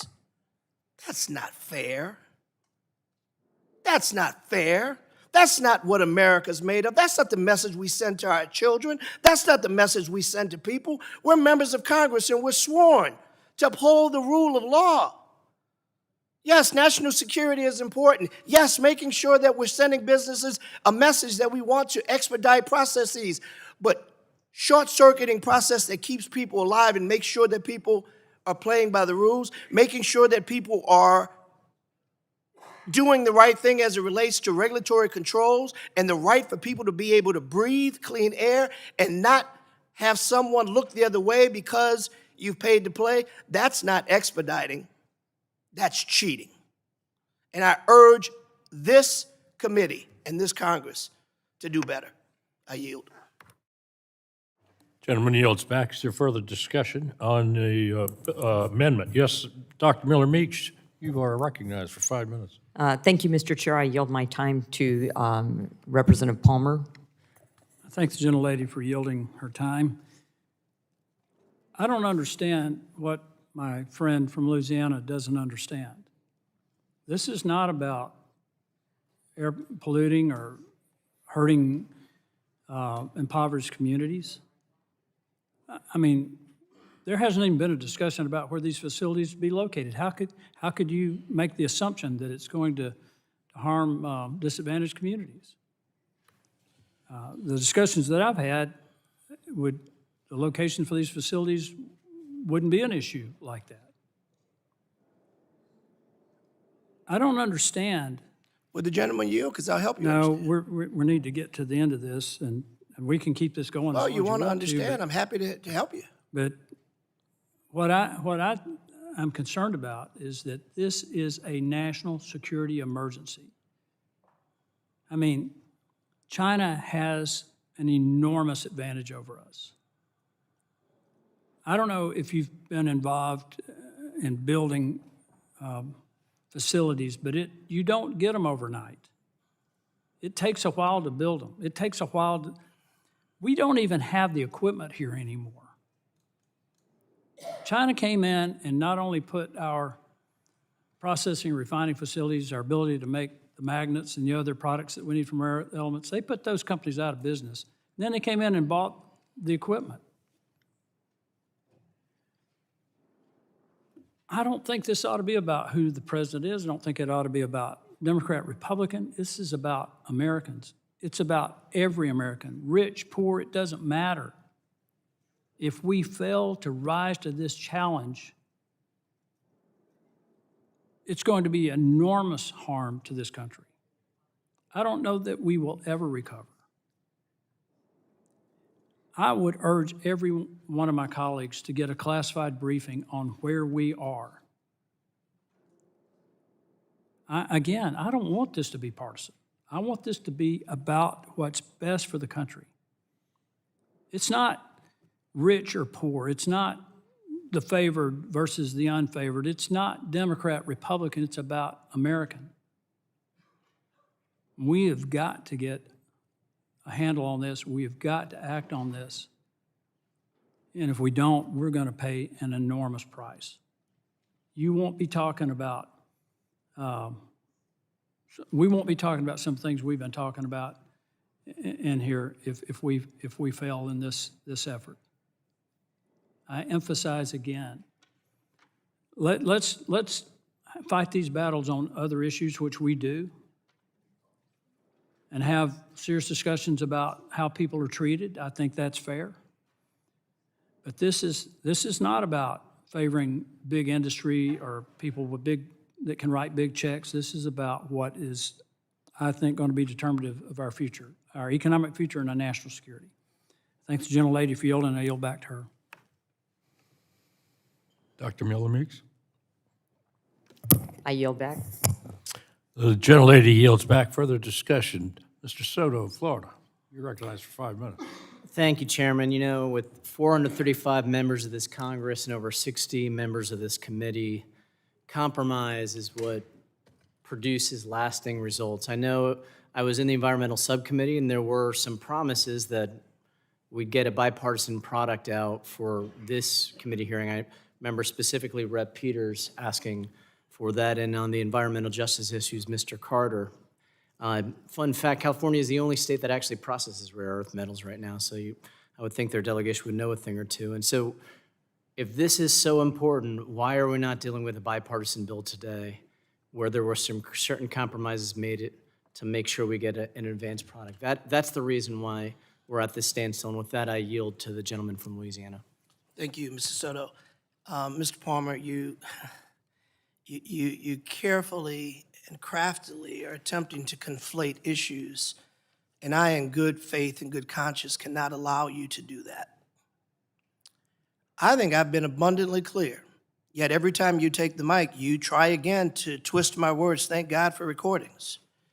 I'm not going to let you do it. The American people aren't going to let you do it, because we're going to watch these tapes, and they're going to hear that I said that this should not be R or D. I don't care who the president is who occupies the White House. It's wrong. And it doesn't matter if an R or a D live there. A pay-to-play scheme is wrong. And expediting the permitting process and ignoring the necessity of making sure that there's rules in place. is something we must have. I want to be clear what my amendment says, because to use your words, I'm not sure what you don't understand here. The amendment requires that the bill cannot take effect until the EPA, in coordination with Clean Air Scientific Advisory Committee, certifies that the bill will not harm the health of nearby communities. What's hard to digest there, other than your attempt to conflate issues to try to make this appear to be an us against them? I'm all in with us, not against them. But I'm all in with the community, where I think you should be as well. Ensuring industries and communities can coexist without compromising public health is a fundamental concern.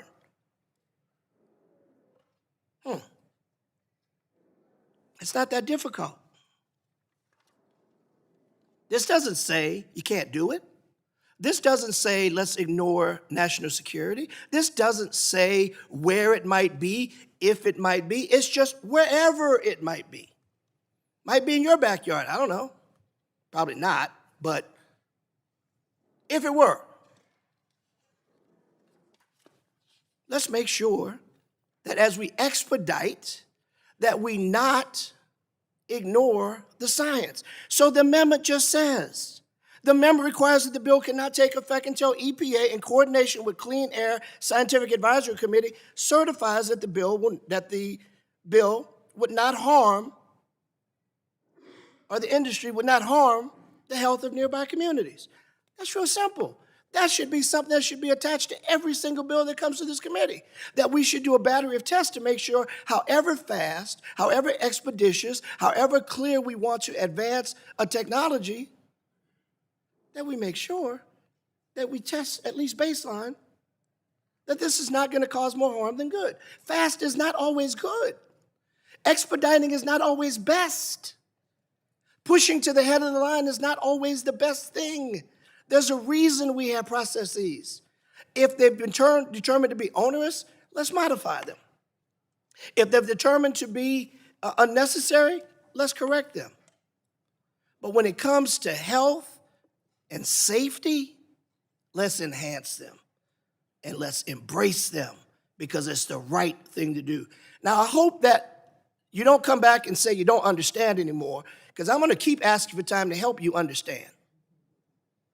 And I say this with as much respect as I can muster. I mean no harm in my comments, but I will not allow you to suggest that this is unserious, that the people who deserve to breathe clean air should be at the back of the line for expeditious processing while babies die. No, sir, Mr. Palmer.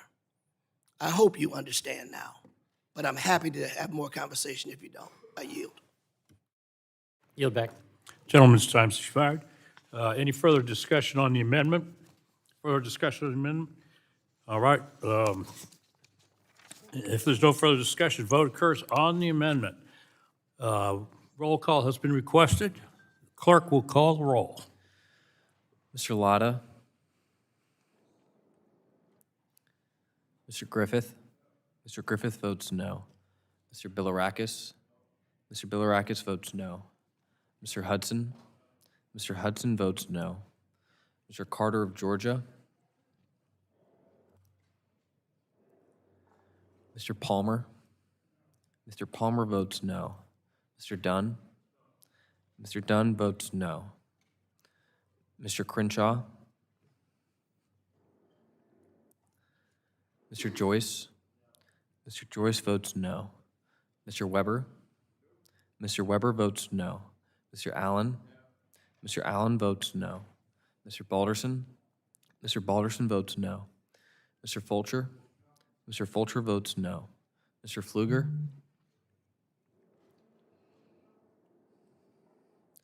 Mrs. Harshbarger?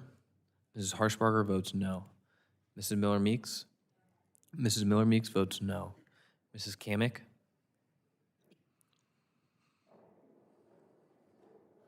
Mr. Obernolte? Mr. Obernolte votes no. Mr. James?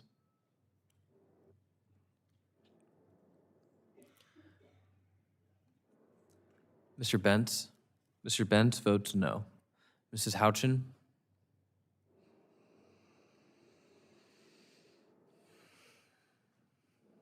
Mr. Fry,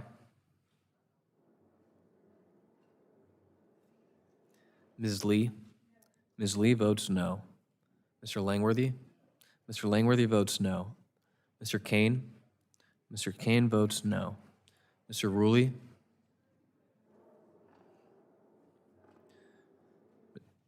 Mr. Evans. Mr. Evans votes no. Mr. Goldman. Mr. Goldman votes no. Mrs. Fedorchak. Mrs. Fedorchak votes no. Mr. Pallone. Mr. Pallone votes aye. Mr. Gett. Mr. Gett votes aye. Ms. Schakowsky. Ms. Schakowsky votes aye. Ms. Matsui. Ms. Matsui votes aye. Ms. Castor. Aye. Ms. Castor votes aye. Mr. Tonko. Aye. Mr. Tonko votes aye. Ms. Clark. Aye. Ms. Clark votes aye. Mr. Ruiz. Mr. Ruiz votes aye. Mr. Peters. Mr. Peters votes aye. Mrs. Dingell. Mrs. Dingell votes aye. Mr. Veazey.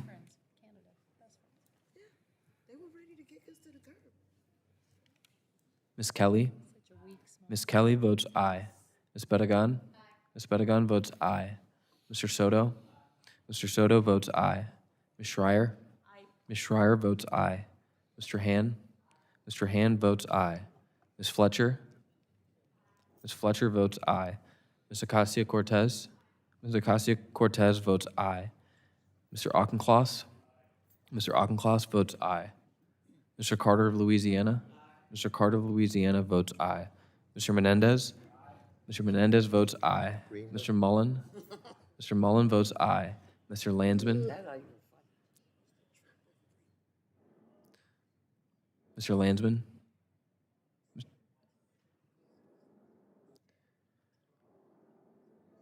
Mr. Landsman votes aye. Ms. McClellan. Ms. McClellan votes aye. Chairman Guthrie. Chairman Guthrie votes no. Is Mr. Lotta recorded? Mr. Lotta is not recorded. Mr. Lotta votes no. Is Ms. Kamick recorded? Mrs. Kamick is not recorded. Mrs. Kamick votes no. Mr. Carter? Mr. Carter of Georgia is not recorded. Mr. Carter of Georgia votes no. Mr. James? Mr. James is not recorded. Mr. James votes no. Mr. Pfluger? Mr. Pfluger is not recorded. Mr. Pfluger votes no. Mr. Crenshaw? Mr. Crenshaw is not recorded. Mr. Crenshaw votes no.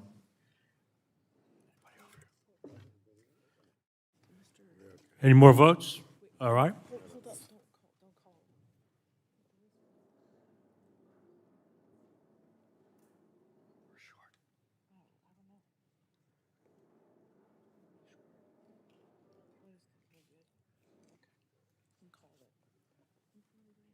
The clerk will report the vote. Mr. Chairman, on that vote, there were 23 ayes and 27 noes. The amendment is not adopted. Any further amendments? No further hearing, no further amendments. We now take up the underlying bill. 6373. The vote occurs. Clerk will call the roll. Mr. Lotta? Aye. Mr. Lotta votes aye. Mr. Griffith? Mr. Griffith votes aye. Mr. Bilirakis? Mr. Bilirakis votes aye. Mr. Hudson? Mr. Carter of Georgia? Mr. Carter of Georgia votes aye. Mr. Palmer? Mr. Palmer votes aye. Mr. Dunn?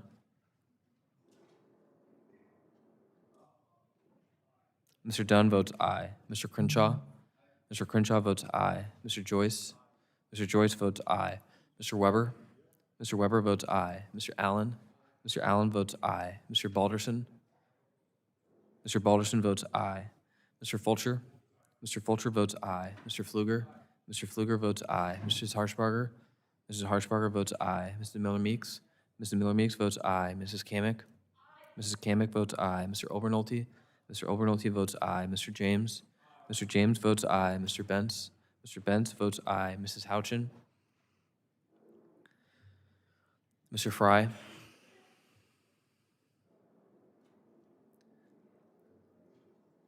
Ms. Lee? Mr. Langworthy? Mr. Langworthy votes aye. Mr. Kane? Mr. Kane votes aye. Mr. Rulli? Mr. Evans? Mr. Evans votes aye. Mr. Goldman? Mr. Goldman votes aye. Mrs. Fedorchak? Mrs. Fedorchak votes aye. Mr. Pallone? Mr. Pallone votes no. Mr. Gett? Mr. Gett votes no. Ms. Schakowsky?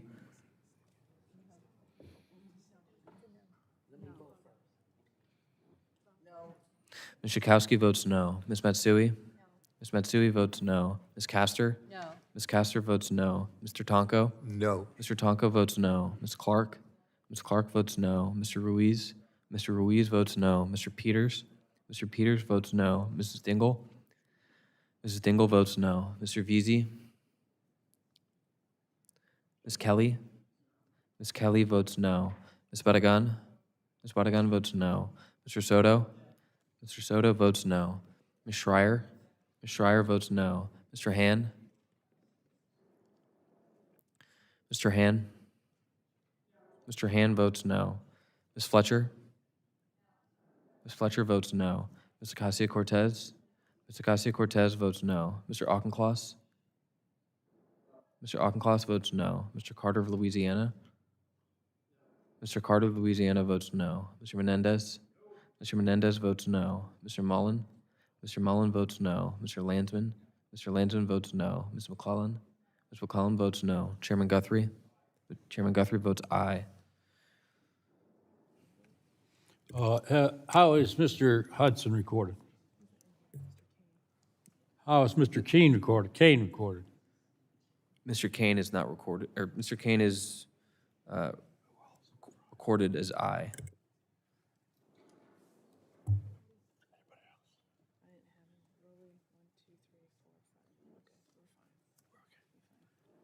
No more votes? All right, the clerk will report the roll call.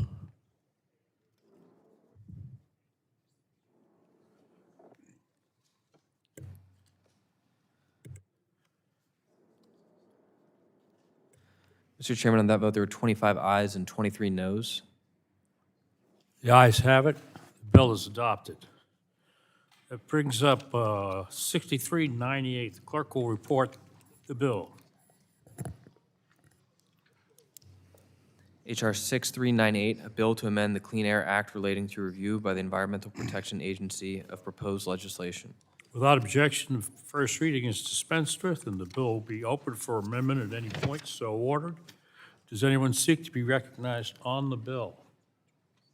Dr. Joyce, you're recognized for 5 minutes to present your bill. Thank you, Mr. Chairman, and thank you for holding this important markup, for including my legislation, H.R. 6398, the Reducing and Eliminating Duplicative Environmental Regulations, or the Red Tape Act. This bill eliminates the requirement for EPA to conduct a duplicative review and publicly comment on other agencies' environmental impact statements. Very simply put, this will eliminate a bureaucratic and redundant secondary review that serves only to delay the permitting and construction of critical projects. By streamlining the permitting processes, we can accelerate the development of these projects that are so desperately needed to support consumers, to support innovation, and to support the economic growth of all of America. This bill properly balances the need for America to preserve and advance competition with a developed domestic economy while at the same time maintaining common sense environmental protections. I urge all of my colleagues to vote in support, and with that, Mr. Chairman, I yield back. The gentleman yields back. Is there further discussion on the bill? Yes, Ms. Dingell, you are recognized for 5 minutes. Thank you, Mr. Chair. I move to strike the last word. You're recognized. Thank you. The so-called Red Tape Act strips away one of EPA's most important tools for protecting public health by silencing its independent voice on major federal projects. Under current law, EPA plays a critical role in reviewing and publicly commenting on actions that may harm air quality, water quality, and community health. And this bill would effectively eliminate that role. EPA's review authority is essential. It ensures transparency, accountability, and oversight for projects to move forward. It gives communities access to information about how federal actions may impact their air, water, and health. Communities already dealing with lead in drinking water, PFAS contamination, and dangerous air pollution deserve more scrutiny, not less. Weakening EPA's ability to notify the public of these impacts actually increases the risk that pollution will be ignored until it's too late. This bill also undermines public trust by cutting EPA out of decisions when public health should be front and center. When environmental review is treated as an obstacle instead of a protection, our communities pay the price. Flint is something I keep bringing up, but Flint is an example of our children that are paying a price for their lifetime, a generation. HR 6398 makes it easier for polluters to pollute and makes it harder for the public to hold decision makers accountable. I don't think it's in the interest of the American people. I have to oppose this bill, though I love the sponsor of it. I just strongly disagree with him on this and urge my colleagues to oppose this bill. Thank you, and I yield back. The gentlelady yields back. Is there any further discussion on the bill? Any further amendments to the bill? No further amendments. Seeing none, the question now occurs on adoption of H.R. 6398. Roll call has been requested. The clerk will call a roll. Mr. Latta? Aye. Mr. Latta votes aye. Mr. Griffith? Mr. Griffith votes aye. Mr. Bilirakis? Mr. Bilirakis votes aye. Mr. Hudson? Mr. Carter of Georgia? Mr. Carter of Georgia votes aye. Mr. Palmer? Mr. Dunn? Aye. Mr. Dunn votes aye. Mr. Crenshaw? Mr. Joyce? Mr. Joyce votes aye. Mr. Weber? Mr. Weber votes aye. Mr. Allen? Mr. Allen votes aye. Mr. Balderson? Mr. Balderson votes aye. Mr. Fulcher? Mr. Fulcher votes aye. Mr. Pfluger? Mr. Pfluger votes aye. Mrs. Harshbarger? Mrs. Harshbarger votes aye. Mrs. Miller-Meeks? Mrs. Kamick? Mr. Obernolte? Mr. Obernolte votes aye. Mr. James? Mr. Bentz? Mr. Bentz votes aye. Mrs. Houchin? Mr. Fry? Ms. Lee? Mr. Langworthy?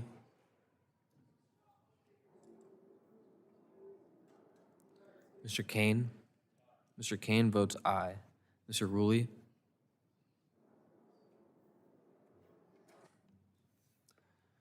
Mr. Evans? Mr. Evans votes aye.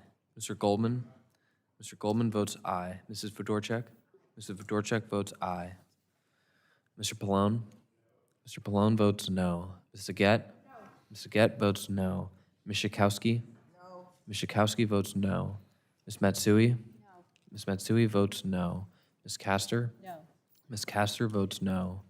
Mr. Tonko? No. Mr. Tonko votes no. Ms. Clark? Ms. Clark votes no. Mr. Ruiz? Mr. Ruiz votes no. Mr. Peters? Mr. Peters votes no.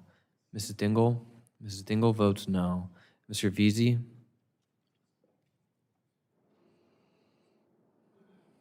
Ms. Kelly?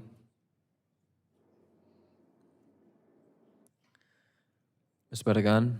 Ms. Bedegan votes no. Mr. Soto? Mr. Soto votes no. Ms. Schreier? Ms. Schreier votes no. Mr. Han? Mr. Han votes no. Ms. Fletcher? Ms. Fletcher votes no. Ms. Acacia-Cortez?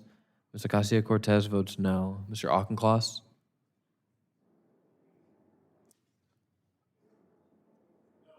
Mr. Auchincloss votes no. Mr. Carter of Louisiana? Mr. Carter of Louisiana votes no. Mr. Menendez? Mr. Menendez votes no. Mr. Mullen? Mr. Mullen votes no. Mr. Landsman? Mr. Landsman votes no. Ms. McClellan? Ms. McClellan votes no. Chairman Guthrie? Chairman Guthrie votes aye. How is Mr. Hudson recorded? Mr. Hudson is not recorded. Mr. Hudson votes aye. How's Mr. James recorded? Mr. James is not recorded.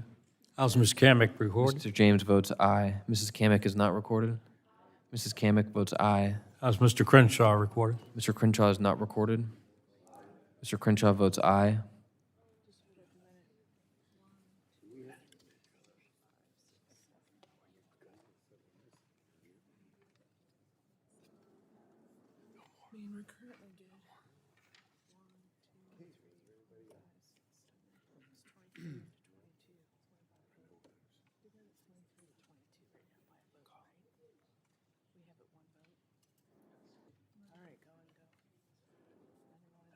No more votes?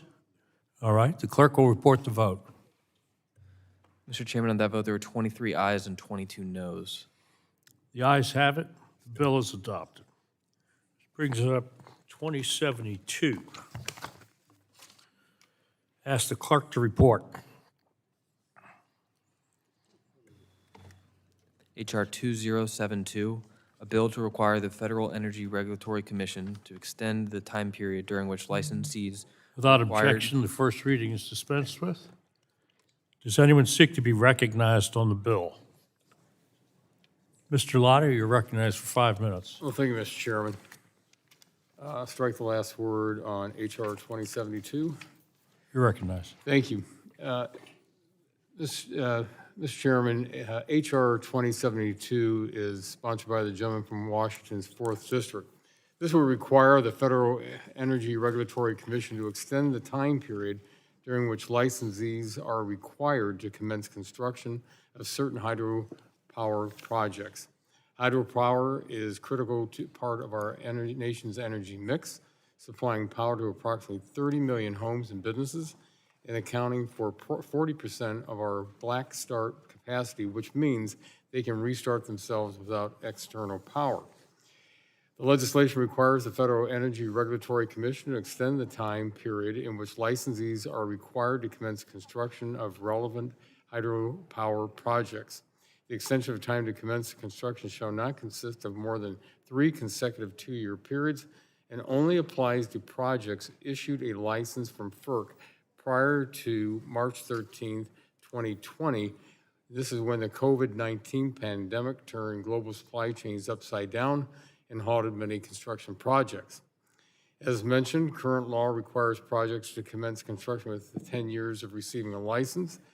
This legislation allows FERC to authorize an additional 6 years for certain projects to ensure fully licensed infrastructure is not permanently halted. These projects in limbo will provide energy that is imperative to winning the intelligence race, powering our communities, and lowering prices for our consumers. While I'm glad to see this important legislation progress, Congress must address issues that continue to plague the Federal Power Act licensing process for hydropower dams. I look forward to continuing to work with my colleagues on both sides of the aisle to modernize this outdated permitting process. And Mr. Chairman, I urge my colleagues to support H.R. 2072, and I yield back the balance of my time. Gentleman yields back. Is there further discussion on the bill? Dr. Yes, Reed? sir, I move to strike the last word. For 5 minutes. Thank you, Mr. Chairman. You know, I'm a co-sponsor of H.R. 2072, and I support this bill. But there needs to be some congressional intent clarifications in order to avoid any future misunderstandings or mishaps.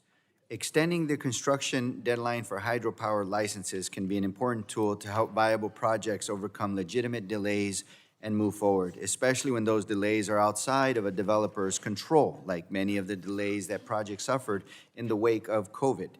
That said, I want to be very clear for the Federal Energy Regulatory Commission, or FERC, who will be charged with implementing this bill, about the congressional intent here. This legislation is meant to provide FERC with authority and discretion, not write developers a blank check. Extensions to construction deadlines should be granted only when warranted on a case-by-case basis and with careful consideration of environmental impacts and local concerns as the Federal Power Act demands. I raise this because of an example in my district, the Eagle Crest pumped storage project located immediately adjacent to Joshua Tree National Park. That project has already received the maximum extensions allowed under the prior law and has not broken ground more than a decade after being licensed, way before COVID. It also raises serious concerns related to groundwater use in an arid region, the desert, in proximity to a national park. My support for this bill should not be interpreted as congressional endorsement of perpetual extensions for projects like Eagle Crest. So I expect FERC to use the authority provided here judiciously and consistent with our responsibility to protect sensitive public lands and water resources. And with that understanding and clarification, I yield back. Gentleman yields back. Further discussion on the bill. Mr. Benz, you are recognized for 5 minutes. Thank you, Mr. Chair. I move to strike the last word and speak in strong support of this bill. You're recognized. This bipartisan legislation sponsored by Congressman Newhouse of Washington simply allows FERC to extend licenses for certain hydropower projects for up to an additional 6 years. In 2022, 37 projects were identified on FERC's licensed project list that had been licensed prior to COVID-19 pandemic, but had yet to commence construction. Due to pandemic-related delays, these projects fell behind and faced the 10-year construction deadline under their licenses. There are 2 projects in my district that would benefit from this extension: the Mason Dam project on the Powder River in Baker County, Oregon, and the Swan Lake Closed Loop Pump Storage Project in Klamath County, Oregon. Together, these projects represent over $1 billion in construction investment in local communities, millions of dollars in annual tax revenue for local governments, and more than 2.6 gigawatts of baseload energy and storage capacity. If these deadlines are not extended, those benefits would disappear. This bill would allow FERC to grant up to 3 two-year extensions without requiring additional congressional approval. I want to thank Senator Daines for leading this effort in the Senate. Last July, the Senate passed this exact bill by unanimous consent. I urge my colleagues to support H.R. 2072. I yield back. The gentleman yields back. Further discussion on the bill. Dr. Schreier, you're recognized for 5 minutes. Thank you, Mr. Chairman. I am really happy to co-sponsor and, of course, strongly support the Build More Hydro bill. It is pragmatic and it is simple. Hydropower projects take years of work to reach completion, and that's after a lot of advanced work, like licensing, which itself can take 7 to 10 years. And in addition, contracts have to be agreed to, engineering and design has to be finalized, and then it must be financed. And due to the COVID pandemic and the supply chain issues that came with it, new hydropower projects encountered new challenges like rising costs and material shortages, and these challenges set them back. So now, without a timeline extension for construction, these licenses could actually expire before construction even begins. And that's why we need this bill. It is an easy fix to ensure that these projects meet projected demand, lower costs, and ensure reliability of the grid. I am happy to support it. And in addition, I urge my Senate colleagues to bring a separate bill, the Hydropower Licensing Transparency Act, under consideration as a perfect companion to this one. That bill furthers transparency with regard to the current status of all licensing and relicensing applications at FERC. On that note, I just also want to stress how important hydropower relicensing is to ensuring grid reliability and affordability of energy, particularly in the Northwest, but also all across the country. By the end of the decade, hundreds of hydropower project licenses representing gigawatts of affordable, reliable, non-GHG emitting energy are set to expire, and burdensome, costly, and inefficient processes will only bog down those license renewals. So I want to encourage my colleagues to vote yes on this simple, pragmatic, very necessary bill. Thank you. Yield back. The gentlelady yields back. Is there further discussion on the bill? Further discussion. Mr. Soto from Florida, you are recognized for 5 minutes. Thank you, Mr. Chairman.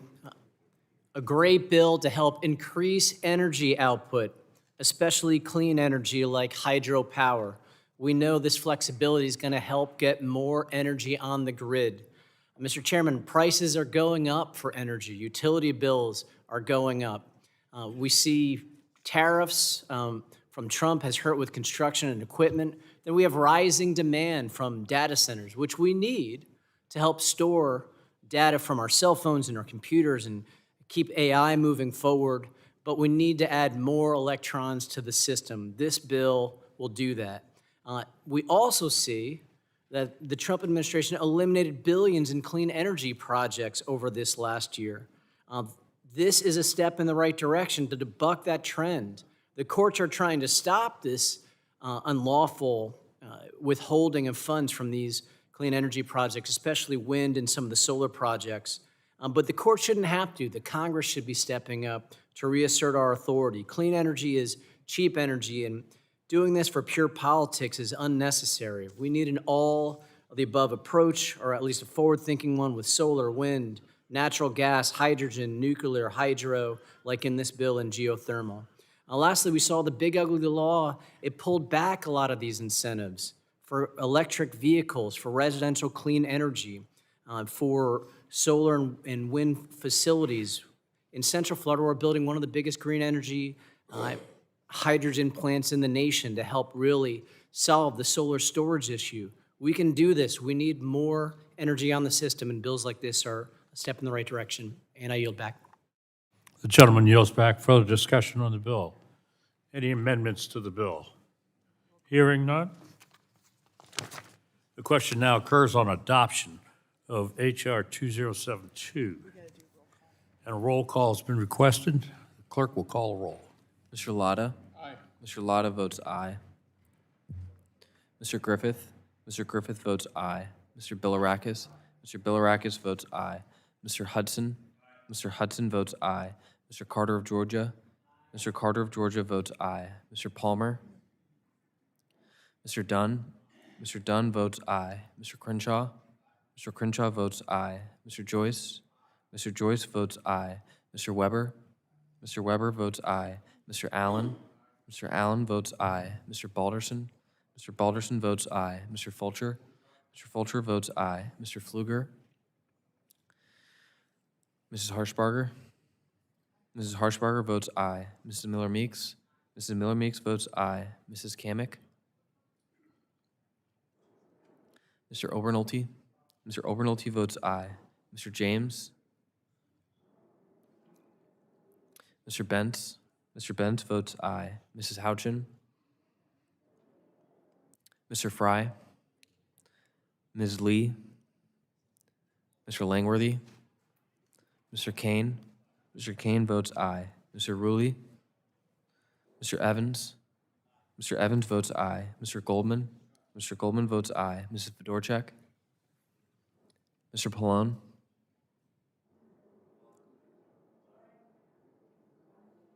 Mr. Pallone votes aye. Mr. Gett?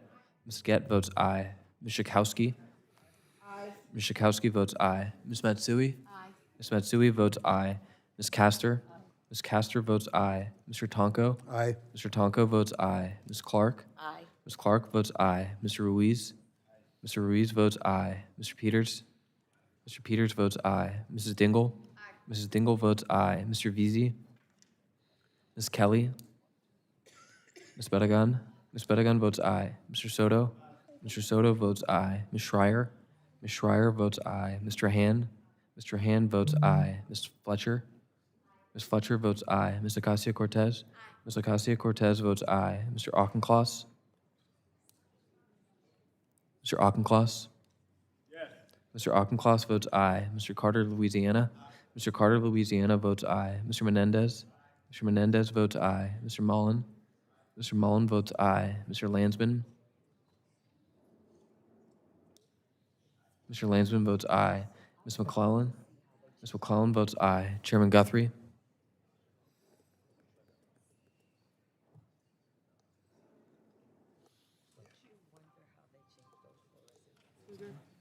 How is Mr. Pfluger recorded? Mr. Pfluger is not recorded. Mr. Pfluger votes aye.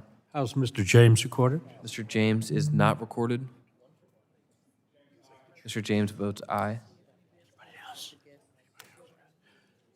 Seeing no further. One more. Ms. Kamick is, how is she recorded? Mrs. Kamick is not recorded. Mrs. Kamick votes aye. Any more votes? All right, seeing now, the clerk will report the roll call.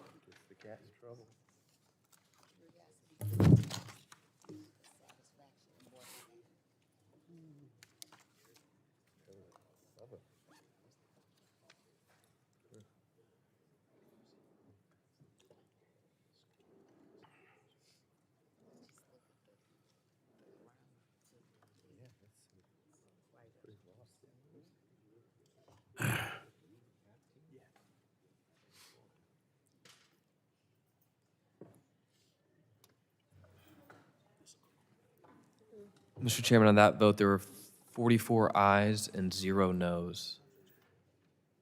The ayes have it. The bill is adopted. We now bring up H.R. 5200 and ask the clerk to report.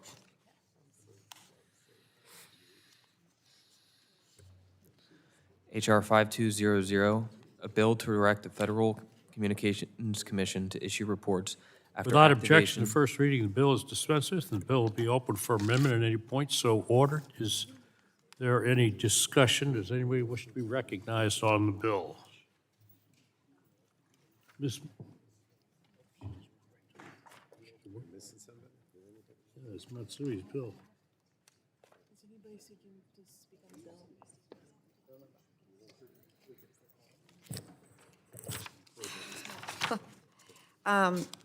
My goodness, okay. This is a, Ms. Matsui, you're recognized for 5 minutes. okay. I'm proud to be leading this bill along with Representative Bill Rockus. It's a wonderful bill. It's about reliable connectivity that saves lives. You know, emergencies can happen anywhere at any time, and there's moments every second counts. So when a family dials 911, they shouldn't be met with silence. And unfortunately, we've seen this happen during disasters. Too often, we never get clear answers about where communications failed, why they failed, and how to prevent it from happening again. Our bill brings transparency and accountability to these gaps. It directs the FCC to recommend stronger outage reporting, better resiliency, and tighter coordination with state and local officials. That includes requiring the FCC to issue public reports after major natural disasters on how people couldn't reach 911. It also tackles a dangerous blind spot, unreported outages. The FCC will review disruptions that never made it to the record and recommend ways for mobile carriers to better notify 911 centers when service is compromised, so first responders are never left in the dark.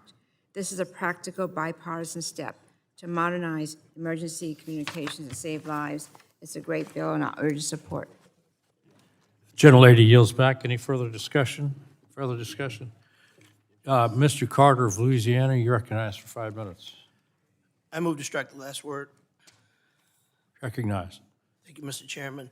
I want to thank my colleagues, Ranking Member Matsui and Chair Bilirakis, for introducing H.R. 5200, the Emergency Reporting Act, which I fully support.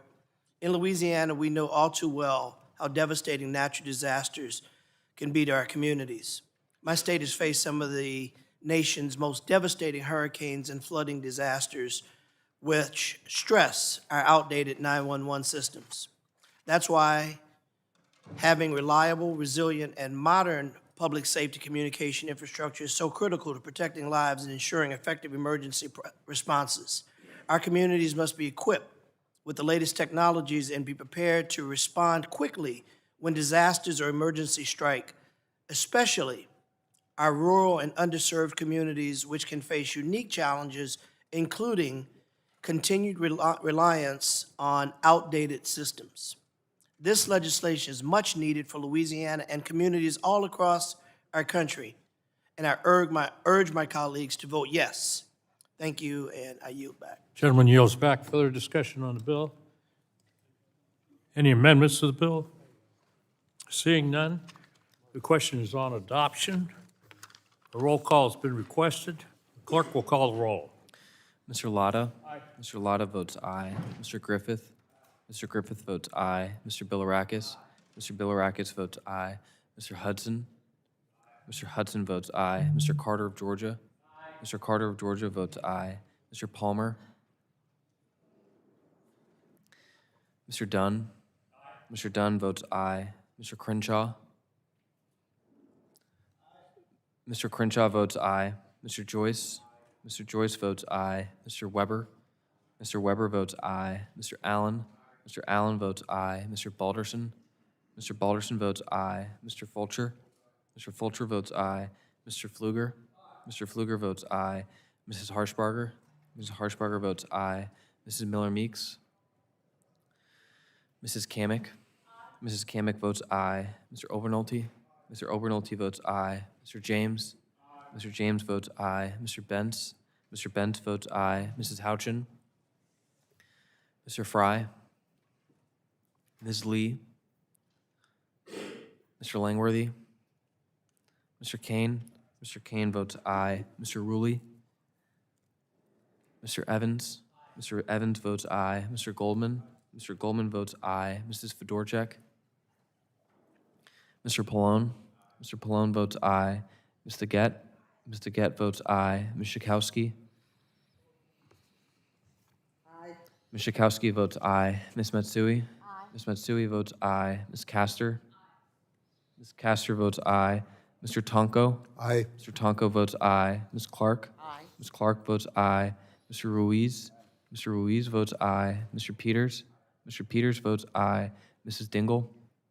Mrs. Dingell votes aye. Mr. Veazey? Ms. Kelly? Ms. Bedigan? Ms. Bedigan votes aye. Mr. Soto? Mr. Soto votes aye. Ms. Schreier? Ms. Schreier votes aye. Mr. Han? Mr. Han votes aye. Ms. Fletcher? Ms. Fletcher votes aye. Ms. Ocasio-Cortez? Ms. Ocasio-Cortez votes aye. Mr. Auchincloss? Mr. Auchincloss?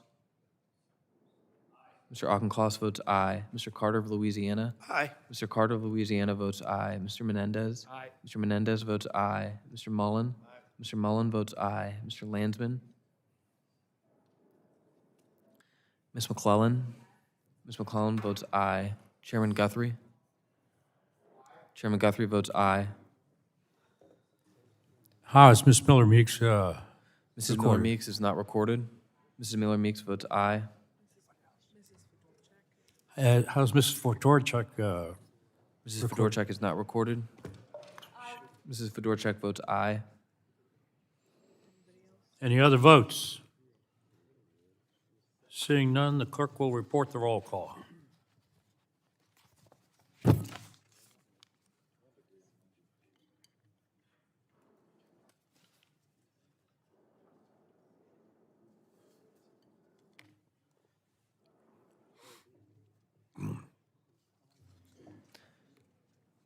Mr. Chairman, on that vote, there were 45 ayes and 0 noes.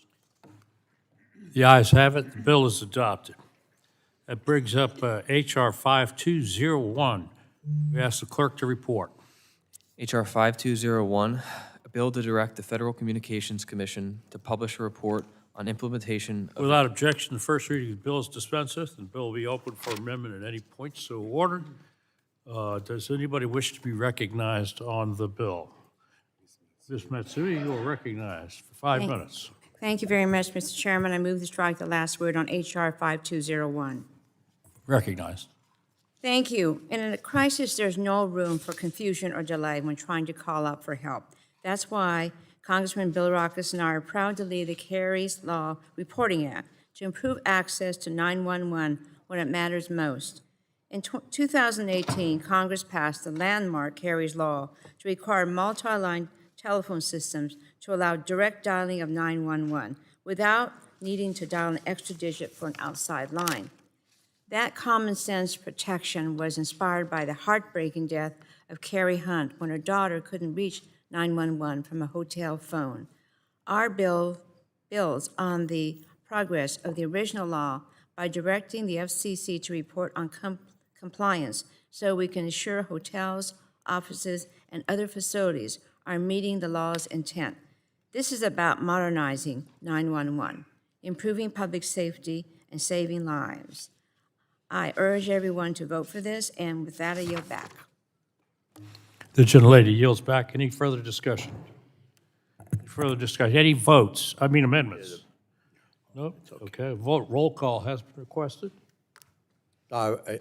Yeah, well, I'll go ahead and strike the last word. Oh, good. I'm sorry. Okay, that's Chairman all right. Bill Rock. I just, first of all, recognized for 5 minutes. yeah, thank you, Mr. Chairman. I appreciate it. I wanted to thank the chair of the subcommittee, Mr. Hudson, and also it's been a pleasure to work with Ms. Matsui on this particular bill. It's a good common sense bill, and I appreciate all the support we can get. Let's make it unanimous. It's a really good bill, folks.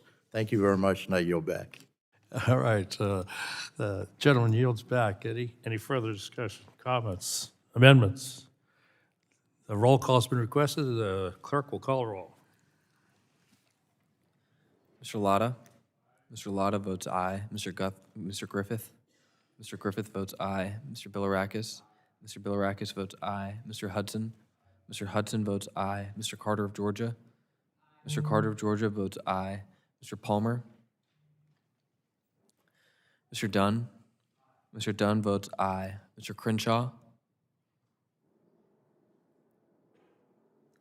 Mr. Joyce? Mr. Joyce votes aye. Mr. Weber?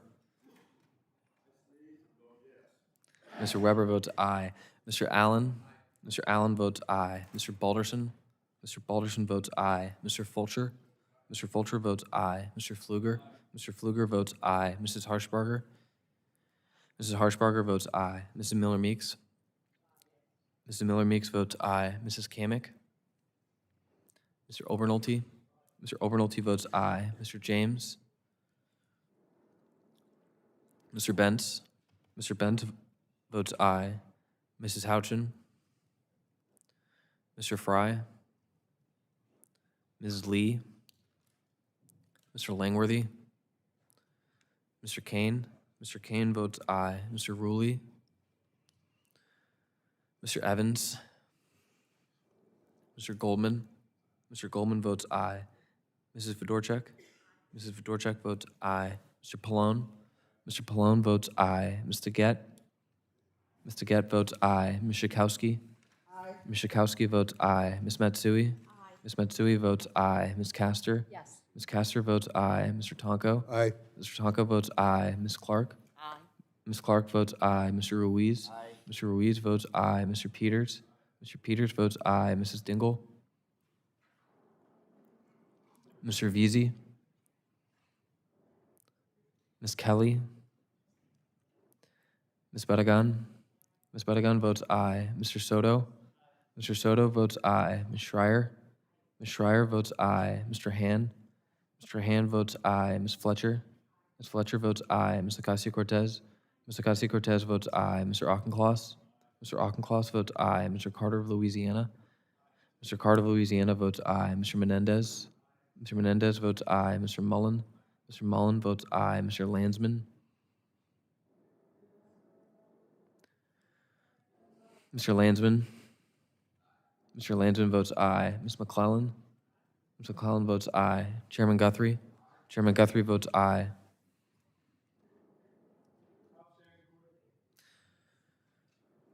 Mr. James is not recorded. Mr. James votes aye. How's Mr. Palmer recorded? Mr. Palmer is not recorded. Mr. Palmer votes aye. How's Mr. Crenshaw reported? Mr. Crenshaw is not recorded. Mr. Crenshaw votes aye. How's Ms. Dingell? Mrs. Dingell is not recorded. Mrs. Dingell votes aye. How about Ms. Kamick? How's she recorded? Mrs. Kamick is not recorded. Mrs. Kamick votes aye. Any more votes? Seeing none, clerk will report the vote.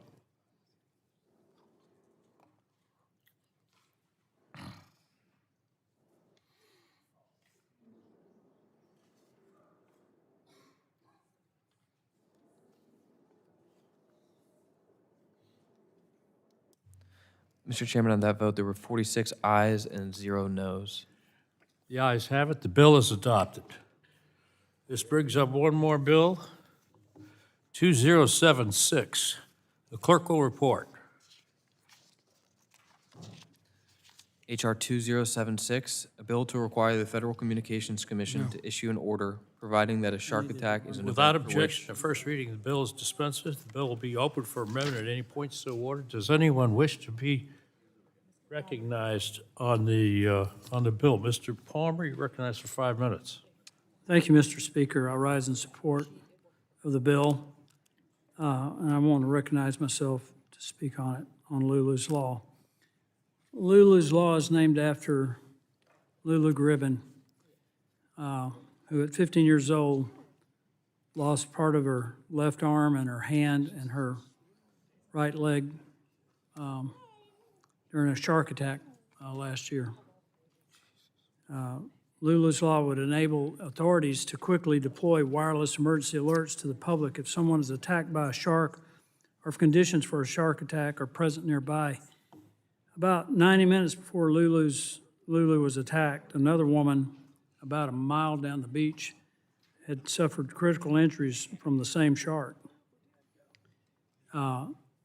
Passage of this bill will allow an alert system that will go out to cell phones to let people know to get their children out of the water or to get out of the water themselves in the event of a shark attack nearby. One of our top priorities in Congress should be keeping Americans safe. And like I said, had this alert gone out, the attack could have been prevented. I met Lulu. We have a poster back here. If someone will hold up the poster. Her favorite color is purple. And she had these shirts made during her rehabilitation. I don't know if you all can see it, but it says, "Before you ask, it was a shark." When they got her out of the water, she almost bled out. It wasn't certain that she would make it. They got her to the hospital. They had to do the amputations. And when she woke up and saw her family, she said, "I made it." So I urge my colleagues to vote yes. In doing so, we will vote to create a common sense solution to prevent these tragic incidents and to keep beachgoers out of harm's way. Thank you, Mr. Chairman. I yield back. Gentleman yields back. Is there any further discussion on the bill? Further discussion, any amendments on the bill? No amendments. A roll call vote has been requested. The clerk will call the roll. Mr. Lotto? Aye. Mr. Lotto votes aye. Mr. Griffith? Mr. Griffith votes aye. Mr. Bilirakis? Mr. Bilirakis votes aye. Mr. Hudson? Mr. Hudson votes aye. Mr. Carter of Georgia? Mr. Carter of Georgia votes aye. Mr. Palmer? Mr. Palmer votes aye. Mr. Dunn? Aye. Mr. Dunn votes aye. Mr. Crenshaw?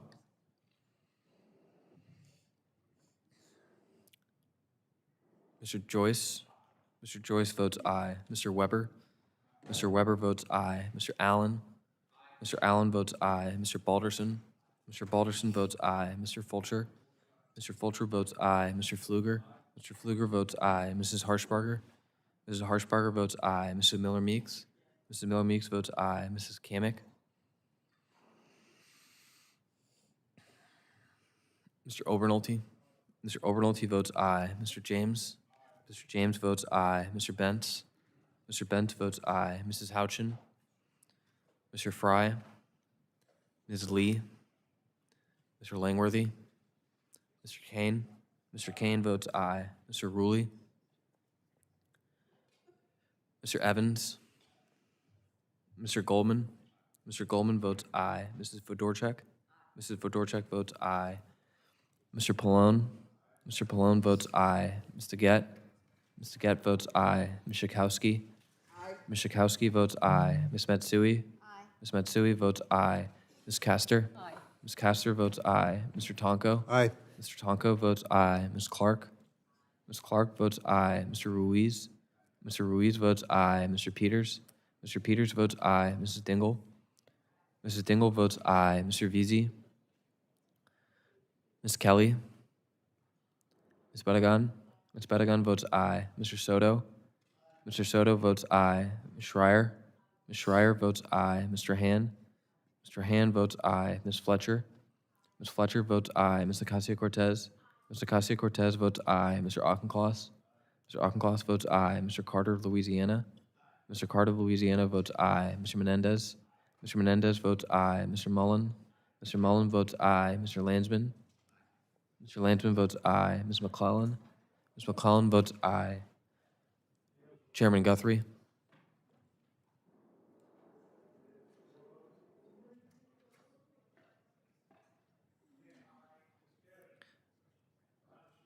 Mrs. Kamick is not recorded. Mrs. Kamick votes aye. Chairman Guthrie, how is he recorded? Chairman Guthrie is not recorded. Chairman Guthrie votes aye. How about Chairman Griffith? Mr. Griffith is recorded as aye. Okay. Crenshaw, how's he report? Mr. Crenshaw is not recorded. Mr. Crenshaw votes aye. Anybody else? Okay. Seeing no further votes, the clerk will report the roll call.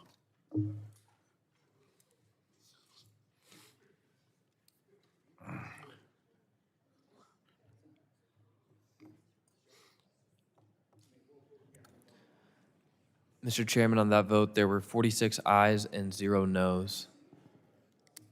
The ayes have it. The bill is adopted. Without objection, staff is authorized to make technical and conforming changes to the legislation approved by the committee today, so ordered. And without objection, the committee stands adjourned.